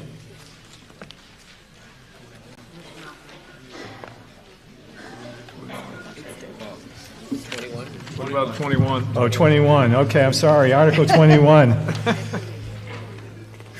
Mr. Moderator. I'm trying to get us home. Yes, Mr. Malcolm. Mr. Moderator, I move that the town authorize the Board of Selectmen to release and terminate a deed or deeds of easement interest for the easements listed in the warrant on such terms and conditions as the Board of Selectmen may determine. Do I hear a second? Second. Motion has been made and seconded. Is there any discussion on this motion? Okay, let's move to a vote. It's a majority vote. If you're in favor, press 1 for yes. If you're opposed, press 2 for no. You may vote now.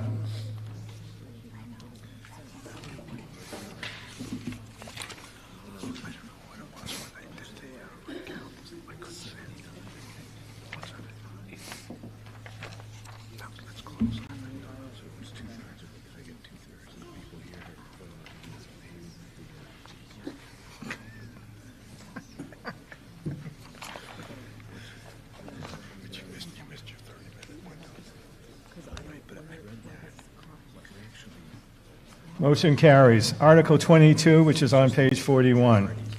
Ms. Kinney.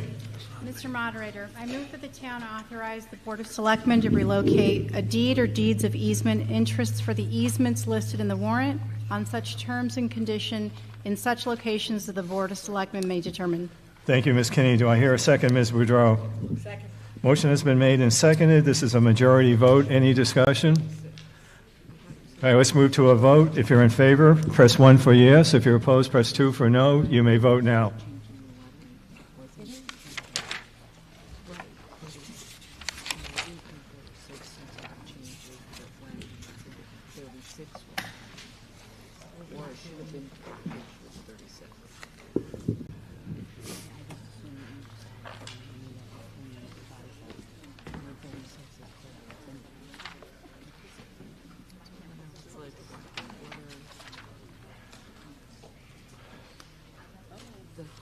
Motion carries.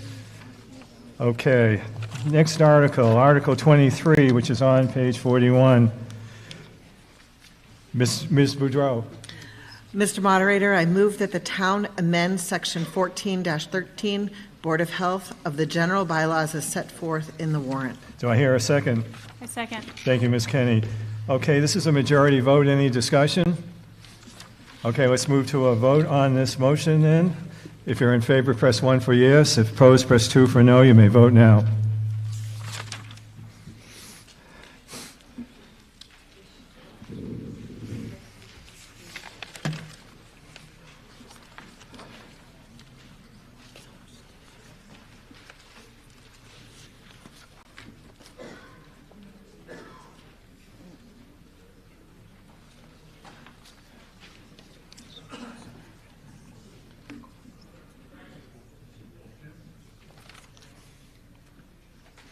Motion carries. Okay. Article 24, free cash. Mr. Weiss. Mr. Moderator, I move that the town transfer the sum of $800,000 from free cash to reduce the FY27 tax rate and authorize the Board of Assessors to use the same to reduce the tax rate. Okay, do I hear a second? Second. Okay, motion is on free cash. All those in favor, please say aye. Opposed? Motion carries. Okay, I skipped over Article 23, so let's just jump back there for a second. Page 41. Amend the general bylaws with respect to the Board of Health. Ms. Boudreau? Oh, we already did that? Oh, okay, sorry, good. All right.